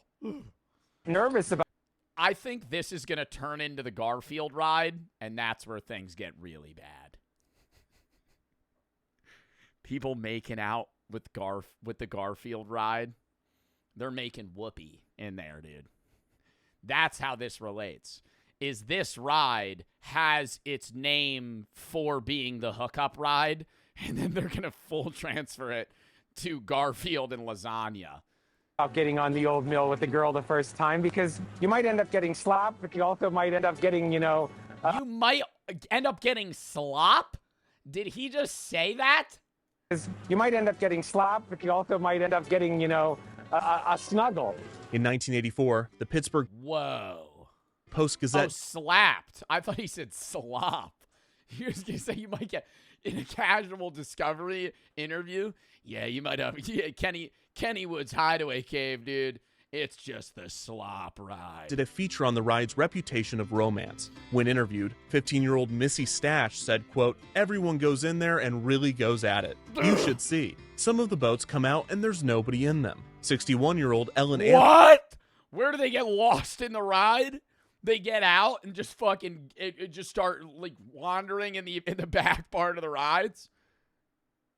Recalling her Old Mill trips from the 1930s, remembered that the boys would bring string... Oh, no, God, Grandma. Grandma, no. Grandma, no. They used to bring lubed up wooden poles back in my day. Let's just say, things got a little crazy back then. Onto the ride. In the dark portions, they would brush the string along the necks of girls to convince them that there were spiders and water snakes in Okay, no, never mind. The tunnels, in an effort to hold them close through their terror. Another common occurrence was... Oh, so they would scare them to intimidate them into cuddling with them. Interesting.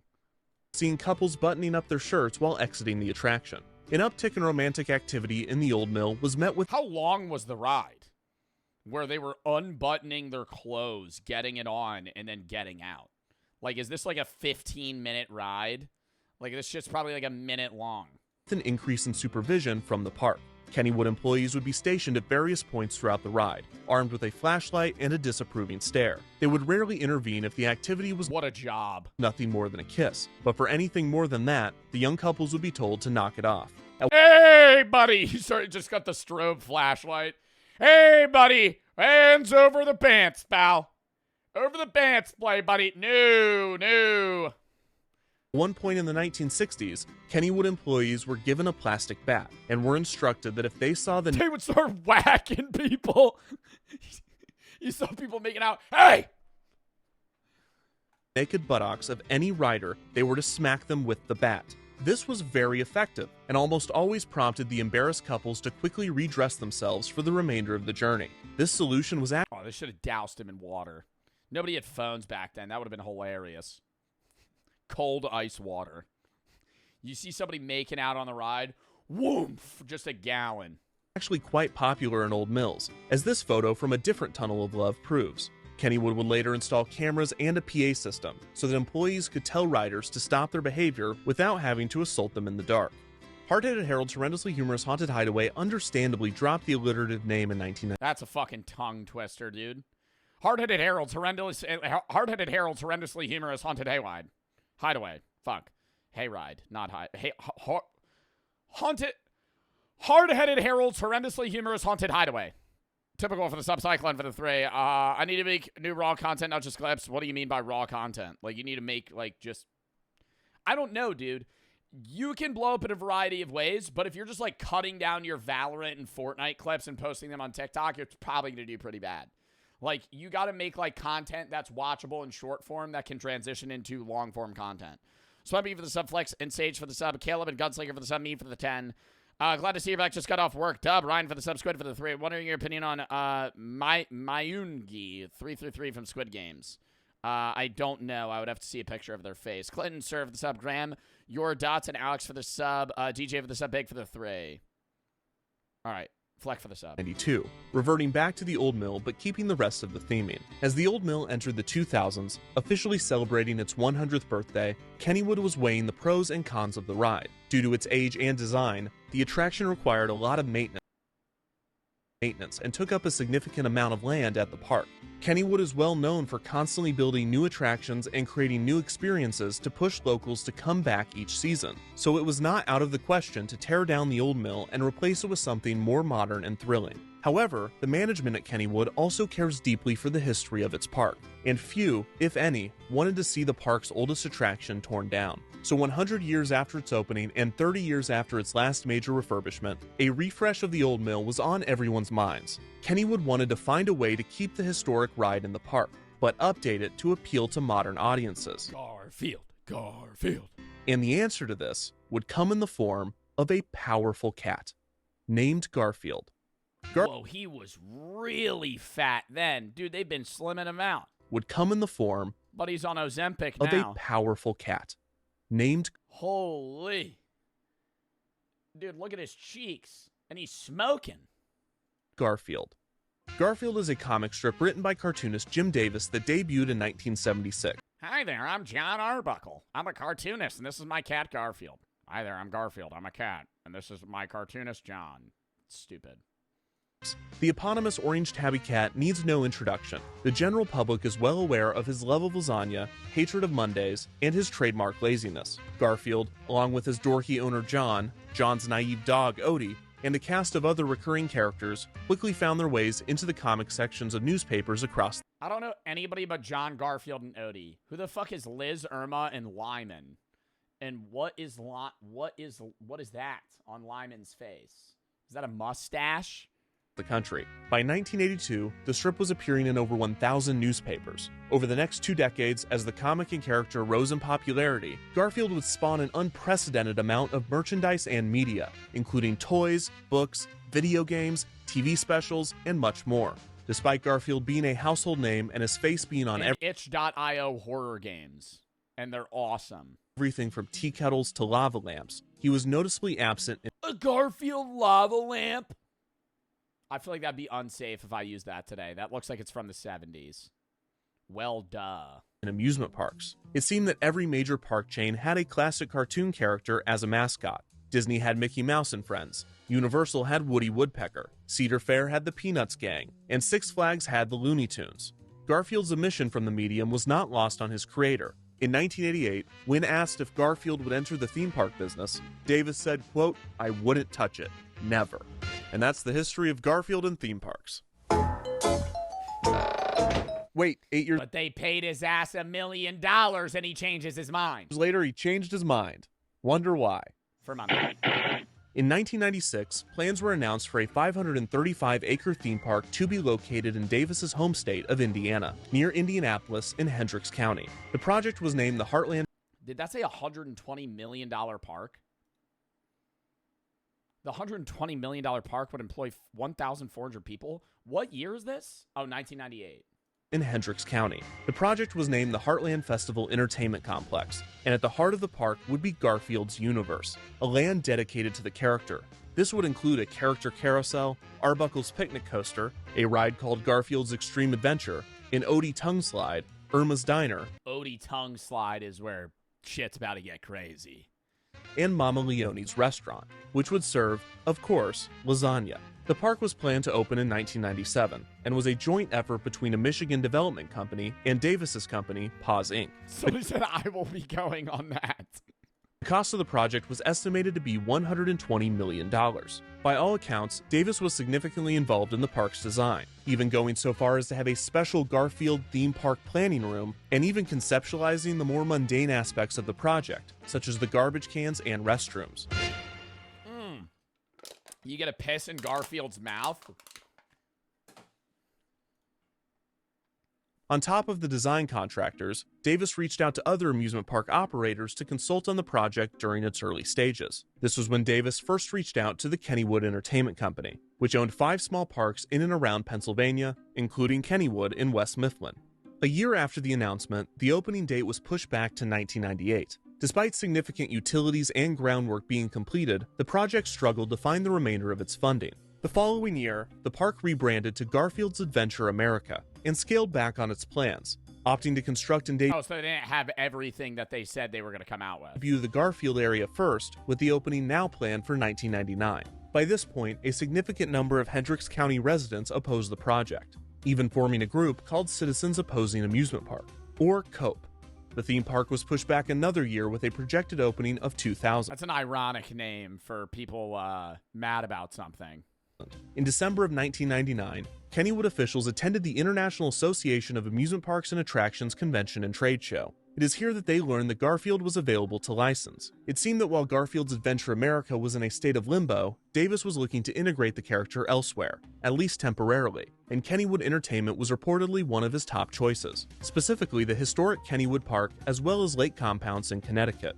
Kim Campbell, a spokesperson for Paws Inc., explained, quote, Jim liked the long histories of both parks, the family-friendly atmosphere, and the fact that they were picnic areas. Jim said the parks were a perfect fit for... I feel like they shouldn't have even made a ride, dude. You could have came out with like a Garfield's lasagna brand that would have just sold fucking heavily at amusement parks, at fucking frozen grocery stores. Like a Garfield's lasagna would have fucking hit. Garfield, who never met a picnic he didn't like.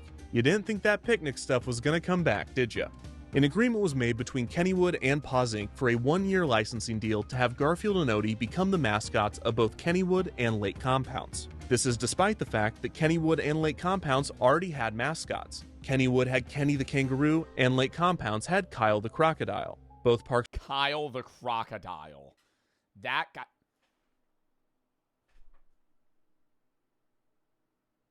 I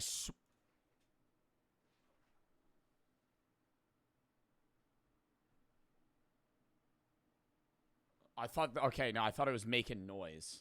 Holy shit, no, that scared me. No, I thought it was going to explode. Doesn't it look hotter than normal? I was looking at it literally like 5 minutes ago when it showed the Garfield lamp. Like, look how much it's moving. Hold up, I got to turn the lights off. Like, look.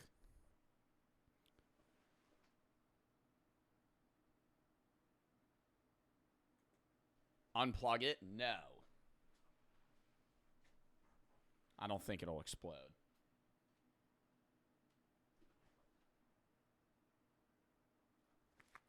It's like making noises.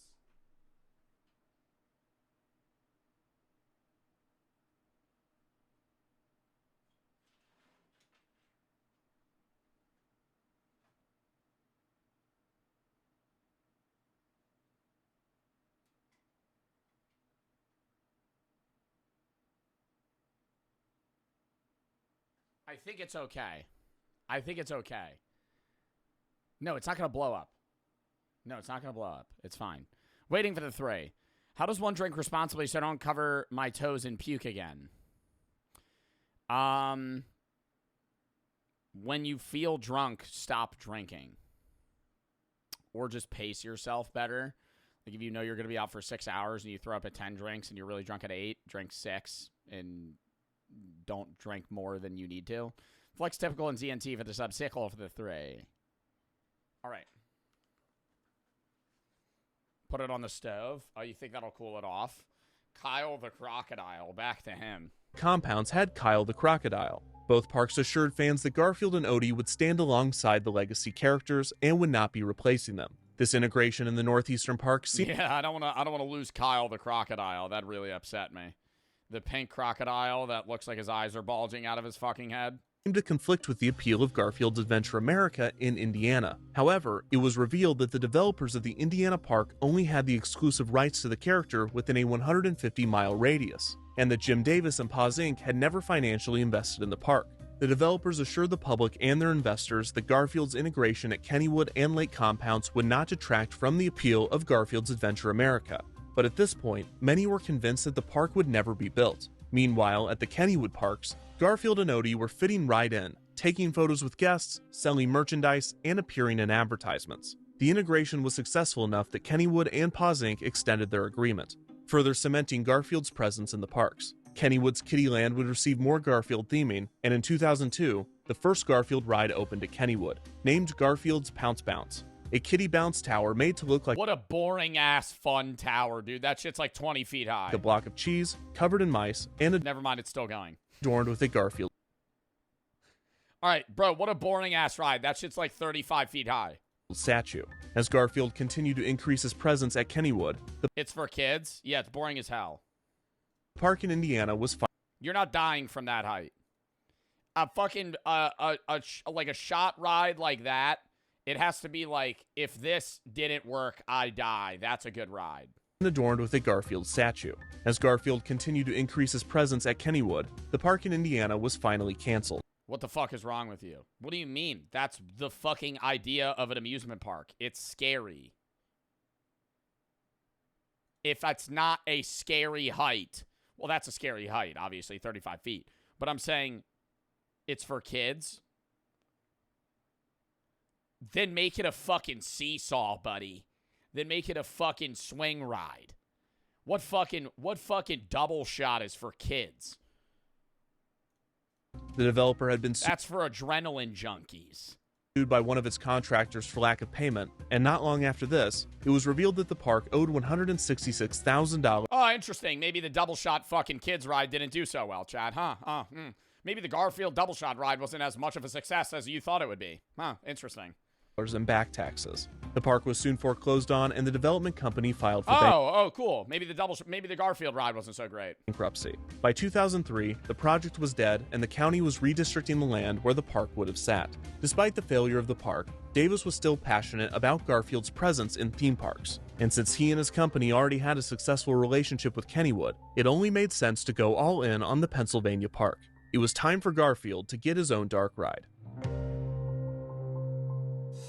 It was at this point that the history of the Old Mill and the history of Why would you do a dark ride for Garfield, though? I don't understand that. Like, what are they going to show in there? Just like animatronics of Garfield? Garfield collided. Davis and Paws Inc. wanted a Garfield dark ride, and Kennywood wanted to retheme the Old Mill. The timing was perfect, and even better, Kennywood already had a designer in mind. Larry Kirshner, the owner of the haunted house design firm Halloween Productions, had recently installed an attraction at Kennywood, telling park management that if there ever came an opportunity to design a dark ride, Kirshner and Halloween Productions wanted in. Kirshner recalled wanting to design a dark So they're going to make a horror-themed Garfield ride? ride so bad that he would almost do it for free. When the Garfield Old Mill retheme was discussed, Kennywood reached out to Kirshner, who happily accepted the job. Kirshner's plans for the attraction included animatronics and 3D effects, and his Yo, Caretify, you need to get help, man. I'm timing you out because you only have 3 chats, and they're all about that. But please, man, call 988, get help you need. background in haunted houses would lead him to pitch a Garfield ride with horror and comedy aspects, not dissimilar to the Old Mill's hard-headed Harold theming. However, Kirshner's plans were too ambitious. He recalled, quote, "We wanted to make it look like a billboard smashes open and there's a Frankenstein food character, and then we squirt them all with water. I wanted to do other CGI effects so it wasn't so static and so the characters were interacting with them. Obviously, big effects like this were difficult to achieve in the retheme's limited budget, but the team ran into another issue entirely. Kennywood officials explained to Kirshner and Halloween Productions that, quote, "We can't make it too great because too many people would want to ride it. It has a What? So they make the ride boring enough to where it still gains attraction, but not to the point where the line is too long for the ride? We can't make it too great because too many people would want to ride it. It has to be pretty limited capacity since it's a boat ride. Pretty limited capacity since it's a boat ride. Pete McEnany, the general manager of Kennywood But the log flume's hype. How do you improve on the log flume? That's a boat ride. Entertainment remembered, quote, "One of the things we had to do was not make it too spectacular because it doesn't have a high capacity. So with a small budget and an explicit directive to make the ride no better than good, the team marched forward." Kirshner imagined guests riding through the old mill as though they were riding through a Garfield book. The premise for the ride was that Garfield was having a nightmare, which would give the team an excuse to incorporate horror elements and retain some of the dark portions. One point of contention in the ride's history was the involvement of Jim Davis and Paws Inc. While Davis certainly wanted the ride to be built and approved it, there was a dispute as to how involved he was in the creative process. McEnany recalled that Davis wrote the script for the ride and drew the concept art, but Kirshner recalled, quote, "We did 20 or 30 drawings. He didn't do anything. I never talked to Jim Davis. The biggest thing was he or someone gave us some Garfield books, and then we had to figure out which story we wanted to tell."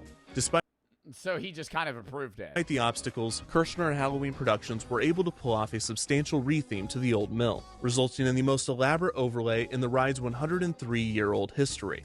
How this version would be received by the public, though, was still uncertain. On May 1st, I never even knew the history of this shit, though, because this is all so fucking old. I never knew Garfield even had... Is there Garfield amusement park rides today or no? Like, this is just full failed. Mimin, thank you for the fucking 410 bits. Chicken and Apple for the sub. Apple for the 1,000 biddies. Keep going. Keep on going. You make so many people's lives more than you know. Thank you. Ablin for the 3. What happened to the podcast with you and Sneak? We just filmed, like, 2 episodes. How does one drink responsibly so don't uncover... I already read that. Hold up. I actually have to fucking piss, and I'm going to grab a Cliff Bar real quick, because we still are, like... you know, a third of the way left of this video.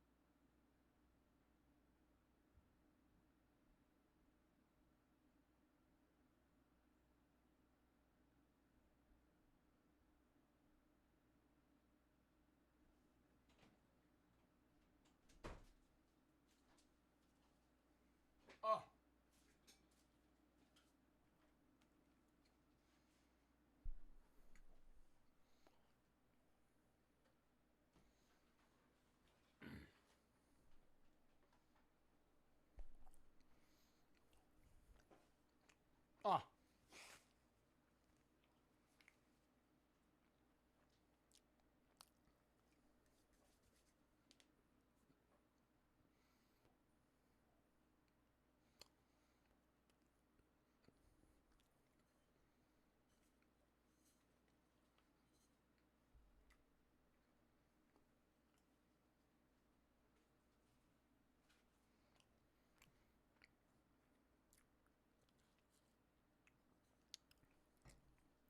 All right.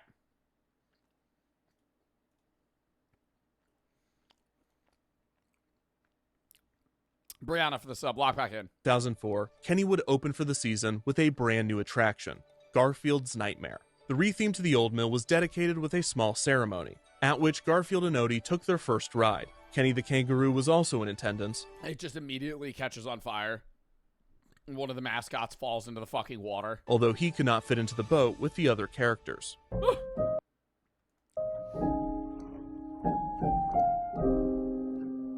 He's sad as shit about it.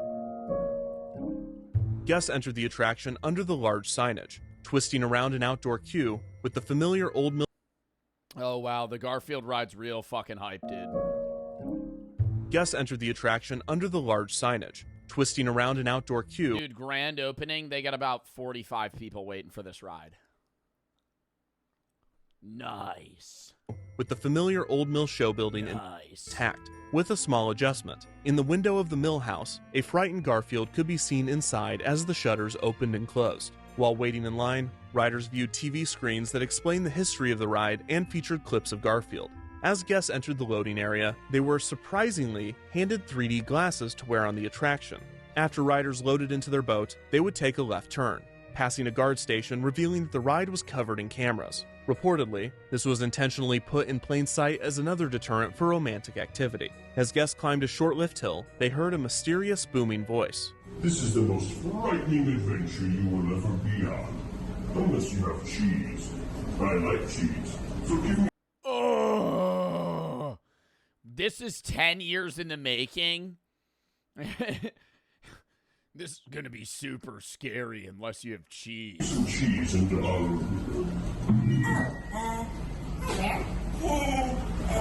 enjoy your ride. After a right turn, guests went down a passageway covered in glowing advertisements for PepsiCo products, which was Standing in queue in line to get hit with a Ruffles ad. Oh my god.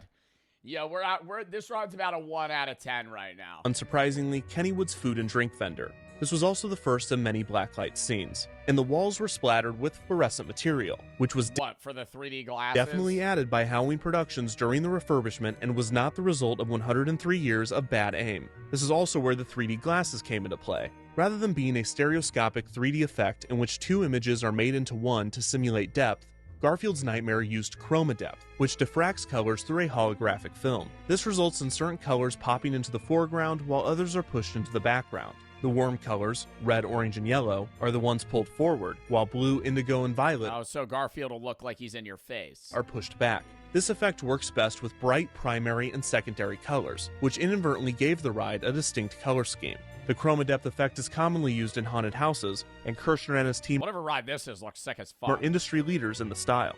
A benefit of the style Low-key made me really nauseous, though. Oh my god.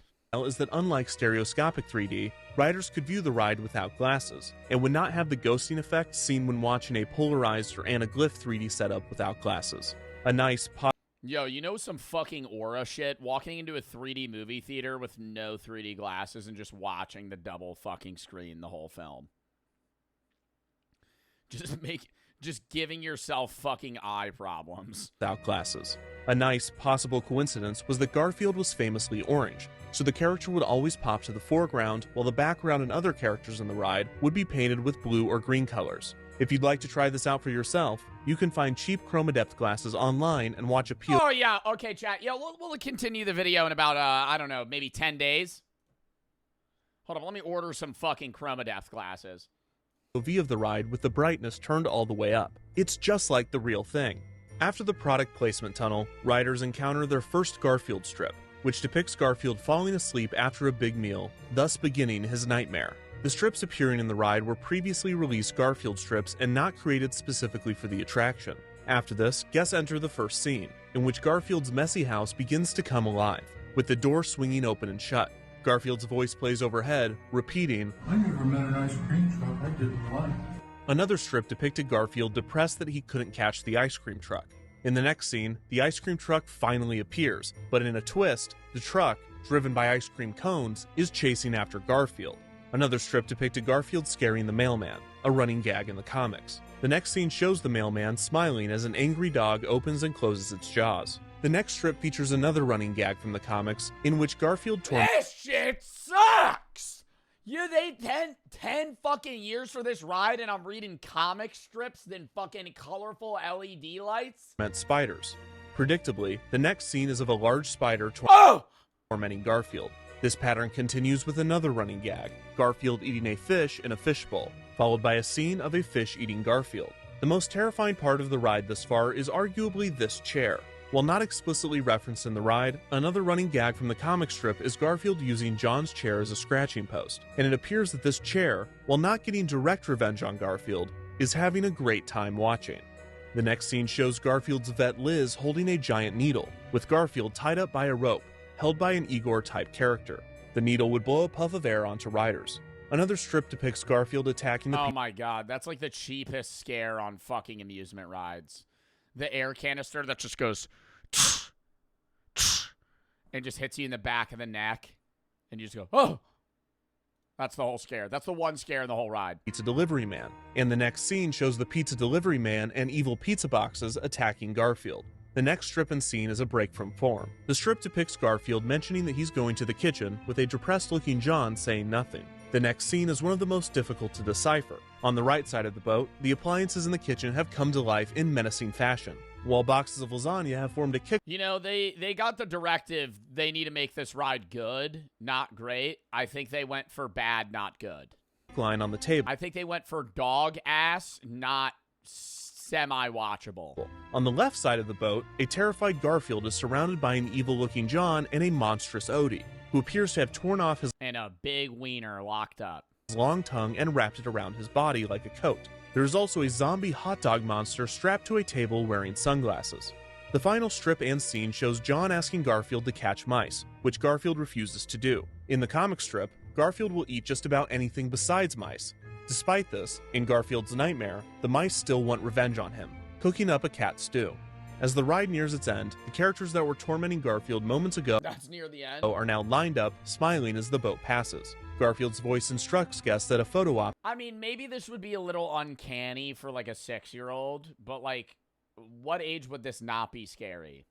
10? is coming up. Oh, yeah. Got a photo opportunity coming up. Doesn't get any better than that. Oh, and a photo opportunity coming up. And by the way, I'm a little thirsty. And you know what would quench that thirst? A Pepsi with some salty Ruffles. I love Ruffles chips. I'm Garfield. Wow, Mountain Dew's really good with lasagna. And you can get a Mountain Dew for $5 at the stand outside of the ride. I bet you need something to drink after this ride. And I would quench that thirst with a Pepsi. The mouse from the beginning of the ride instructs guests to smile as a large camera is clearly placed so the guests may pose for the Just flashbangs the fuck out of you. Doof. picture.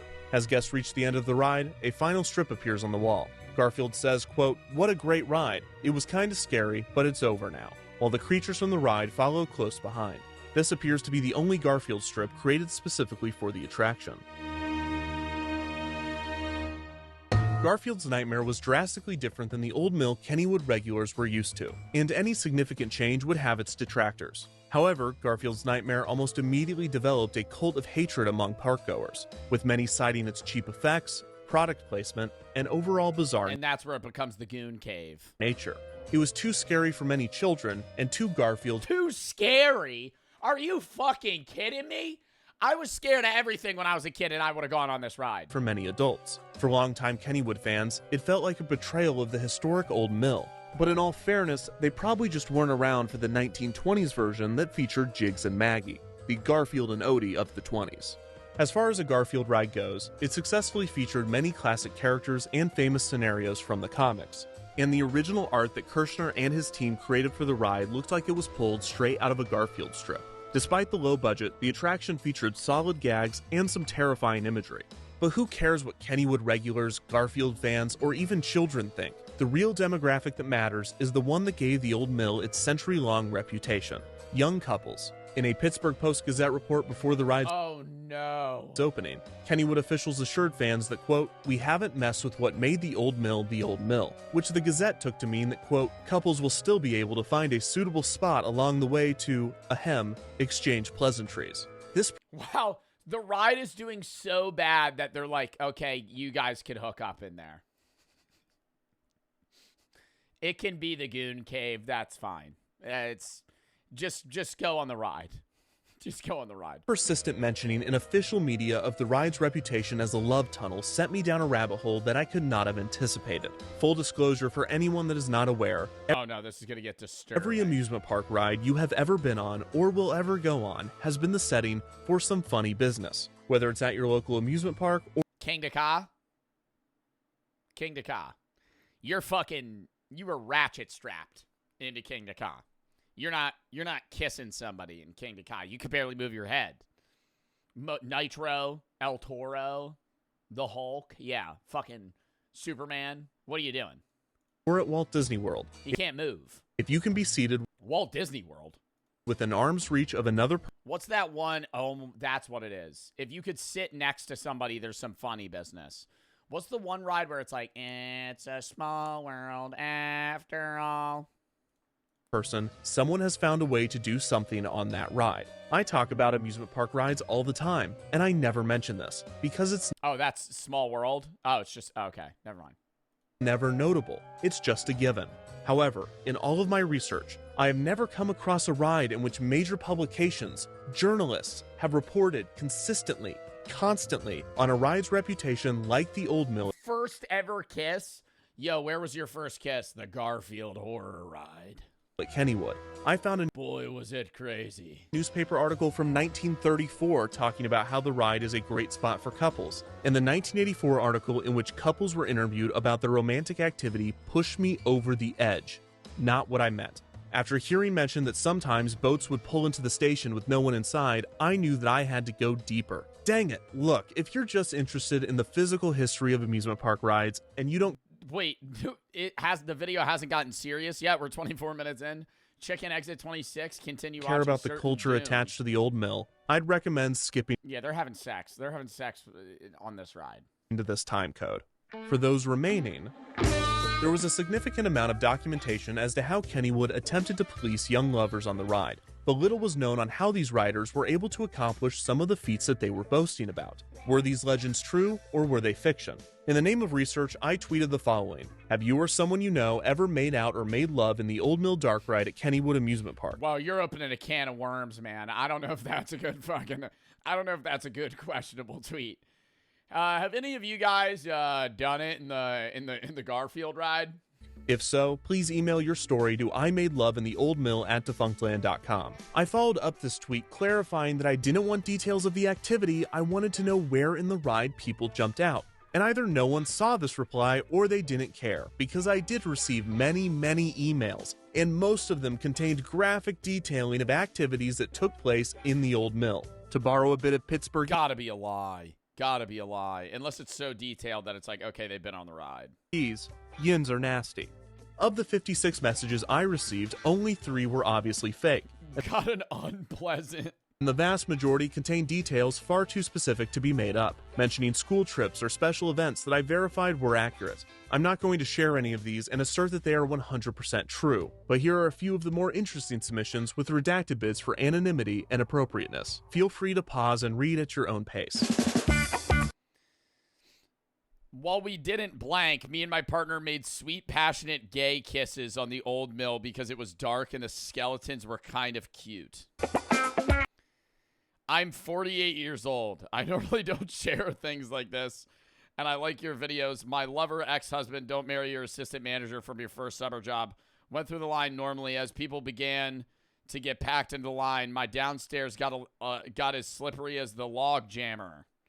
We were subtly grinding in line.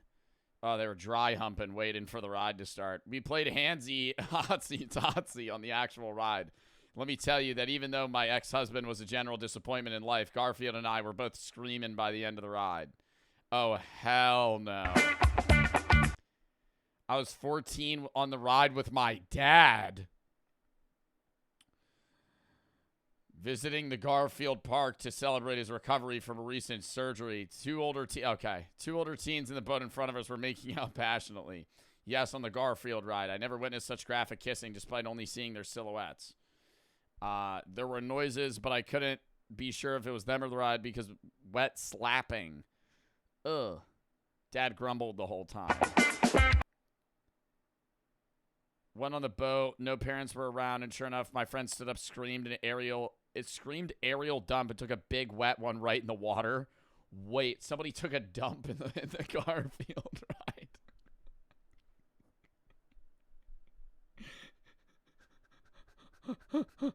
That is hilarious to go aerial dump and you hear just a big, like a splash. Made out with multiple people. Oh my God, it's all redacted. In the end, the email submissions did provide a few interesting insights. First, smart couples would come in packs, try to space out their boat departures as best they could from other riders, and then run their hands on either side of the boat to slow their motion. thus extending the ride and their time in the dark.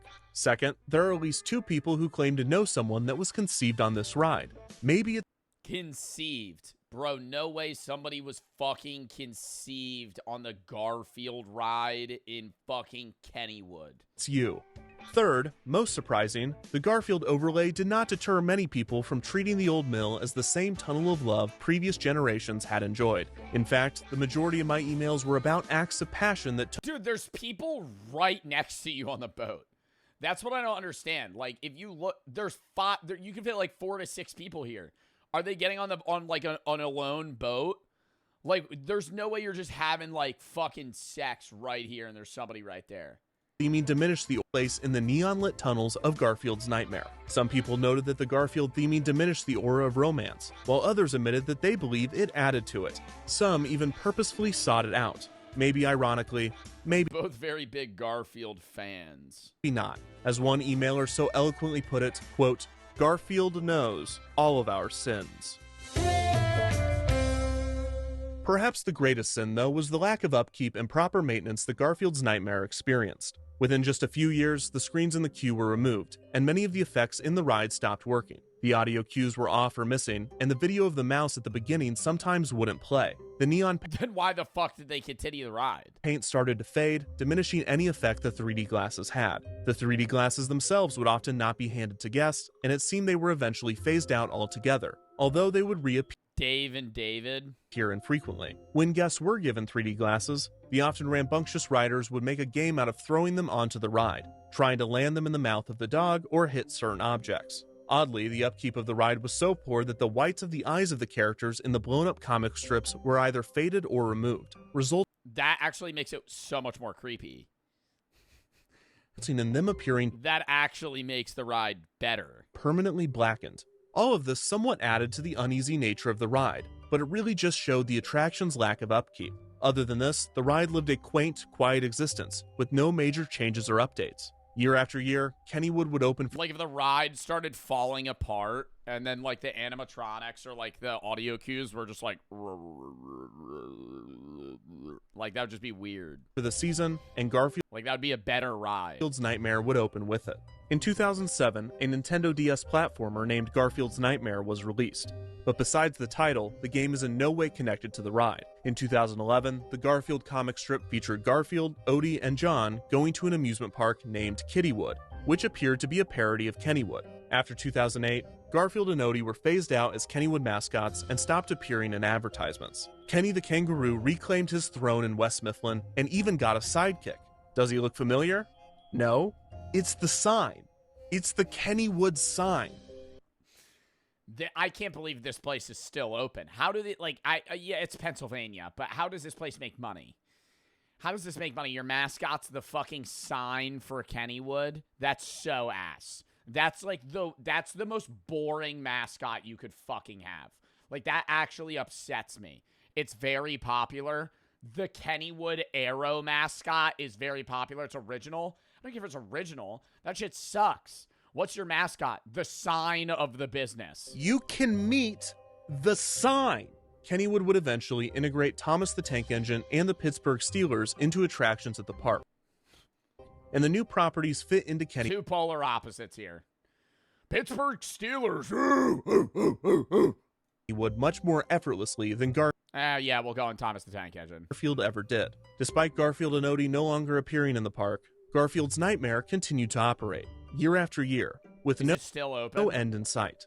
This was until 2019, when news broke that Paws Inc. was being acquired by Viacom, and the rights to Garfield would be utilized by Viacom subsidiary Nickelodeon. This also put Viacom in charge of the character's licensing. Viacom immediately began tightening Is that why Garfield sucks now? the brand's image, and the company told Kennywood that if they wished to continue to operate Garfield's Nightmare, the licensing fee would be increased significantly. This pressured Kennywood into removing the Garfield's Nightmare theming from the old mill, and no one at the park put up much of a fight to save the ride. Garfield's Nightmare had operated for 16 seasons, and for many, that was 16 too many. This is not to say that the attraction had no fans, as in those 16 years of operation, an entire generation of Kennywood visitors had experienced the ride as their one and only version of the old mill. In March of Timmy, me and your mom conceived you on the Garfield ride. 2020, Kennywood's YouTube account posted a video titled The History of the Old Mill Right about here, next to this Pepsi logo. at Kennywood. The video started as a Ken Burns-style theme park We shared a Pepsi after. documentary in a similar vein to other YouTube channels that I'm completely blanking on. However, That's why your middle name's Pepsi. That's why your middle name's Garfield. halfway through the video, it was revealed that this was not just a retrospective of the old mill, but it was also an announcement. We're going to be bringing back the old mill as so many of you have requested and restore. Who the fuck's requesting the old mill at Kennywood fucking amusement park, dude? 80-year-olds? 80-year-olds? Nobody went on the old mill outside of people that were born in fucking 1970. Nobody's requesting the old mill. Restoring the ride to the retro Western theme. The news was celebrated by We're going to be re-putting this to the old shithole ride it used to be. It's just going to be pitch black the entire time with some Western music playing in the back. fans who cheered, "The nightmare is over." And the Pittsburgh City Paper's headline read, "I hope they serve lasagna in heaven." During the off-season, the ride was gutted and completely rethemed. Unfortunately, all of the props from Garfield's Nightmare with a direct tie to the Garfield brand were destroyed at the demand of Viacom, in order to prevent them from being sold or ending up on the black market. To ensure compliance, Kennywood had to film employees completely destroying the Garfield props. Wow. The opening of the ride would be delayed due to the COVID-19 pandemic, but when it debuted for guests in July of 2020, when Kennywood opened for a shortened summer season, it was met with positive reviews. The familiar Old West ghost town theme was welcomed back into the historic ride. This shit looks even worse. This shit looks even worse. It's just a skeleton with some fucking, like, LED painting. Despite the massive overhaul, the new theming utilized multiple props and effects from Garfield's Nightmare. The new Old Mill also had multiple tributes to Kennywood history, including references to previous Old Mill iterations. For instance, the appearance of a character named Harold, referencing Hard-Headed Harold's horrendously humorous haunted hideaway. The scenes also featured multiple orange tabby cats throughout the ride, and a tombstone in a graveyard read, "G Nightmare. I hope there is lasagna." Damn, that's kind of cool, though. The Old Mill at Kennywood is the world's oldest operating Old Mill attraction, and this is not by coincidence. Kennywood is a historic park whose employees and visitors care deeply for its history. While Garfield's Nightmare was not necessarily a beloved attraction, the rethemed Kennywood's successful because of its long-term fans. Played an important part in extending the life of this historic ride. While some might remember Garfield's Nightmare for its neon paint and surreal visuals, like any Old Mill retheme, most Kennywood guests will remember the attraction for something else. While most of the emails I received detailed explicit and often I gave incredible, I'm assuming, head to a guy on the ride. After the first bend, once you're probably in the tunnel with Garfield panels and the Pepsi ads, something on him. That could be a million things. I don't even know why I'm telling you this. What does that mean? Threw up on him? Ooh, what a bad... Ooh, yeah, that's definitely what it is. disgusting acts of passion that took place on the Old Mill. My takeaway was not that the ride should be burned to the ground for the good of the general public. In fact, it was quite the opposite. The romantic activities that happened within the walls of the Old Mill, as humorous and crass as they could be, reminded me of something that I've always believed. Theme and amusement parks are special environments, where some of our strongest memories are formed, whether that's thrill, imagination, or even love. Hearing people of many different generations share how this one ride impacted them was surprisingly moving. To hear stories of young angst, the nerves of going on the ride with someone you had a crush on, the scariness of having your first kiss, and even missed opportunities, lost loves. Oh, it's thunderstorming. For one rider who grew up in a small town, the dark tunnels of the attraction were the first place he felt safe kissing his boyfriend. For a married couple, a trip on the Old Mill made them laugh and feel like they were in high school again. When the messages weren't overtly erotic, they were actually beautiful, and a good reminder of why I love talking about these parks. They are memorable and exciting places where it's as much about riding the attractions as it is who you are riding with. And some Yo, that's facts. Defunctland, bringing in the nostalgia. I will say the first amusement park experience is the best amusement park experience you're ever going to have. At a good one. Not like some like bullshit ass ride where they have like a Ferris wheel and something else. I'm not talking like a county fair. I'm saying like your first experience at like a Six Flags or Universal or even a Kennywood, somewhere where they have big rides. Very memorable. WVED. Pixel for the sub. Zai, thank you for the raid. Sauce for the 3. You've seen Squid Game Season 3? No. ASEC8 for the 3, or for the sub. Sketty for the 3. About to be the teen working with a tunnel while you're trying to do your job. People roll straight by. Having sex at the moment after some dude passes years aerial shit and rips a 5-inch ass missile. TB for the sub. Tion and Axility for the sub. Ring for the sub. Josh for the 3. My homegirl's boyfriend ended up being gay after begging her and pretty much raped her for the first time. What the fuck? They did it. What should she do? I cannot tell you that, man. Why are you coming to me about that?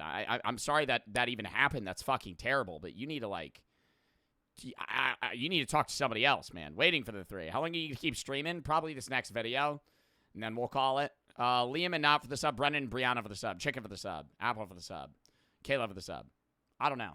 But I'm sorry that your friend went through that. But I'm not the person you ask for advice there. All right. Lock in, though. Next video. Keep streaming? I am. All right, this is the last video of the day, but it's a long one, 24 minutes. 5 most disturbing cases of real found footage. Tomorrow, we're going to be doing horror games. We're going to be playing Shift at Midnight, Brevsky's Library, Road of Fear, Rotten Flesh Horror Survival. Probably another 5.5 hour stream as well. Thursday, maybe a little bit earlier. Like, tomorrow will be live at 2, probably. Thursday might be live at, like, 1. Maybe a little earlier. I don't know. We're going to be doing random games. Probably Roblox, Casted Chill, Jack Smith, Slime Rancher. Friday is an early react day for 4th of July, as well as the team review. Saturday, we're going to be doing a high gaming stream, high driving stream behind the wheel sim games. Sunday's reacts, we'll do that fucking video from Tommy G and a bunch of other shit as well.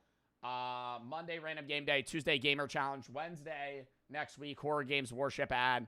Next Thursday, unbans and games with the guys. Next Friday, reacts the charity stream for an animal shelter. I'll pick that probably tonight or tomorrow. And the chest chop that we're going to watch. Next Saturday, I'm off, and then we're going to go from there. A lot of new games coming out. We're playing Mafia 2 the 21st for the 22nd.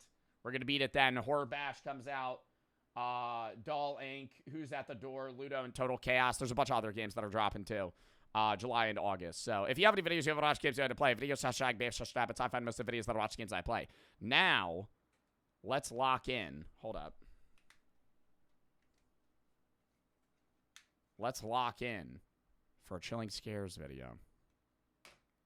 Neil for the sub. Kayla for the sub. Turn the lights down a little bit. 5 most... Should I just turn them off? Yeah, that just works.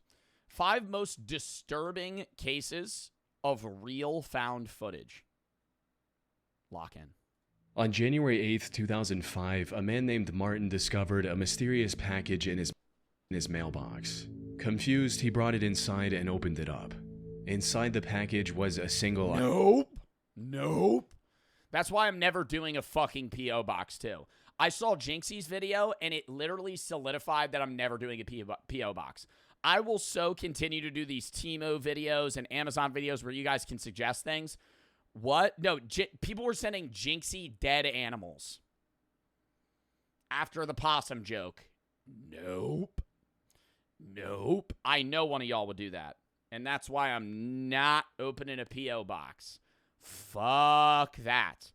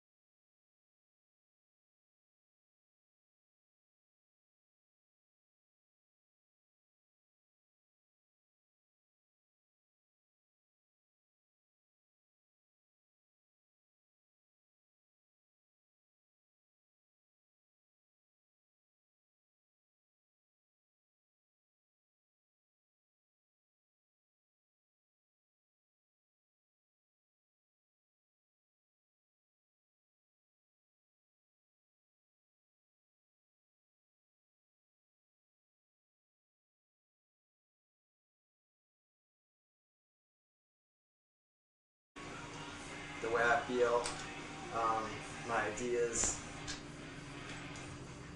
just who I was, really. But what, is he going to kidnap the people that got him involved in the cult at a young age before he got out and then kill them? Ricky's story began 30 years earlier on January 25, 1975, when he was born as the first child of Karen Alva Zerby.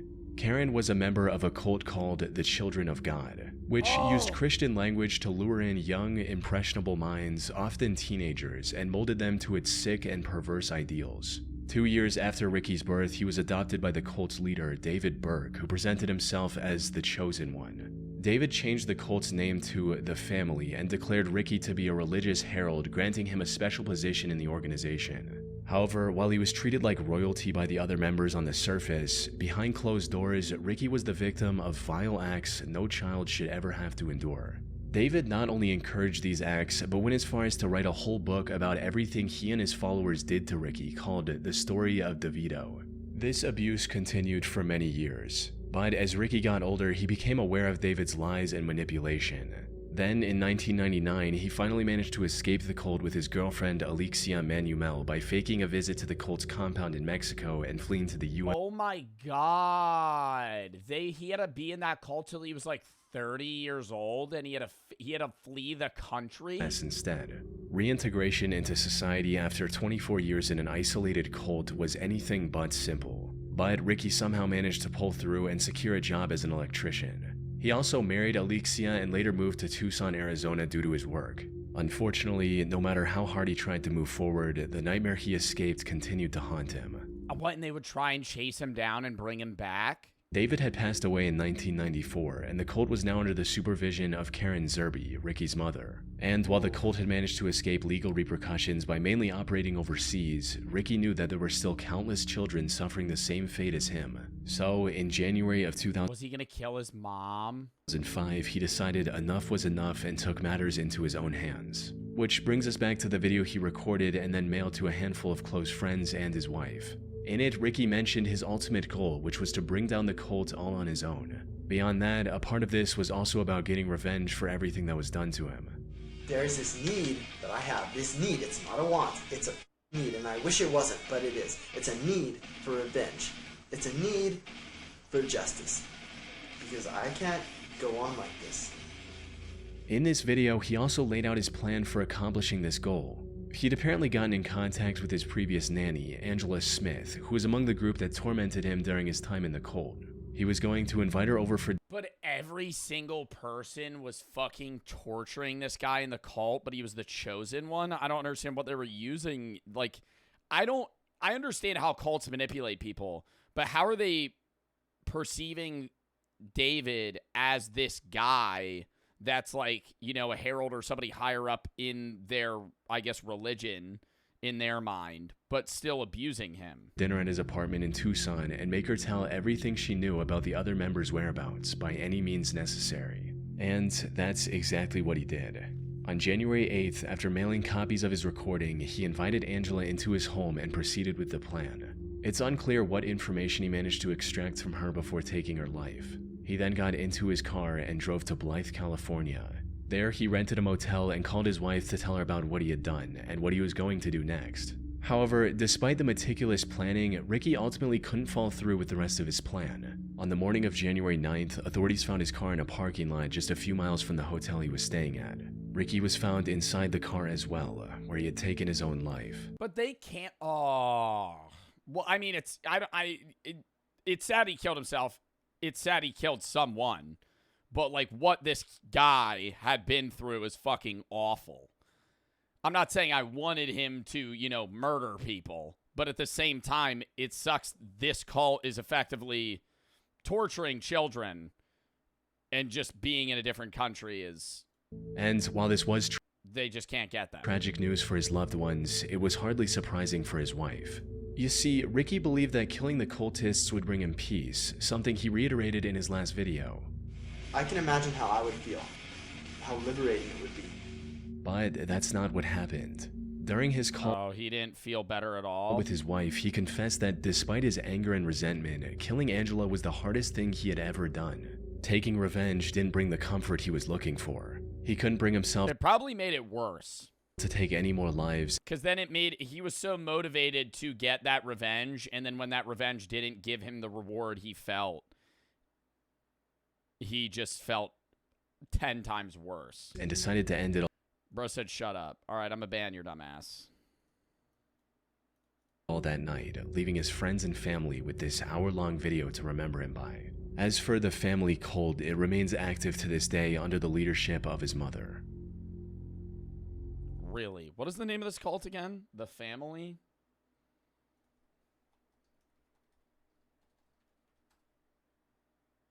The Family Cult Leader.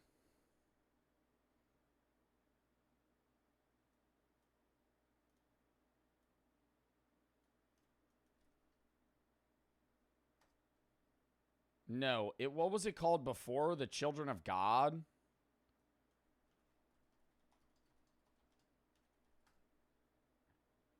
The Family International. Leader.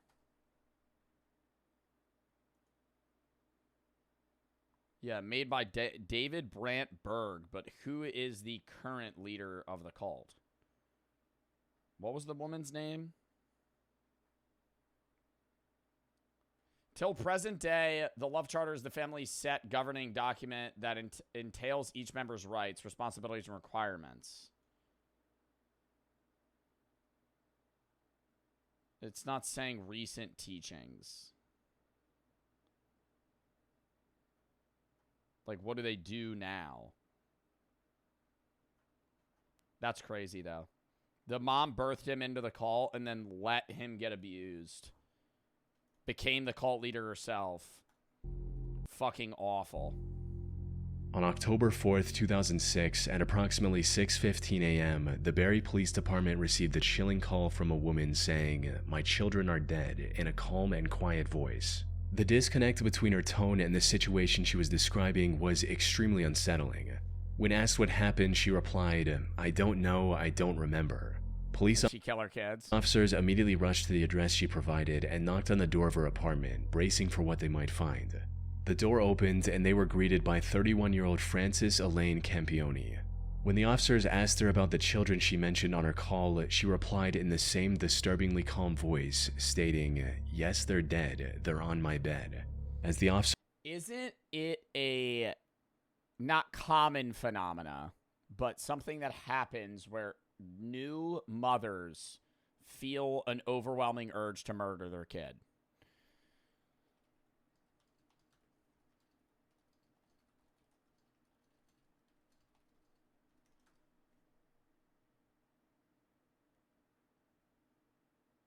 Postpartum psychosis is a psychiatric emergency that people have soon after having a child, characterized by hallucinations, paranoia, other behaviors, and a disrupted sense of reality. Thoughts of harming their baby and severe symptoms are, and then it actually has a health line that you can call. I would assume they would take your kid. Conditions are treatable. Seeking help is a sign of strength, not weakness. Oh yeah, if you're going through that, fucking get help. If you want to kill your kid. officers entered the master bedroom, he saw the remains of two little girls. Okay, if this is real found footage, though, I cannot show that. Oh, it's her showing the kids prior. Okay. 3-year-old Serena and 19-month-old Sophia lying on the bed. Both were dressed in clean clothes and were also wearing necklaces and earrings. However, their skin was starting to turn blue, suggesting they might have been deceased for quite some time. One of the officers also noticed a small bruise on Sophia's forehead, and that was it. There was nothing else in the room that could have explained their deaths. But as the investigators looked through Elaine's apartment, they found a camcorder with footage that explained everything. The recording started on a wholesome note, showing Elaine surprising Serena with a new bike on her 3rd birthday on August 8th. Hi, Serena. It's August 8th. Is there a dad in the picture, or 2006. Happy birthday to you. Happy birthday to you. Happy birthday, Serena. Happy birthday to you. Serena's 3 today. Yay! Shall we go to Oh my god, this is so fucking sad. Oh my god, that's so fucking sad. She killed both of her kids. Oh my god, and the way she was singing happy birthday. That's like how every mom sings it.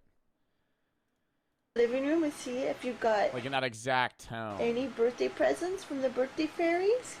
Yes! Okay, let's go. I have to go.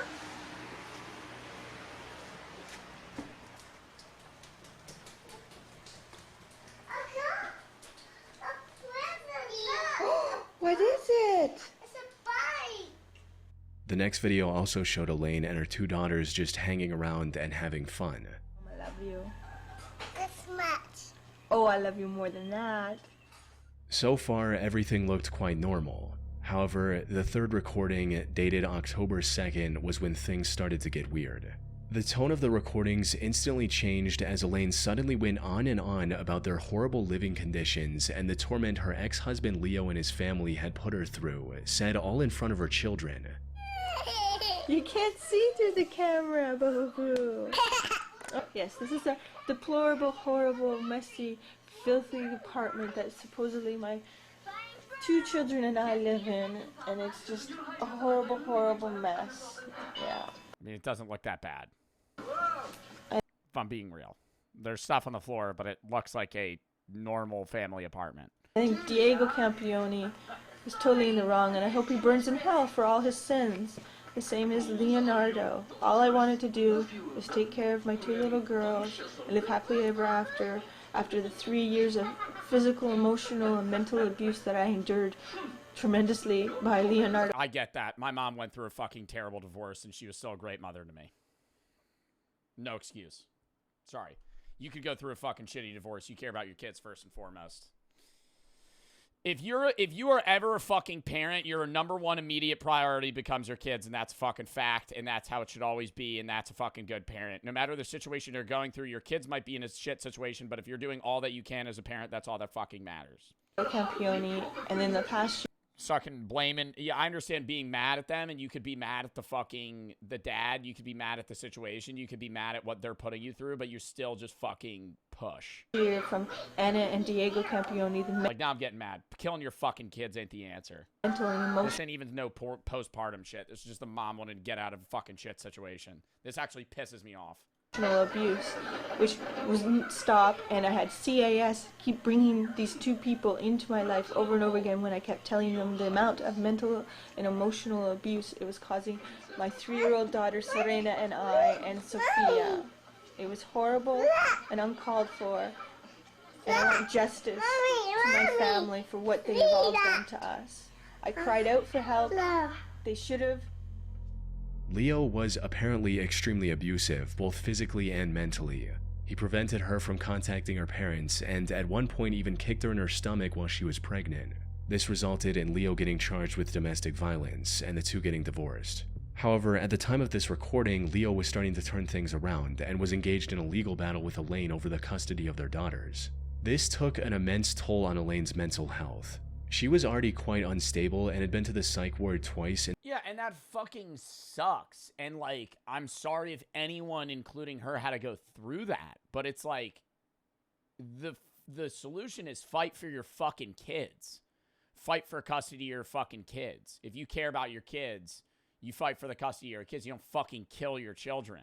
In the past couple of years. But according to her mother, the custody battle caused her to lose it completely and developed severe paranoia.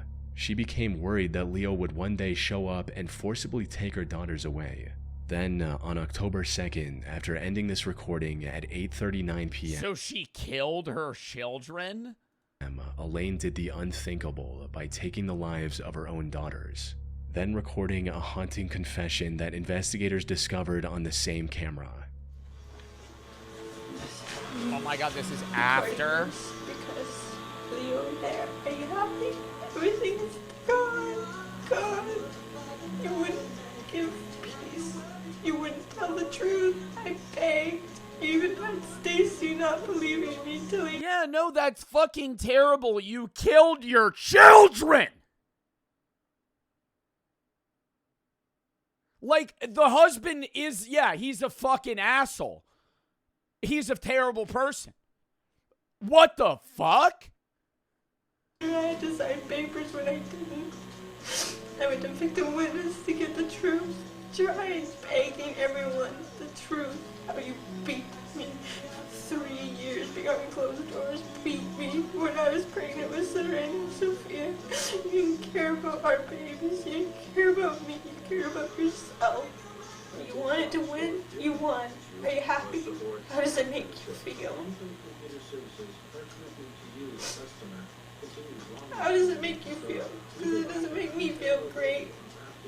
Her trying to pin this and being like, they're dead because of you.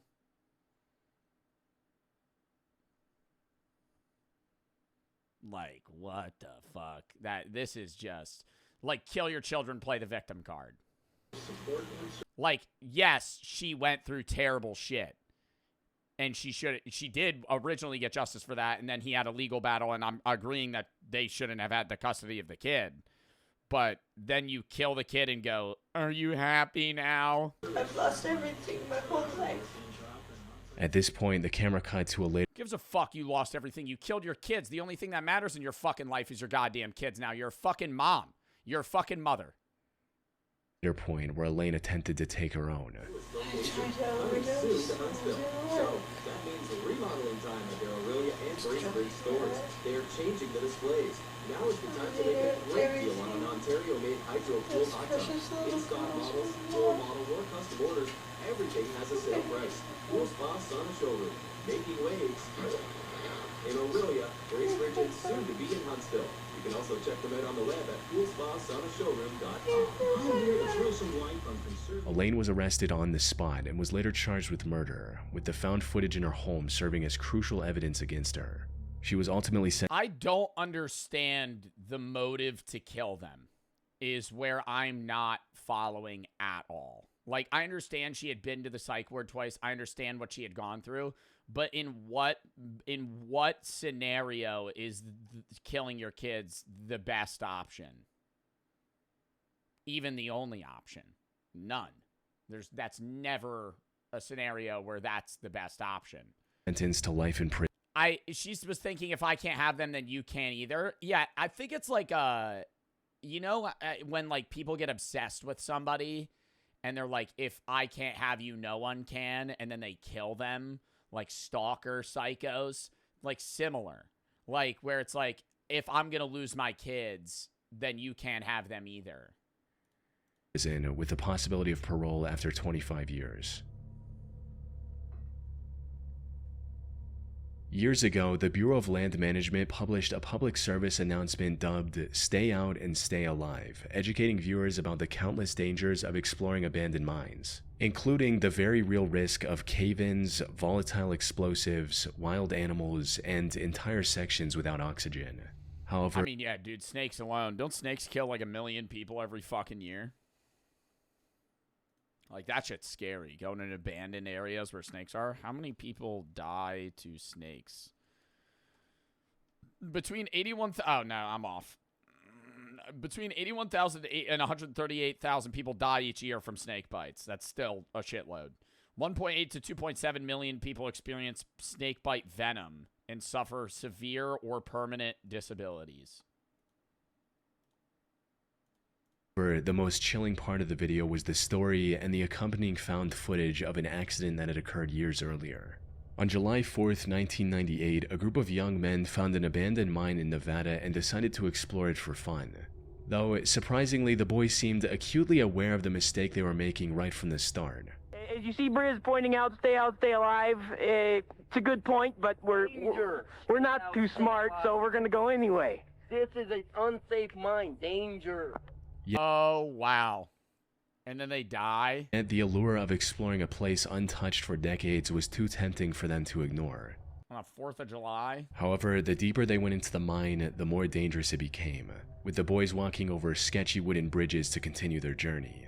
They even found signs of the mine caving in, but chose to ignore those signs just to venture deeper. And even, dude, even if this wasn't like marked as unsafe, this is an old mine shaft and they're tightrope walking on old wooden boards. Like, what if this was dry rotted and you just fell through? Cherry Stealth in the cave for the sub. That's why, like, abandoned building, like, you know, exploration people. What is it called? There's, like, a name for that. Like, abandoned exploration. What is that called?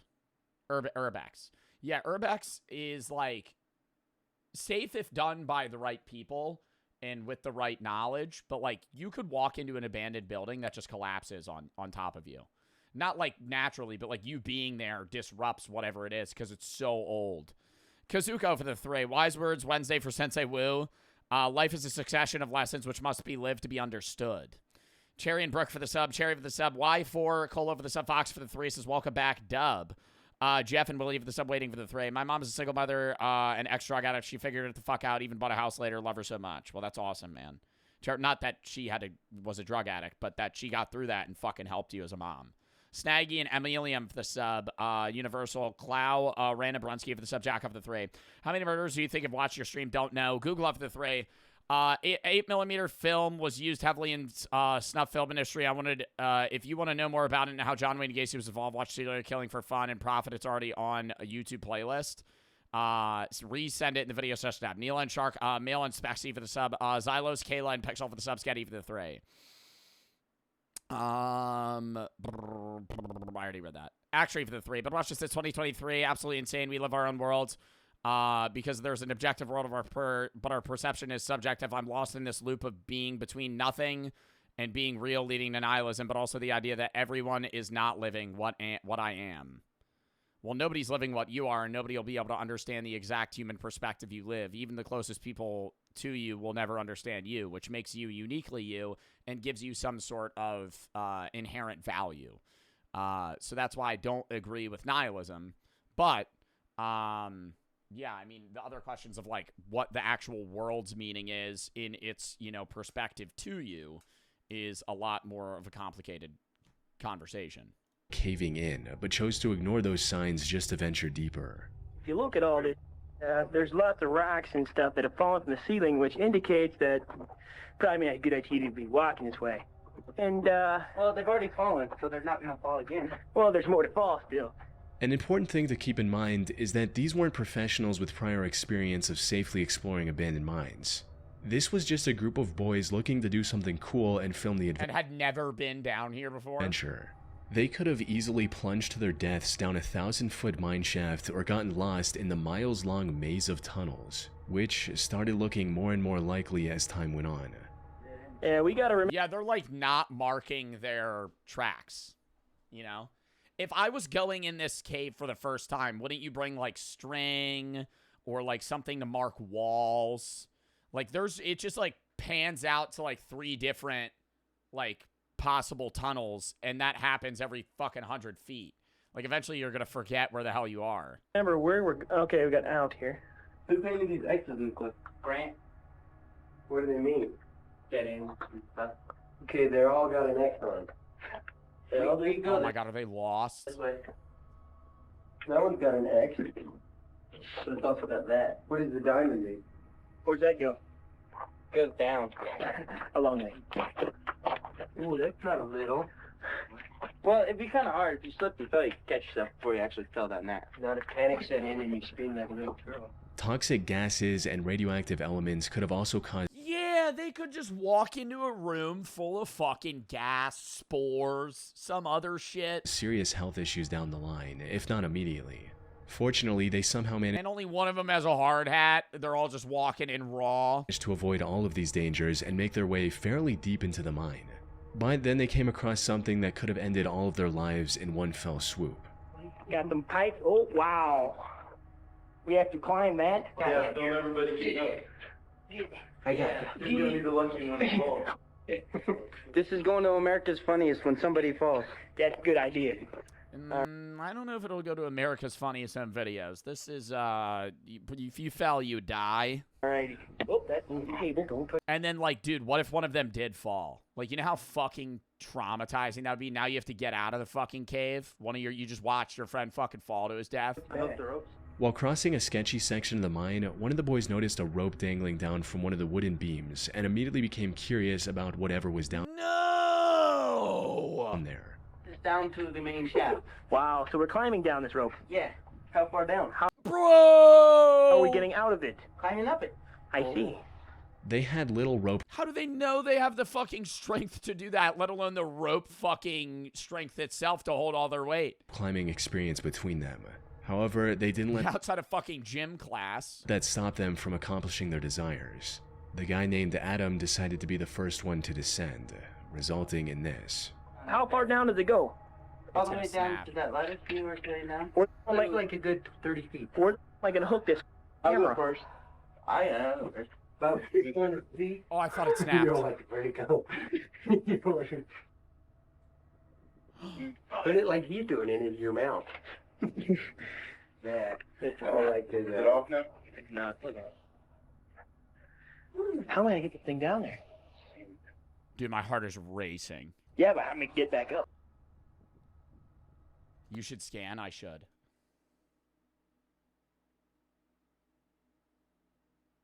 No, it looks fine. I don't have. Take that. Give you my belt. Stretch on it. Adam! Oh! Adam! Oh. Adam! Yes. Adam! Oh, God. Oh, God. Somebody help. Adam! The rope Adam chose to trust was completely worn and gave way shortly after putting his weight on it. This caused him to plunge 65 feet down a dark mine shaft and lose consciousness. Luckily, none of the damage he took on his way down was immediately lethal. He was still breathing. He was alive? His friends were able to find an exit and contact the authorities, who eventually rescued Adam after an Oh my God. hours-long rescue mission. Ultimately, them escaping the mine without any casualties was nothing short of a miracle. The mine shaft could have easily been over 100 feet deep, or Adam could have just as easily hit his head on the Yeah, fucking landed on his neck and died. surrounding wall. Both of these scenarios would have resulted in his death. What's even worse is that the whole group could have gotten stranded in the shaft if the rope broke. Or if they got panicked and then fucking, like, you know, they get panicked, they don't remember how to find their way out. When the last person was going down. With no way to contact the outside world, the group would have likely died of starvation. Fortunately, they were able to walk away from this terrifying experience with just a few broken bones. Yeah, as fucked as that is, that was literally, if they were gonna go down, that was the best scenario. Because if they all got down and then one guy's going up and it breaks, it's like, now you're just fucking stuck down there. Along with cuts and scratches. Unless there was some capability to climb back up. On the 25th of February 2022, the Perea Fuel Company hired maintenance workers to reopen one of the underwater pipes connecting their oil unloading dock and refinery. The operation team included 5 men: Christopher, Kazim, Yusuf, Rishi, and Faisal. They were going to use a pressurized habitat to inspect the pipe and make any necessary repairs. However, shortly after entering this habitat, all 5 men disappeared from the worksite, leaving those on the surface to wonder what could have happened. It wasn't until rescuers found footage from a GoPro mounted to one of the divers' suits that the full truth came to light. The footage showed the men struggling to open the valve keeping the pipe shut, prompting Kazim to go get a wrench. He returned to the habitat and handed the wrench over to his co-workers. But then, a few seconds later, this happened. Dude, underwater welding and just having to be somebody that works on, like, either like heavy equipment or deep underwater or on fucking electrical things, fucking the worst jobs ever. I'll scan it. The worst jobs ever. That's why, like, don't underwater welders make like $200,000 a year?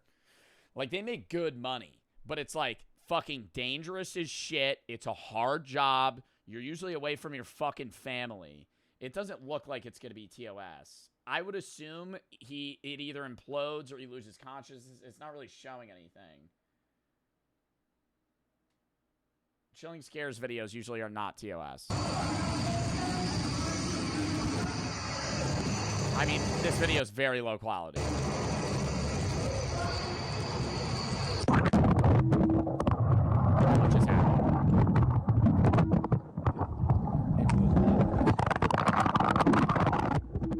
The moment the valve was opened, its low pressure created a powerful vacuum. Water Oh, and it sucked him into it? rushed into the habitat, while the pressurized air violently forced everyone into the pipe. All 5 of the men were forced into the 30-inch wide pipe faster than they could blink.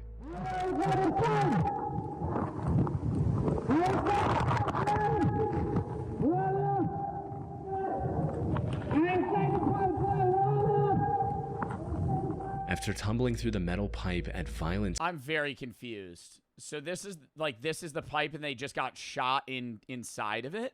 speeds for a minute and a half. 30 inches? How did all 5 of them... They came to a stop at a section containing a small air pocket, just enough to keep them alive, allowing them a brief moment to find their bearings and assess the gravity of their situation.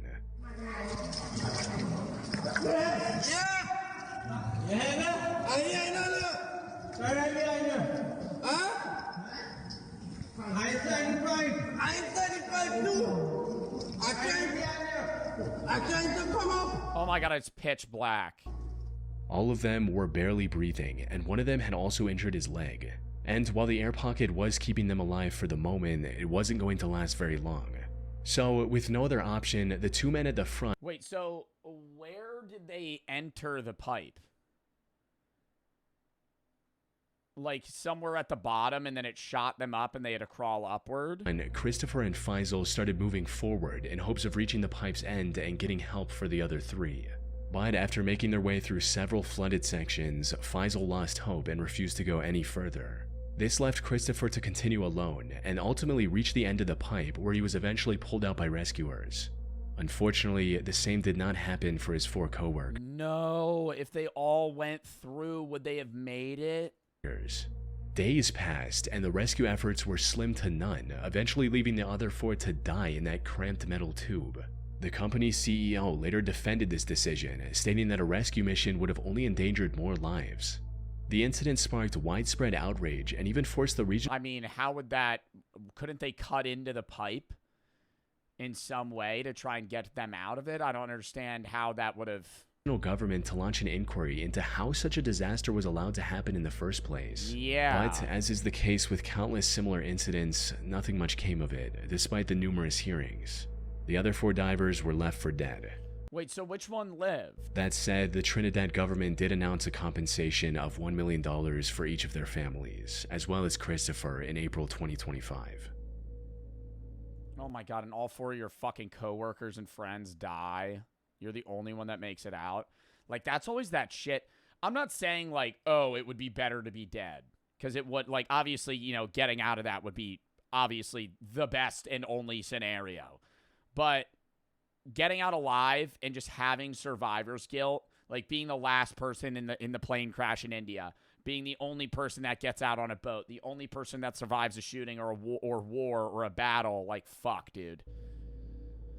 Ugh. On April 28, 2000, 22-year-old Russian diving instructor Yuri Lipsky decided to reach the depths of the Blue Hole in Dahab, Egypt. Oh my god, I think we saw a video about this.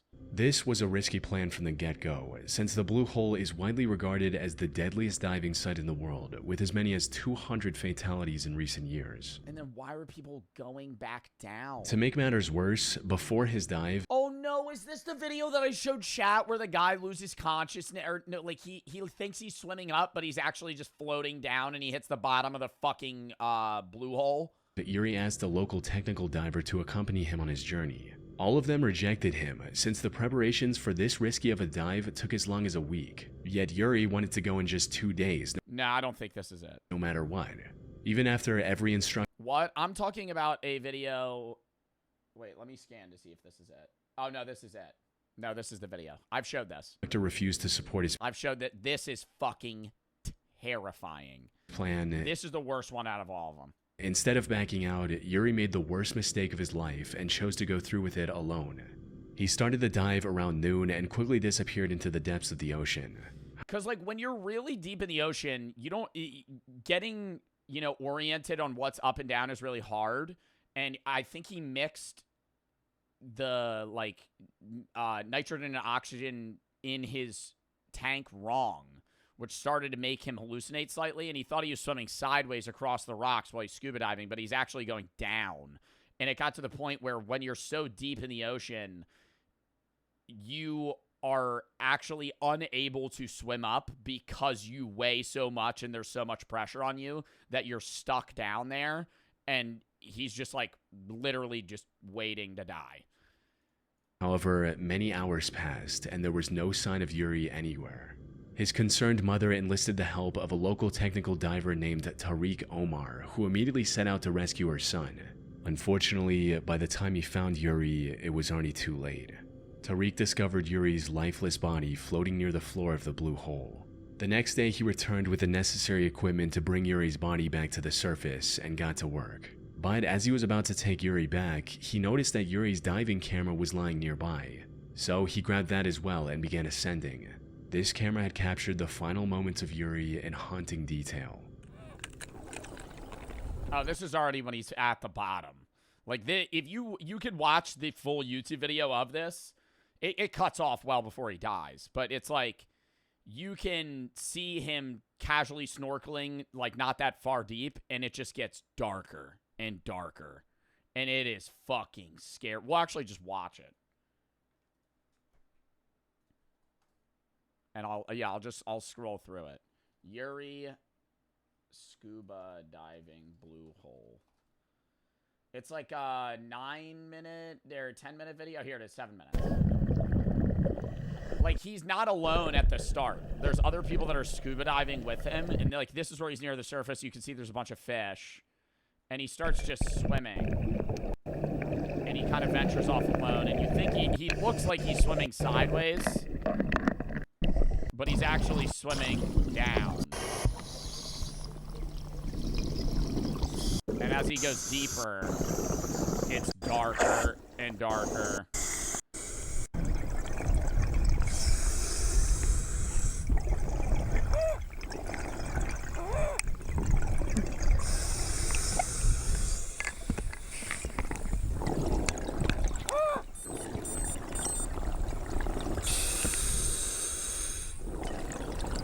And he's going, oh, fuck.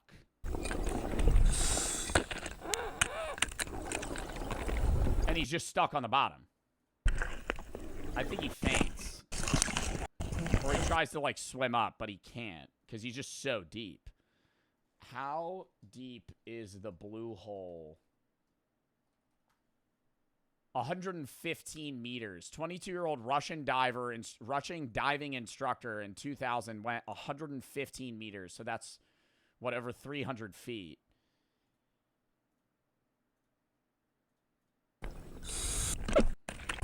Many other divers. However, it wasn't long before everyone else faded from view as he started to descend deeper into the blue hole.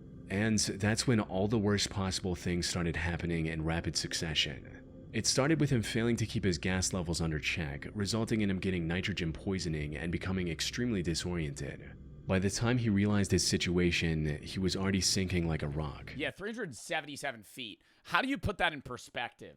Like, how tall, how many stories is 377 feet? That'd be a 35-story building. It's taller than the Statue of Liberty. So he went that deep and didn't realize until, like, almost when he was at the bottom. He started panicking and began inflating his buoyancy control device quickly to avoid sinking any further. Tragically, this backfired. The buoyancy control device bursted due to the rapidly increasing pressure, leaving Yuri no way of safely returning to the surface. And then you're like, what way is up?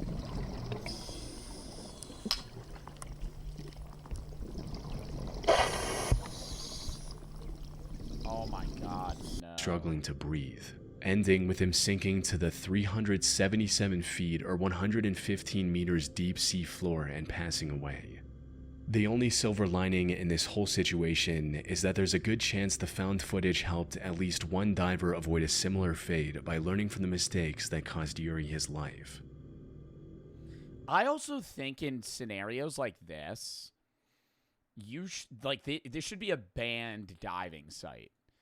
I understand it's like some people just aren't taking the necessary precautions, and that's like, preventable stuff. But when like 200 plus people are dying here, that's like, you need to not allow other people to go there. Like, that's just unsafe. It was a good video, though. All right. Redstone for the sub. Pay, I see you redeemed raid of somebody of choice. Hold up. Let a mod know, and they'll let me know. Uptown Jevin, Redstone for the sub. Scrum for the 3. What do you think you'll average during the school year? I don't know. D-Skags for the sub. We'll see. Usually September, I lose around, like, 30% of my audience, so probably around, like, what I was at before, like 4K. Maybe 5K. Coach for the 3. Got invited to a coworker pool party July 4th, 3 p.m. to 3 a.m. Free entry and alcohol, but I only had wine before. Should I go? And if I get too messed up, what do I do? Well, yeah, go. Pace yourself. I would say be careful. Make sure you have a ride back. Don't drunk drive. And just, be safe. Bellic for the 3. I do go diving when you get to a certain depth. You hit negative buoyancy. You no longer float. Zoe and Z-Strict for the sub. Puga, Riker, Howie, and Miles for the sub. Celestian for the 3. Did you track for all of your high school career? No. If not, why did you quit? I broke my foot. I had really bad stress fractures, qualified for national sophomore outdoor and indoor junior, and then quit right after because I broke my foot from just running. Robert Ryan, college for the sub. Jamar for the sub, or Jam for the sub. Myth for the 6.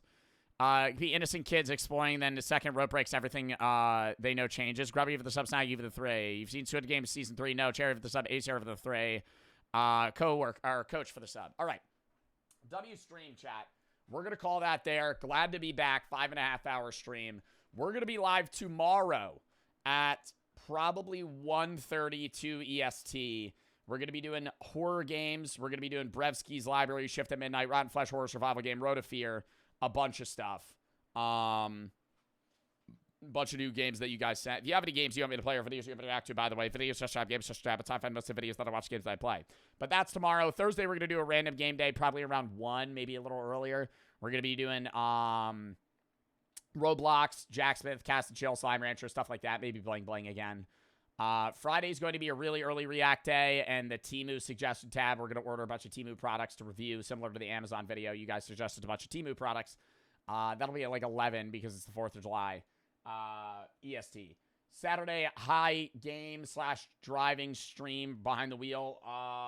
Sunday, React day. More videos we're going to be watching. Monday, random game day. Tuesday is going to be a gamer challenge day. Wednesday, horror games, warships ad. Thursday, unbans and games with the guys next week. Next Friday is the charity stream for an animal shelter. Pick that probably tonight. As well as reacts and then a chess chop watch party later. Professional chess chop. Next Saturday, I'm off, and then we'll go from there. We have a sports challenge coming up. A bunch of new horror games dropping. Probably going to do a sim game. Nightclub Simulator drops this month. Grounded 2 drops this month, and then we're going to do some other special streams we'll try to plan out. Uriel and Juice for the sub-slave for the 3. Stream idea, go diving or a shark cage. I wouldn't be able to stream that, probably. Anyways, who do they want me to raid? Okay. Oh, also, I'm uploading on the main and the philosophy tonight. Not the main and the gaming. Main and the philosophy. We upload on the gaming tomorrow. But yeah, go watch that as well. We'll raid Jacques Clove. That's who they redeemed for. W stream. Appreciate y'all. And I will catch y'all tomorrow. 1:32 EST. Be there, be square. Go watch the YouTube videos. And I will catch y'all soon. We are going to raid in 5, 4, 3, 2, 1. Goodbye, chat.